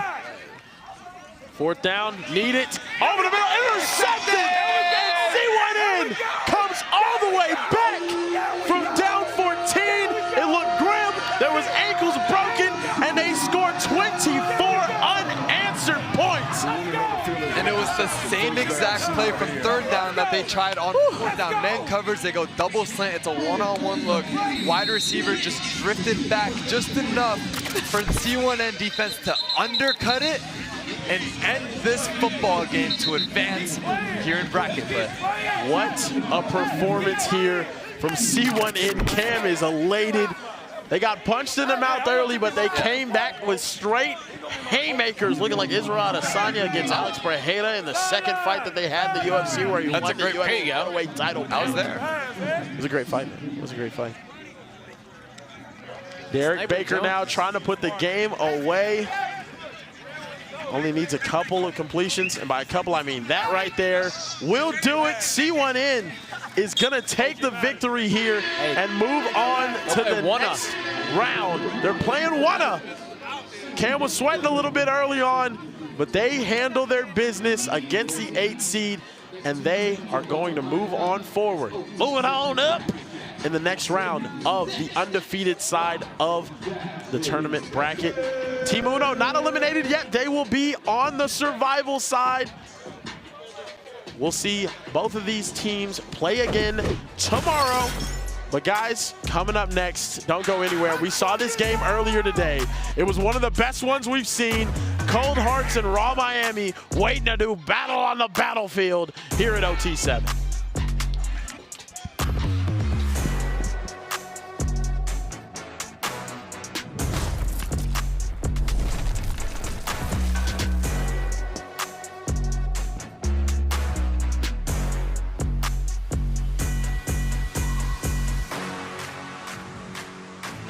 Well, that was almost the upset of the OT7 season. Team Uno with a great game up until the very end. But of course, who else? Brysen Wright with the late touchdown. Maybe a little bit of controversy. I saw a lot of people in the chat saying that he might have been out of bounds. Chat, let me know what you think. Was Brysen Wright inbounds on that play, or was he out of bounds? Yep, a lot of debate there in the chat. We want to see what you guys think. Let's look at some of the highlights from the day. Some exciting moments in this game. Yes. One of them being, of course, the Brysen Wright touchdown. Yes. Chat, give us all your thoughts. And King Honor with the crazy pick and ankle breaker on Brysen Wright. I mean, we love B-Fi in this house. It was like, he's putting up people on highlights that he can be on the wrong end of one. Look at that, King Rich Johnson coming up. King Rich Johnson. Oh, wow. This was crazy to watch. I think that was AI chat. I've never seen I that told happen. Tess, I go, when you're born with the name King Rich, you're born for greatness. So, all right, guys, chat. Cold Hearts Raw coming up next. Let us know who you got.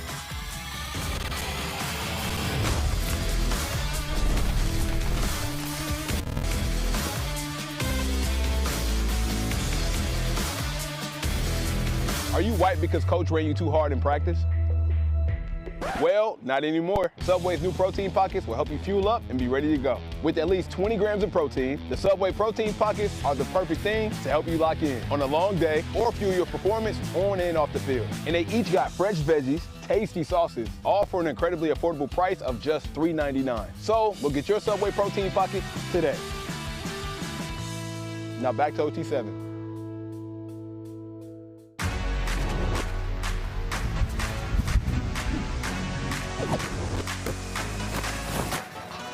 The stars at night are big and bright in Dallas, Texas, where we got some OT7 football. Some of the best high school talent in the nation all going down right here, man. We got the cohorts going head-to-head against Raw Miami. Two of the best teams in the Diamond Conference. It's tournament time, so the best is up next. I go by the name of Snipe Jones. Join with me is my guy doing a Rubik's Cube. I'm solving one right now. We got an amazing QB duo, but Trey Taylor has to be one of the best pound-for-pound QBs in the nation headed to Nebraska. The Cornhuskers have a future NFL player. Well, Snipe, he's just the best there is. You understand? He's just the best quarterback we've ever seen in OT7 history. And he's been out here dropping dimes. Look, they're 0-2 on the day, but all of that doesn't matter now because we're in conference championship mode. I talked to Trey earlier. He said, I'm going to get my get back right now. I'm showing you why I'm the #1 quarterback in the country. And on another side, man, we got Ace Amina, who's been locked in ever since week 1. No. This guy started off slow, Kieran, but he picked up for the lost pace. Amazing quarterback. He had a slow week 1, and then he has proceeded to look like exactly what we were told he was going to be. An absolutely dominant player that is nails in the clutch time and time and time again. He's made big play after big play, and I'm expecting to see more of him here today. Well, we about to see it soon, man. Let's get the game going for this Diamond Conference showdown between two of the better teams in the conference. As we know, this is a double elimination tournament. So it's very simple. You lose twice, you're done, okay? The winner gets an automatic. Oh, they started off with a money drive here, Kieran. Oh, my goodness. In true cohort fashion, Trey Taylor tried to connect with Slim Shady, and it doesn't work out. Yeah, no, it was really close there. Trying to take that shot downfield. They like going vertical early on in these games, and I love that. That's the Cold Hearts way. That's the aggressive way, and I'm hoping to see more of it. Now, as I mentioned, man, the winning team of the tournament gets an automatic bid to Los Angeles, okay? This is a lot on the line for both of these teams. And I'm curious to see who's going to come up with the victory because I think both of these teams are very evenly matched, Kieran. How about Raw Miami with the defense there? And look, one thing I'm not curious to see is the fact that this Rubik's Cube is solved, ladies and gentlemen. It's done. It's done. But no, yeah. Here on this, very good with those. Here on this money drive, look, going with it is it's gutsy to start off, but also now you're in a third down and very, very long situation. And you have to go for this. Like you don't want to start off, one, losing your money drive and then ending up down 7 to start the game, or possibly even worse, down 10 without the 10-point drive to be able to get it back. It's very paramount they are able to put some yards on this now. If I'm Trey Taylor, I'm just trying to move. Oh, and it's intercepted! It is a flag. Are you kidding me? It's a flag before. Flag before. And right now we are being joined in the booth with the best in the universe. Okay. And also Amari Stevens in here. The fastest in Florida, they're going to call you. We're joined by some receiver royalty right now. Fellas, we got a great matchup between Raw and Cohorts. Who do y'all think going to win this game? I got Raw. I ain't gonna lie. I'm gonna take Raw. It's hard to beat a team twice, though. It is hard to beat a team twice. Very hard to beat a team twice. Speaking of that, if you lose twice, you're out the tournament, all right? Hey, who just got that bid? I don't know who got the bid. Actually, I think, that pick's going to end up standing. I believe that was Jamari Foreman on the interception right there. The Florida State commit ended up elevating to get that pick. Hopefully he's all right, too. Look like he took a shot there, brother. Now we seeing Ace Amina for the first time. Check him out. You can't miss him. He got the full sweatsuit on right now.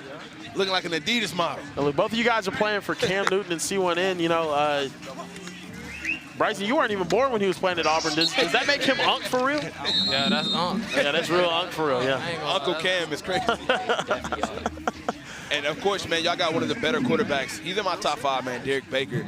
It seems like he's locked in with both of y'all. I mean, you had the most touchdowns in OT7 for, like, the first few weeks, and you have been dominant week in after week out. What do y'all have to say about your QB, man? He's been locking y'all in. That boy, he locked in for sure, finding all the receivers, just getting all of his targets, getting us in the end zone. He's doing his thing for sure. Absolutely. He definitely got a chip on his shoulder.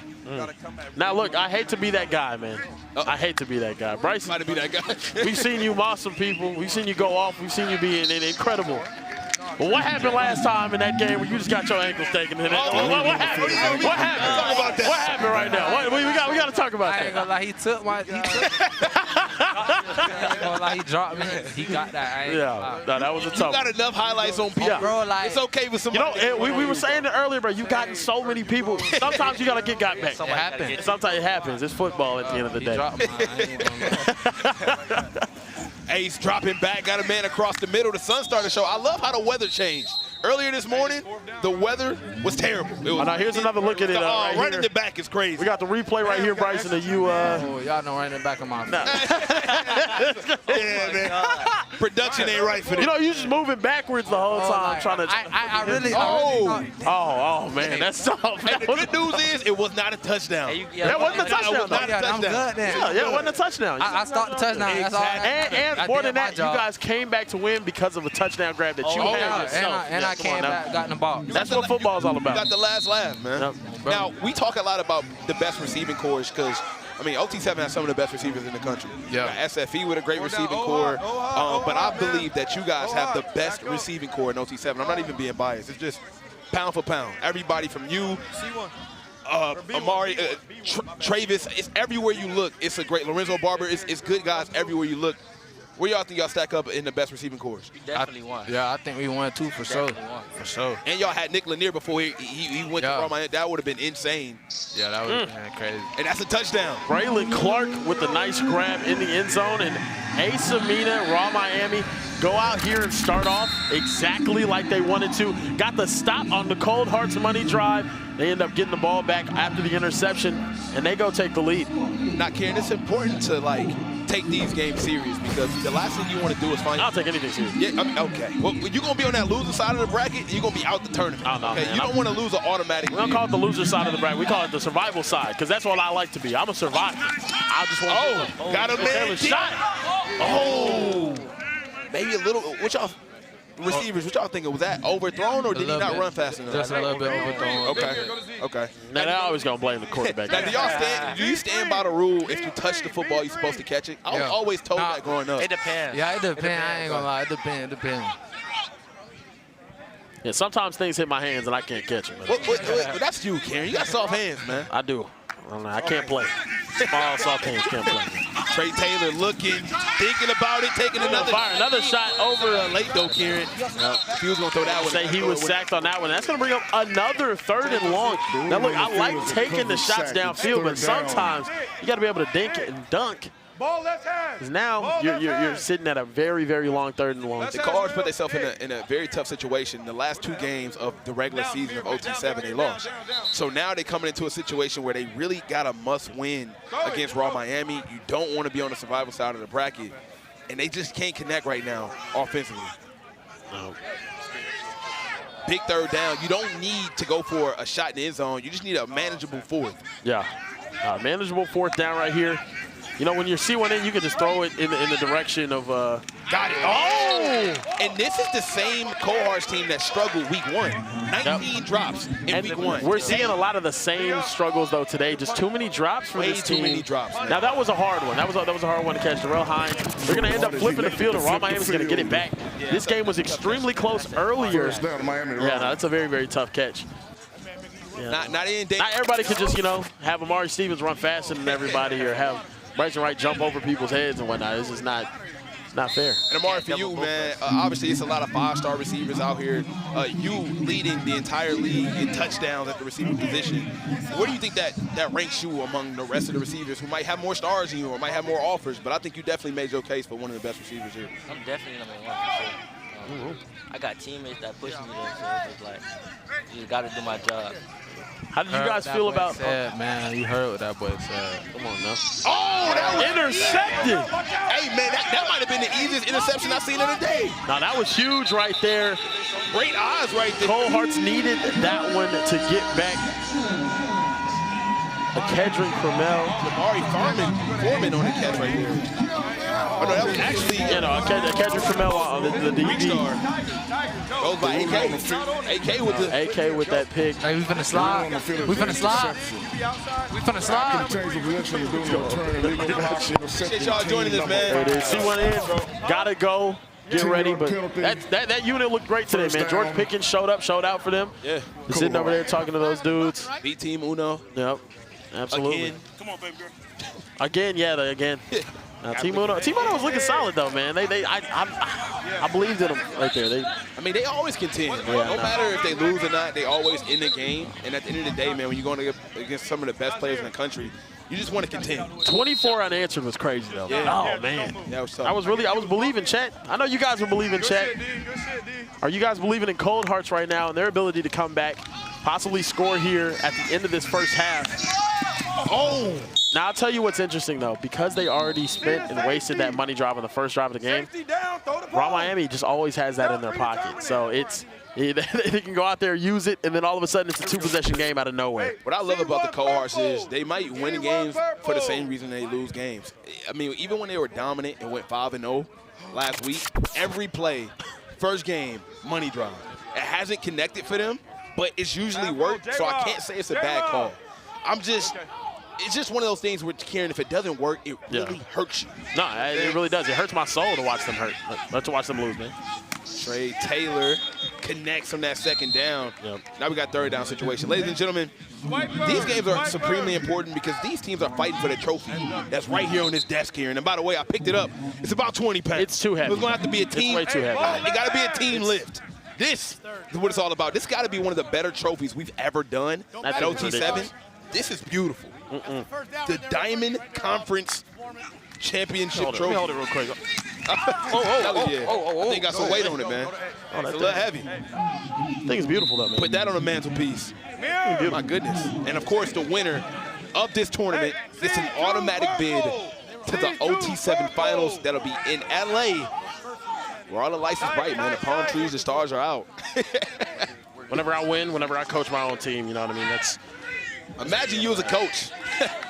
Terrible. All right, here we go, man. 4th and 5. Wow. Big fourth down right here. Huge fourth down here for Cold Hearts. No, they're not going to get the ball back to start the second half. They have to pick this up. This offense has not been clicking here. 0 points in the first half. Trey.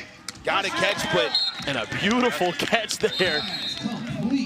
That's going to help. They got to hurry up right now. 18 seconds left on the clock as we take a look at the Diamond Conference Championship trophy for whatever team. Kieran, who will be the team to hold this trophy up? I said it earlier, and I mean it. SFE's doing it. I said I got Cold Hearts winning the championship come June. You know what I mean? I think this is SFE's trophy at the end of the day. All right, man. I'm sorry to go against you here, but SFE has a kryptonite. Oh, wow. Is it C1 in? It is C1 in. Wow. I haven't been down to C1 in this whole time. Derek Baker's not in my top 5. I've been sleeping. I think it's Cam Newton and the C1 In's team league. I think it's their time. And I think time and... Oh! Tipped off! Picked off! Oh, Kieran at the buzzer.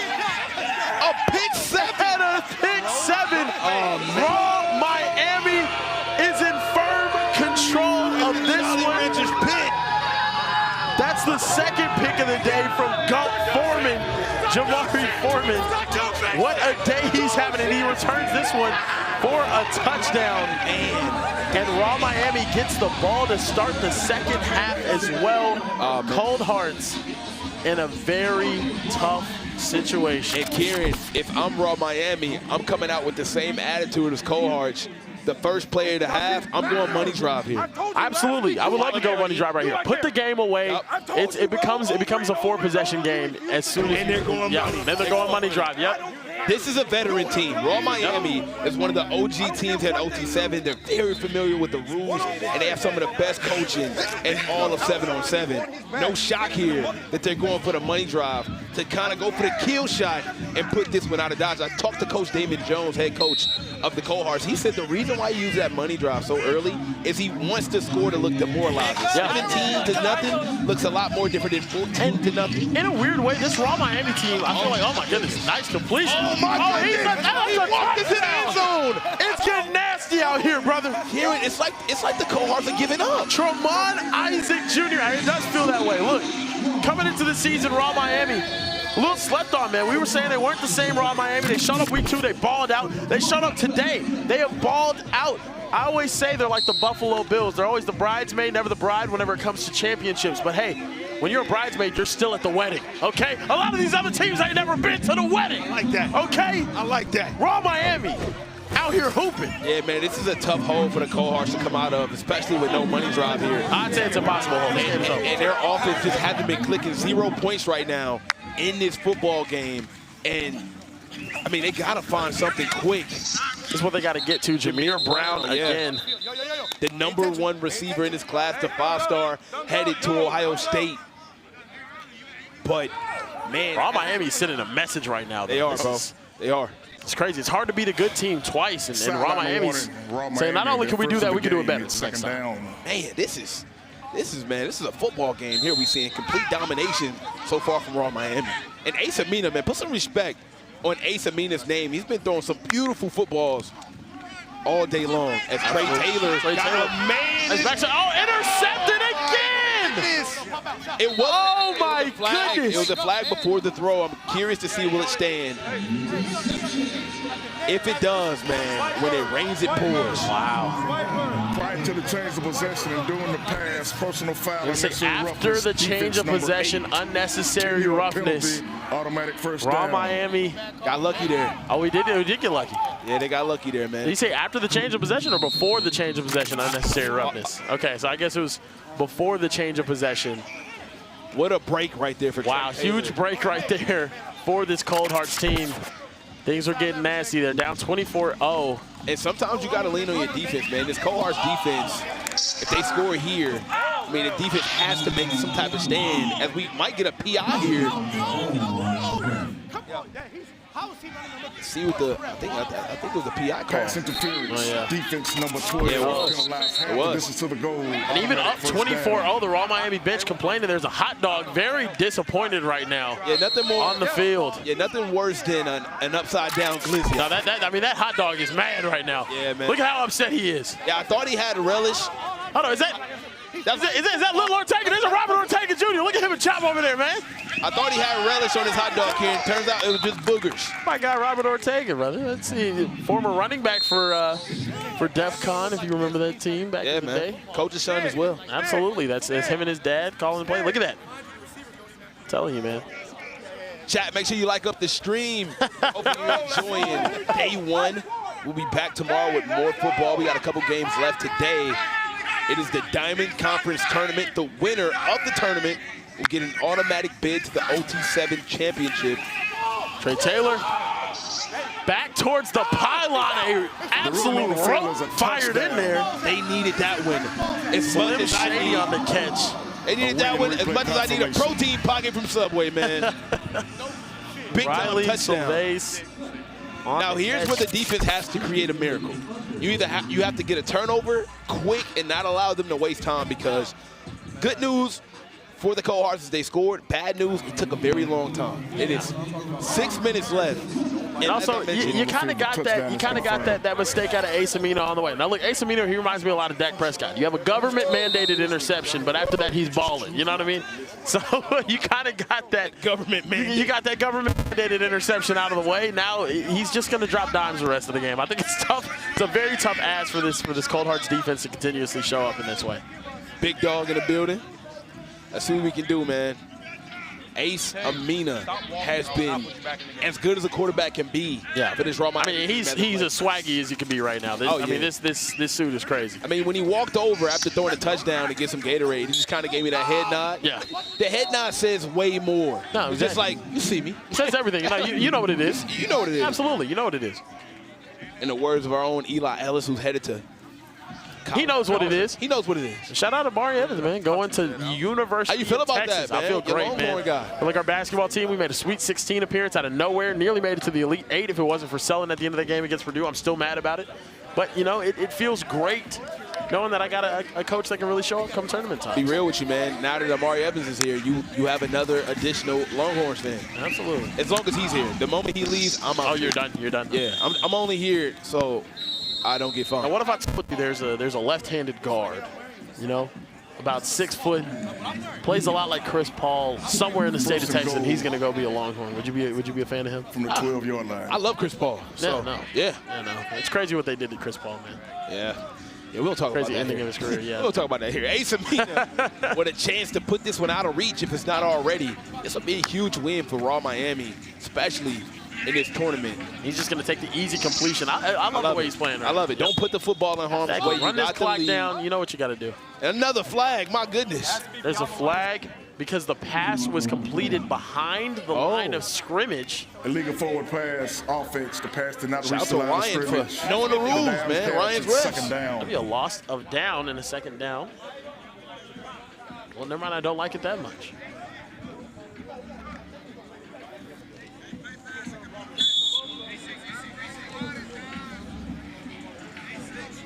Here we go. Second and goal right here. Raw Miami in complete control of this football game. Chat, I'm going to be honest, I did not see this game being this lopsided. Let me know if you guys seen this coming. I didn't see 24-7. No, 24-7 is kind of crazy. Oh, they got interception. They got the turnover, I believe, right? They needed that one badly, and now look. The ruling on the field is an The only thing, interception. once again, it's the same thing with the Trey Taylor touchdown. The time is not on your side. Well, it's not and even the money that. drive is going. Not having the money drive is really what's killing you right now because it's not a 2-possession game like you would want it to be.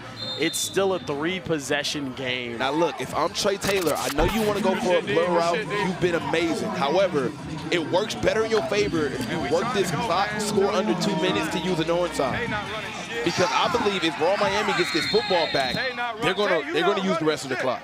What do you think about that? No, I like the it. ruling on the field is a covered sack. It's second down. Oh, man, now you're going to have to use 2 of those onside plays if you want to be able to get back in this game. So I think scoring as close to that 2-minute threshold as possible is what's best for you. Here we go. They're not getting back set as quickly as they should here. Trey Taylor, who I think is one of the best quarterbacks in the country. Can he lead them to a miracle comeback? Up next, though, guys, don't forget, RG3 taking on SFE. Gonna be a hell of a Taylor game. take another sack. He couldn't get it out quick enough. Hey, gotta go. Go. Hey, let's go. Are they calling this sack? I think they're gonna. Curious to see what the call is here. Go to 8. Go to 8. What? Not sure what the penalty is there. Holding, defense number 2. That penalty is Holding on the declined. defense. Hold on the It's defense. I third think these down. guys need to go, though, right now. Yeah, man. The sense of urgency has to be way higher than this right now. The clock is ticking. The time is not on your side. This is where I go for my shot. Well, yeah, I would go for one. And they do. Right here. Got it. Touchdown. Oh, my goodness. This is perfect. That's exactly the time With you the want touchdown right after you work the clock. Now you have a chance to go for an onside play. Yep, they're going to go onside play right here. They need a miracle, Kieran, because even with an onside play, you're still going to be down 3 points. You have to convert 2 onside plays in a row. So look, to explain the onside play for you guys, it's 1 play to reach your opponent's 20-yard line. Think of it like a 4th and 20. You have to be able to convert that to keep the drive going. 1 play right here. Onside play, Trey Taylor, one of the most talented and strong-arm quarterbacks we have here at OT7. Can he maybe fire a missile in there somewhere? Keep things alive. Here we go. Trying to hit the Got it! He got it! No, picking it out of bounds!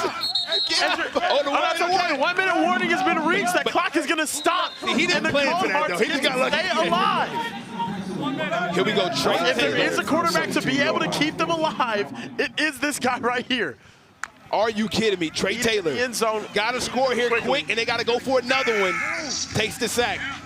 He's going to end up actually getting that one out. You got it out. Completion. Not mad at that. Going to stop. Take him. Take him. Here we go. We're going to have 3 downs. This is good. This is good for them. They can score here, and they can use it again. But it's going to be really hard for them to get 2 consecutive first and 20s. Yeah, I mean, it will be, but the thing is, you got one already. Yep. You got one already. It was beautifully drawn up. You got to try to get another. Taylor dropping back. Oh, intercepted, and that's the game. Will do it. Oh, my goodness. The Coldhearts The ruling on the field is end up with a interception resulting in stunner. a touchback. First down. Interception in the goal. I think that's their 4th interception That's of tough, man. the game here. 3rd or 4th. I think one of them was called back, but man, this raw Miami defense creating turnover after turnover after turnover. And it's the reason why they dominated this one right here. Love OT7 though. The fact that this was even a conversation about being a game was kind of crazy. 3 Towards picks the today, end. man. Yep, For Trey. exactly. Not the day he was expecting to have. But we got to give some credit to Raw Miami. This defense, this offense, they was firing on all cylinders. Yep. Once again, guys, don't forget, man, we got another game coming up after this. You don't want to miss it. And Raw Miami being smart. How many teams have we seen with 40 seconds, 30 seconds, just throw 3 incomplete passes and stop the clock? Yeah, never. I don't know. Here we go, man. That'll do it. How about Raw Miami, man? Just changing the narrative, right? Just changing the narrative. Yeah. Playing well, stepping up big on both sides of the football. No, this is a Raw Miami team I'm very confident in for the rest of this tournament as well. I mean, is this a sleeper pick to win the conference? Yes, absolutely. I don't know how they're a sleeper. They might be one of the favorites as it is right now. I think them and C1N have put themselves in very firm position to be some of the them C1N and SFE have put themselves in really good positions to be some of the favorites to win this conference championship. What a performance there from Ace Amina and this Raw Miami defense as well. They're just making play after play after play. Jamari Foreman with 2 picks, 1 returning all the way for a touchdown. Man, ladies and gentlemen, we just seen a great game, but good news for you, we got another great one coming up right after this. Subscribe to the Overtime Season YouTube channel, like up the stream, and we'll be right back with the final game of the day.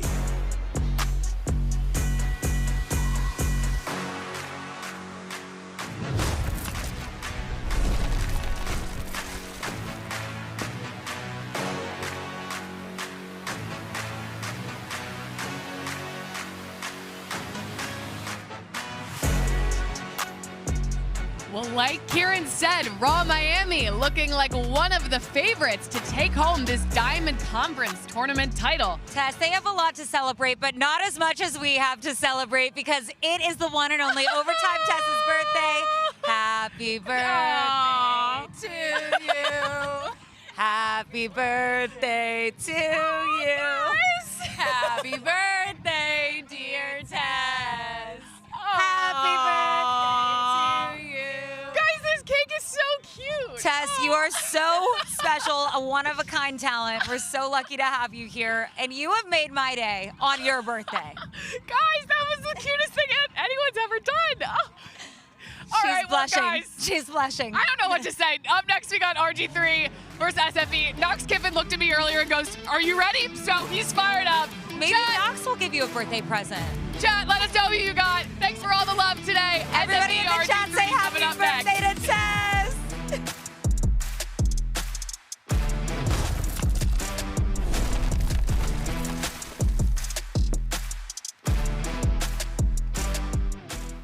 Are you white because coach ran you too hard in practice? Well, not anymore. Subway's new protein pockets will help you fuel up and be ready to go. With at least 20 grams of protein, the Subway protein pockets are the perfect thing to help you lock in on a long day or fuel your performance on and off the field. And they each got fresh veggies, tasty sauces, all for an incredibly affordable price of just $3.99. So, go get your Subway protein pockets today. Now back to OT7.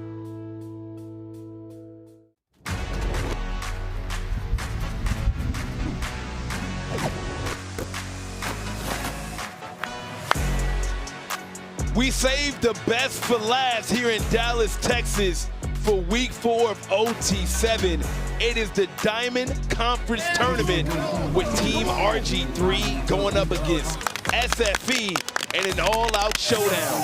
Everything is on the line. One team will be rewarded an automatic bid to Los Angeles for the OT7 championship. Who will it be? I go by the name of Jukum Jones. Join with me is my guy Care Bear Kieran and Mo Hassan. Let's take a look at the bracket to see how today has panned out for day one of the Diamond Conference Tournament.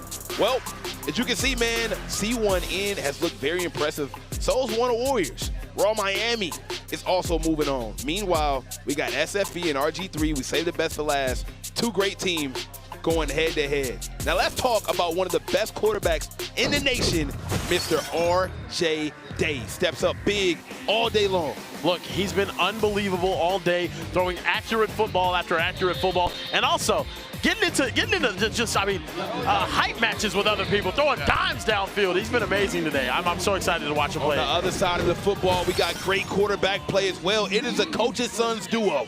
Absolutely, two of the top offensive minds. That's Ryan Day and Lane Kiffin at LSU. His son Knox has been absolutely dealing for Team RG3. His mentor is a Heisman Trophy winner, Robert Griffin III. Knox Kiffin is the next man up. You mentioned it, Coach's son plays with such great football IQ and awareness. It's such a pleasure to watch him play football, and I think they're going to have a shot to upset SFE because of how good Knox has been. I mean, this is the matchup everybody's been wanting, and we never knew it. So we got a coaching battle, right? Coach, son of LSU coach Lane Kiffin, Knox Kiffin, will be going head-to-head against Coach Ryan Day's son, RJ Day. Crazy. It's the battle of the future. Basically. And they both 3 stars coming up. Yeah, I mean, they do such a good job of recognizing coverage because that's what their dads do, right? So imagine, like, your dad's the best at what they do in terms of scheming up defenses. And so you're in those meeting rooms. There's nothing you haven't seen before. And so you can just dial it up. You play with a different level of confidence. You've had the best coaching your entire life. And Knox Kiffin showing early and often why he's that guy. You're absolutely right. I mean, the advantages that comes with just being able to pick Dad's brain for both of these guys is next level. Not to mention, I talked to RJ Day today. He was talking to the QB whisperer himself, Mr. Gruden, just watching tape. That's awesome. For hours, picking apart different coverages, and I think it helps these kids, especially 7-on-7, just helps you break down the X's and O's and just be a better quarterback. Let's see what Knox can do here.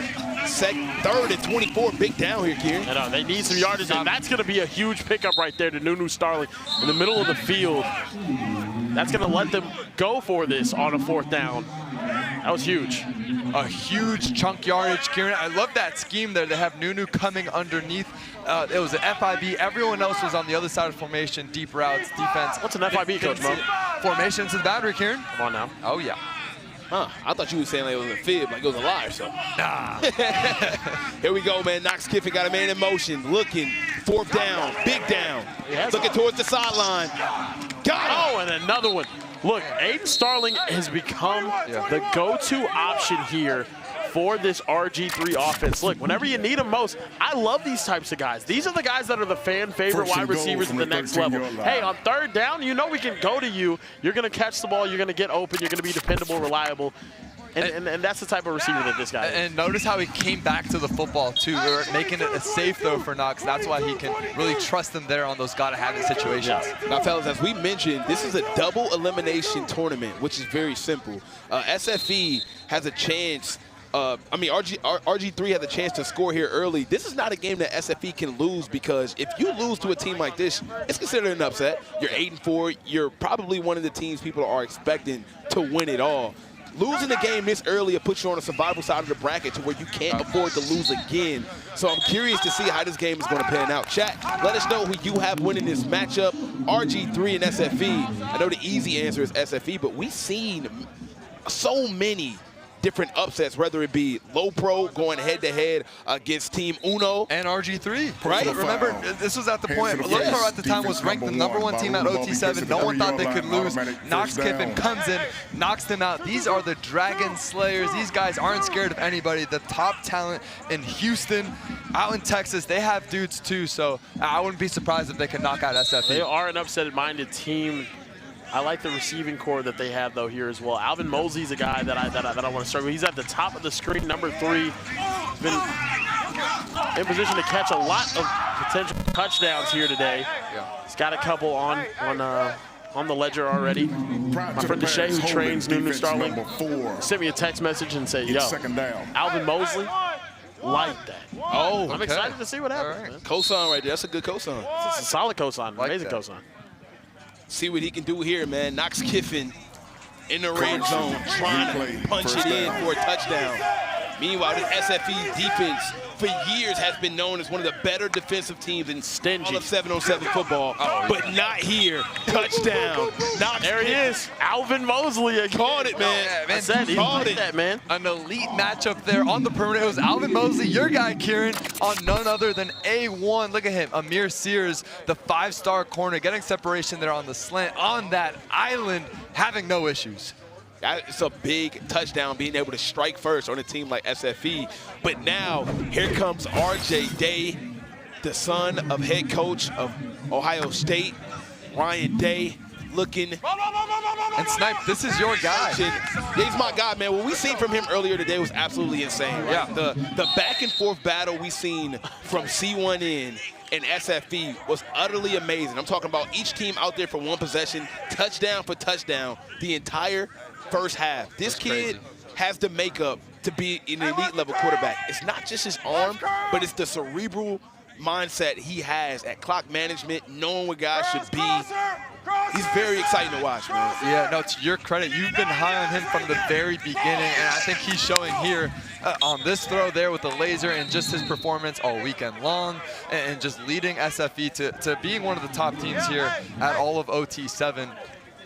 Like you said, and it's those moments at the end of the half, at the end of the game, where he really shows his awareness and football IQ. Karen, me and Mo talked earlier about our QB list, and I think everybody has a different reason why guys are where they are. For me, one of the big reasons why I want a quarterback in my top 5, who are you when we need you most, right? When Absolutely. And Bright, when we need a first down, we need a touchdown, and you're in these high-pressure situations. Yeah. How do you react? I've seen RJ Day time after time again compose and always make the big play when they need it most. And you were in no way jinxing him ahead of this 4th down. Well, I could be. I'm known for a good jinx. You know what I'm saying? Here's the thing. In terms of upsets, I think it starts with defense. RG3's defense is really underrated, one of the top in all of OT7. That's what's going to keep them in all of these games. Let's see what he can do here. 4th and 5. Huge 4th down here early in this game. Don't let this RG3 team gain some momentum early on. Oh, and it's broken up! Snipe, you did it. This RG3 defense is legit. They've been great all season long. Snipe, stop glazing. Yeah, man, maybe I should, man. Maybe I should.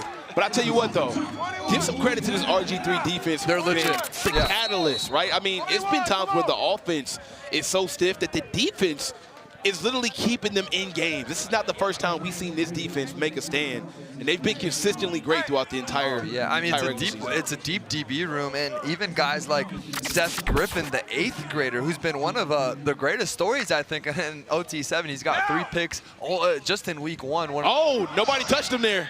One of the rising stars there, and then when it's complemented with good football on offense, this RG3 team can upset anybody on a given day. Yeah, and right now we might be on upset alert, a chance to go up 2 touchdowns in the first half. This will be one of the shocks of the day, though, too. I'll be honest. It'll be a way to end the day.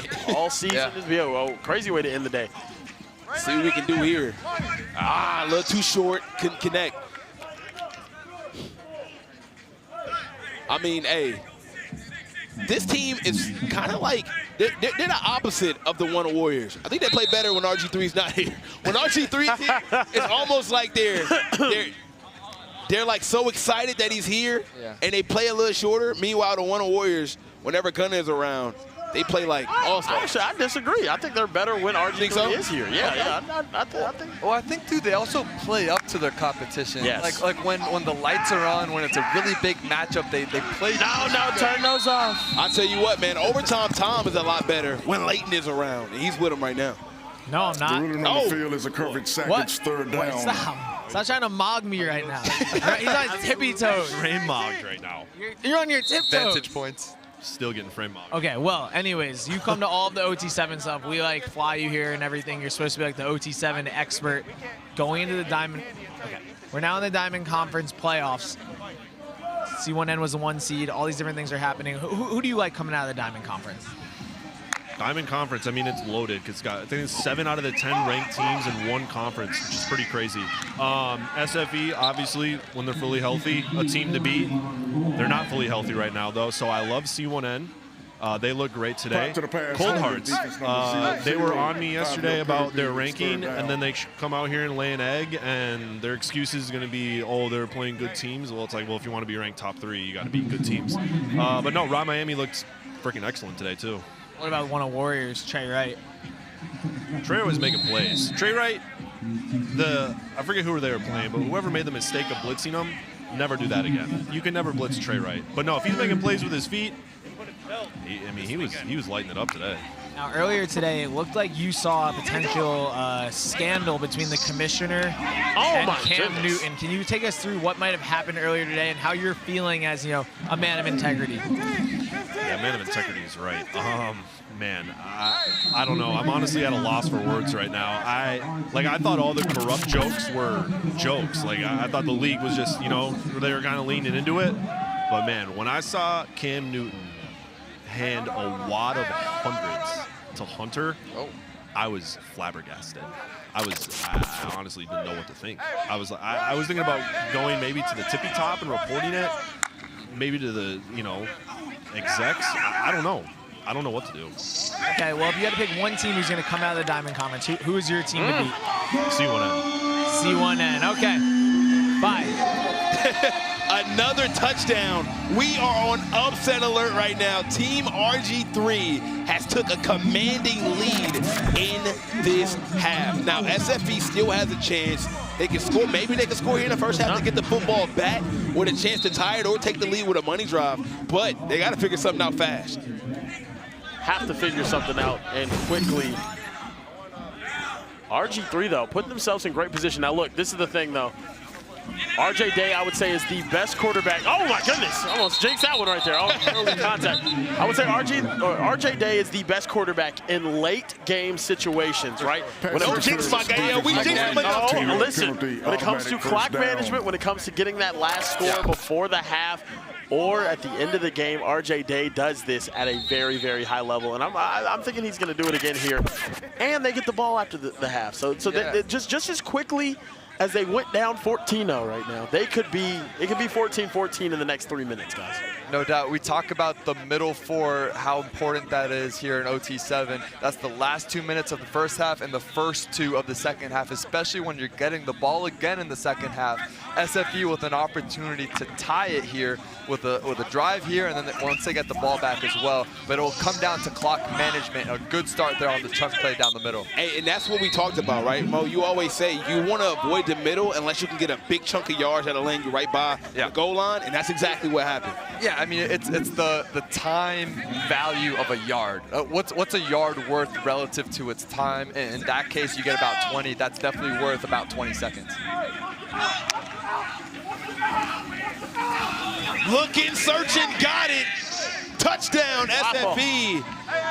Good news is they'll get the ball back at the half. Bad news is it's still a lot of time left for RG3 to make something happen. I don't know. I don't know if it's enough time, though. Hey, man, I like this. It's enough time. Ken, we've seen some incredible things. This is the reason why OT7 is the greatest football league in the country. That is very We literally design rules for stuff like this to happen, okay? No, that's true. The rules are in the favor of a 12-second touchdown. No, that's true.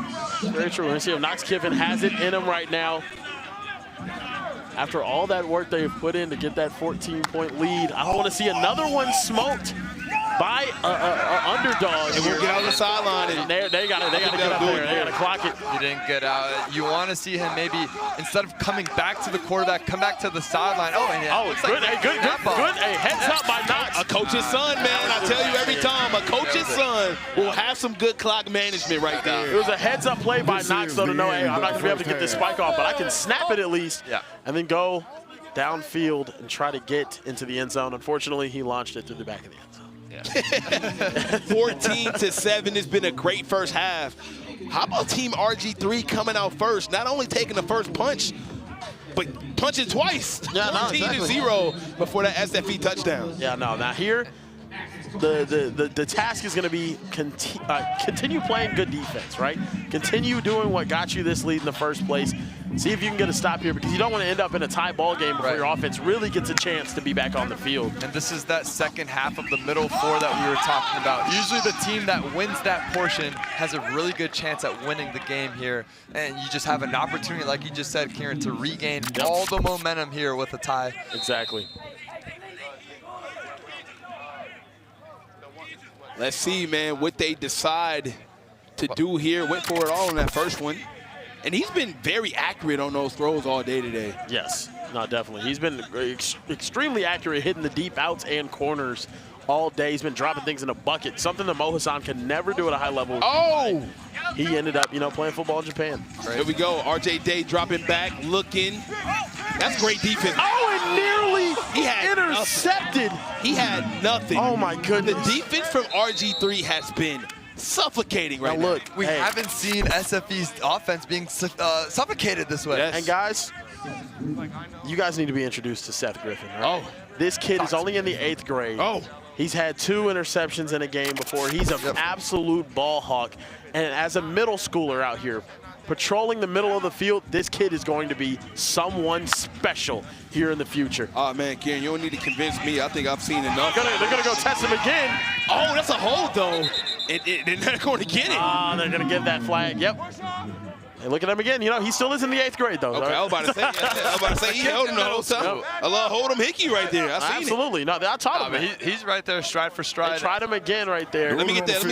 To be honest, I don't like that call. It's a hold. Yeah, I actually don't like it either. Actually, it's not going to be a hold. It's going to be a sideline warning. Yeah. And I was about to say, I don't think that was a hold there. Snipe Jones. SFE is elected to flip the field. SFE is going to choose to flip the field. The defense stands up again. They did exactly what they needed to do right there. Did RG3, and I think this is one of the better defensive teams in the entire league. Off the back of Seth Griffin, their back-to-back plays make beautiful. Game-changing PBUs right Kid's in the 8th grade, man. How? When it's his time to come out to college, he's going to be the #1 DB in the country. It's ridiculous. Only in the 8th grade, this man making plays all over the field. Just complimentary football on both ends. Knox Kiffin taking care of the ball, taking calculated shots. And remember, they're going against an SFE defense who, in my opinion, it's the greatest cornerback duo in the history of the league. Right? You have a 5-star in A1, Amir Sears, the all-world corner, getting a lot of Travis Hunter comparisons. And on the other end is the Notre Dame commit, Ace Alston. Yeah. They're a crazy corner 10. SFE has had some crazy ones before. Raw Miami a couple years ago, Ellis Robinson had a crazy corner 10. They've had guys like Devin Sanchez in the Devin past, Sanchez, but I really don't think there's been a duo like this. If there has, I mean, it's just as good, but not better. No, Ace is amazing. I asked him why he traded, why he was a trader on his old team. I'm trying to win a championship. What did he say? I mean, I hear him. I hear him. Can you blame the guy? I can't blame him. A move like Kevin Durant, some are saying. Oh, wow. Yeah.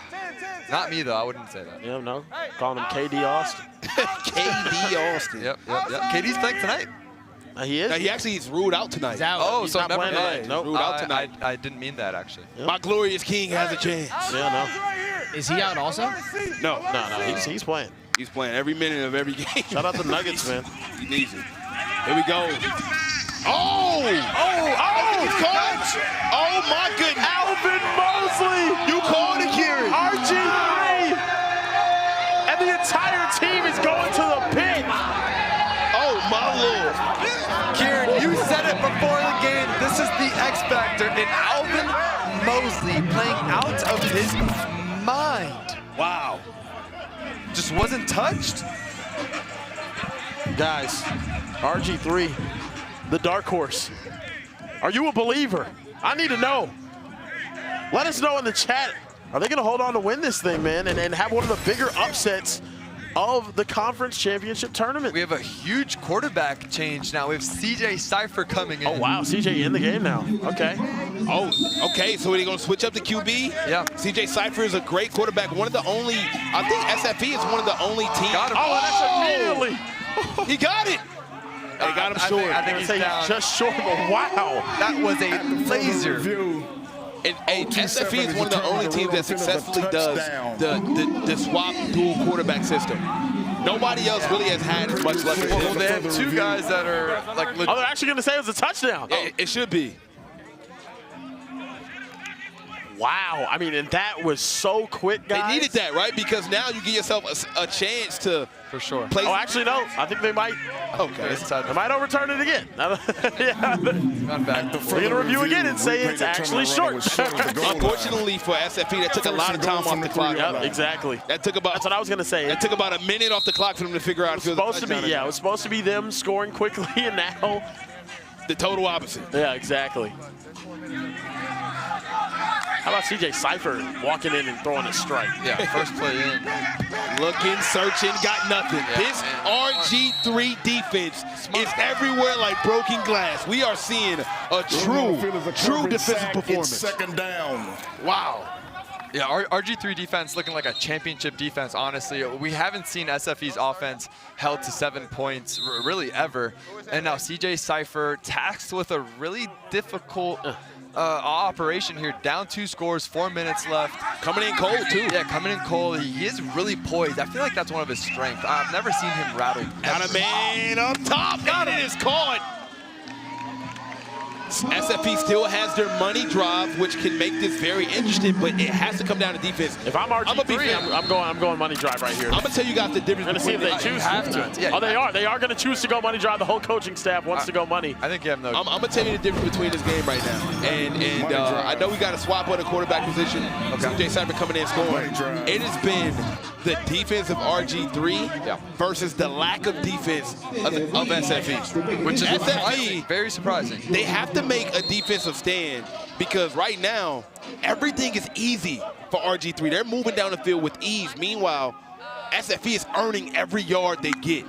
Man, Knox is just operating on a different level. He's seeing the defense. He got a wide open man again. Alvin Mosley again. Oh my goodness. This defense, SFE is just getting annihilated. Guys, when my friend Deshae trains a lot of the best receivers in the Houston area, says that someone is special, you gotta believe him. This kid is like that. 3 touchdowns in a game. None bigger than that one, Kieran. Oh my goodness. Straight up, you can't guard me 1v1. Excuse me.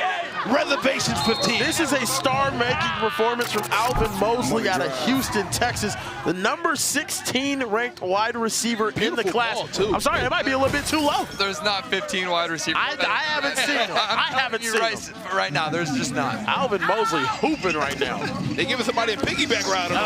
Knox giving a piggyback. Everything is happening. How about team morale up 5 points? 100%. Absolutely. And look, and that's why. What a performance from RG3. I mean, and Knox too, just putting it where it needs to be. Guys, after week 1, if I would have told you, yo, RG3 would have given like belt to SFE and low pro, you would have told me I was crazy. He's got that right. Oh my goodness! What a strike, CJ Cypher. He threw it between 2 people. How did he make that pass? Yeah. And that's a money touchdown for SFE, and now they're back in striking distance. However, the defense has to give you something, okay? You got Pat Mahomes at quarterback. If you can't get a stop, it ain't worth a hill of beans. They can't buy a stop right now, Snipe. That's crazy. I mean, that was, guys, SFE just scoring so quickly both times. CJ Cypher, I swear he just ran on the field. Hey, man, Michael Vick, Peyton Manning, Arch Manning, no matter who your quarterback is, you got to get a stop. CJ Cypher coming in, that's not easy to do, Mo. Coming in off the sideline. And doing it quick. 2 quick touchdowns when they need it most. This is why he's one of the best younger quarterbacks in the country. No, I really think he's going to be a superstar. Without a doubt. Without a doubt. Pound for pound. I think without a doubt, he's so young, but when he's coming out, what is it, class of 29 or something crazy? Yeah. He'll be the #1 overall player in that should class. be the #1 quarterback in that class. He's not already got quarterback, I'm the talking about #1 overall player. Wow. Class. Yeah. That's how good I think he is. I'm being dead serious. He came in as an 8th grade sensation already, carving up the defense. I think he's levels above everybody in this class, and he's just showing us once again, it's levels. I've seen guys that graduate this year, 5 stars that just can't break down defenses. Alvin Mosley again. Oh my goodness. I'm not lying when I tell you, if he reclassified not 1 grade, but 2 grades into this current one, I think he'd still be a top 5 guy in that class. Yeah, guys, and if he wasn't touched right there, I think He is going ballistic. Dude, I mean, Alvin Mosley is unbelievable right now. My goodness, and it is upset alert on full display, 35 seconds left. How about the 4-8, 7 seed RG3 team taking David just beat Goliath. Hold up now. They got it done. Well, I don't know if they're David and Goliath level. I'm just saying, man. I'm just saying. Let's see. They're going to have a false start here. But look, they did it. They've been notorious for some late game issues. To say the least. But this was pre-Knox Kiffin. Yeah, this is pre. It was. Oh, okay, yeah. I was thinking, pre-Knox Kiffin. Hey, this means SFE will go down to the survival side of the bracket. That's first crazy. game. The first game, the first round. At such a disadvantage. They have no. They're the 2 seed. They have no room for error. Oh, back in the end zone. He's got 2 wide open. Alvin Mosley got another one. Oh my! 4 touchdowns for him today. Bro, SFE allowed 2 wide open guys in the red zone. 2. Unreal. A defensive breakdown unlike we've seen. 2 wide open guys. It's one of the most talented defenses in the history of the league. Look at 2 guys. I mean, they butt naked. They're wide open. Guys, Alvin Mosley is having himself a day. Mr. Mosley, you got my respect, bro. Come on now. Wow. You got my respect. 4 touchdowns in a game. Wow. He's going for B5 record. Yeah, he's coming for it. He's going for it. Oh my goodness. I'm shocked. I don't know what to say. Guys, RG3 on fire right now. And they're playing complimentary football, though, offensively. Throwing dimes. CJ takes a shot downfield. Oh, Waffle House nearly got another one on the highlight reel. And that's a guy that didn't really get involved enough. Yep. I feel like in the wins they had earlier today, just Jamarian Simmons, top 10 wide receiver. You know, I just thought about this. Yeah. After SFE scored that last touchdown, they likely should have gone for the onside play right then. Yeah. They could have. They could have just gone for the onside play. It was under 2 minutes. I don't know why. Yeah, that's something that I didn't even think of. They couldn't get stops. Yeah. I think they went away from their offensive success, which in large part was Jamarian Simmons. They have a lot to build on. They're still going to be a hard out in the survivor bracket. We're going to see something crazy. Oh my goodness, they put caught again. And that will do it. RG3 gets the W over SF. Oh, they're all running to the booth. Oh, they come oh my goodness. Oh, they come into the booth. All running to the booth right now. Hey, drop the mic, man. Drop the mic. RG3 wins the last game of the day. We don't niggas, man. They take Oh my goodness gracious. They take it over. Hey, man, we finna put everybody up in the bracket real quick and see how everything has unfolded so far in day 1 of the Diamond Conference Tournament. RG3 take down SFE. They will move on. Raw Miami moves on. Wunna Warriors and C1N all move on in double elimination. Don't forget to tune in tomorrow. Hey, look, nobody, I want everybody to know, nobody gave us a chance, but Hunter called the upset before the game. He already knew what time it was. We knew the game plan we put in. Hunter called it. He the only one that gave us a chance. Y'all need to tighten up and do y'all research too. Take it, ladies and gentlemen. Tune in tomorrow for more OT7. Give it up for RG3 as they get the dub. We'll see y'all tomorrow.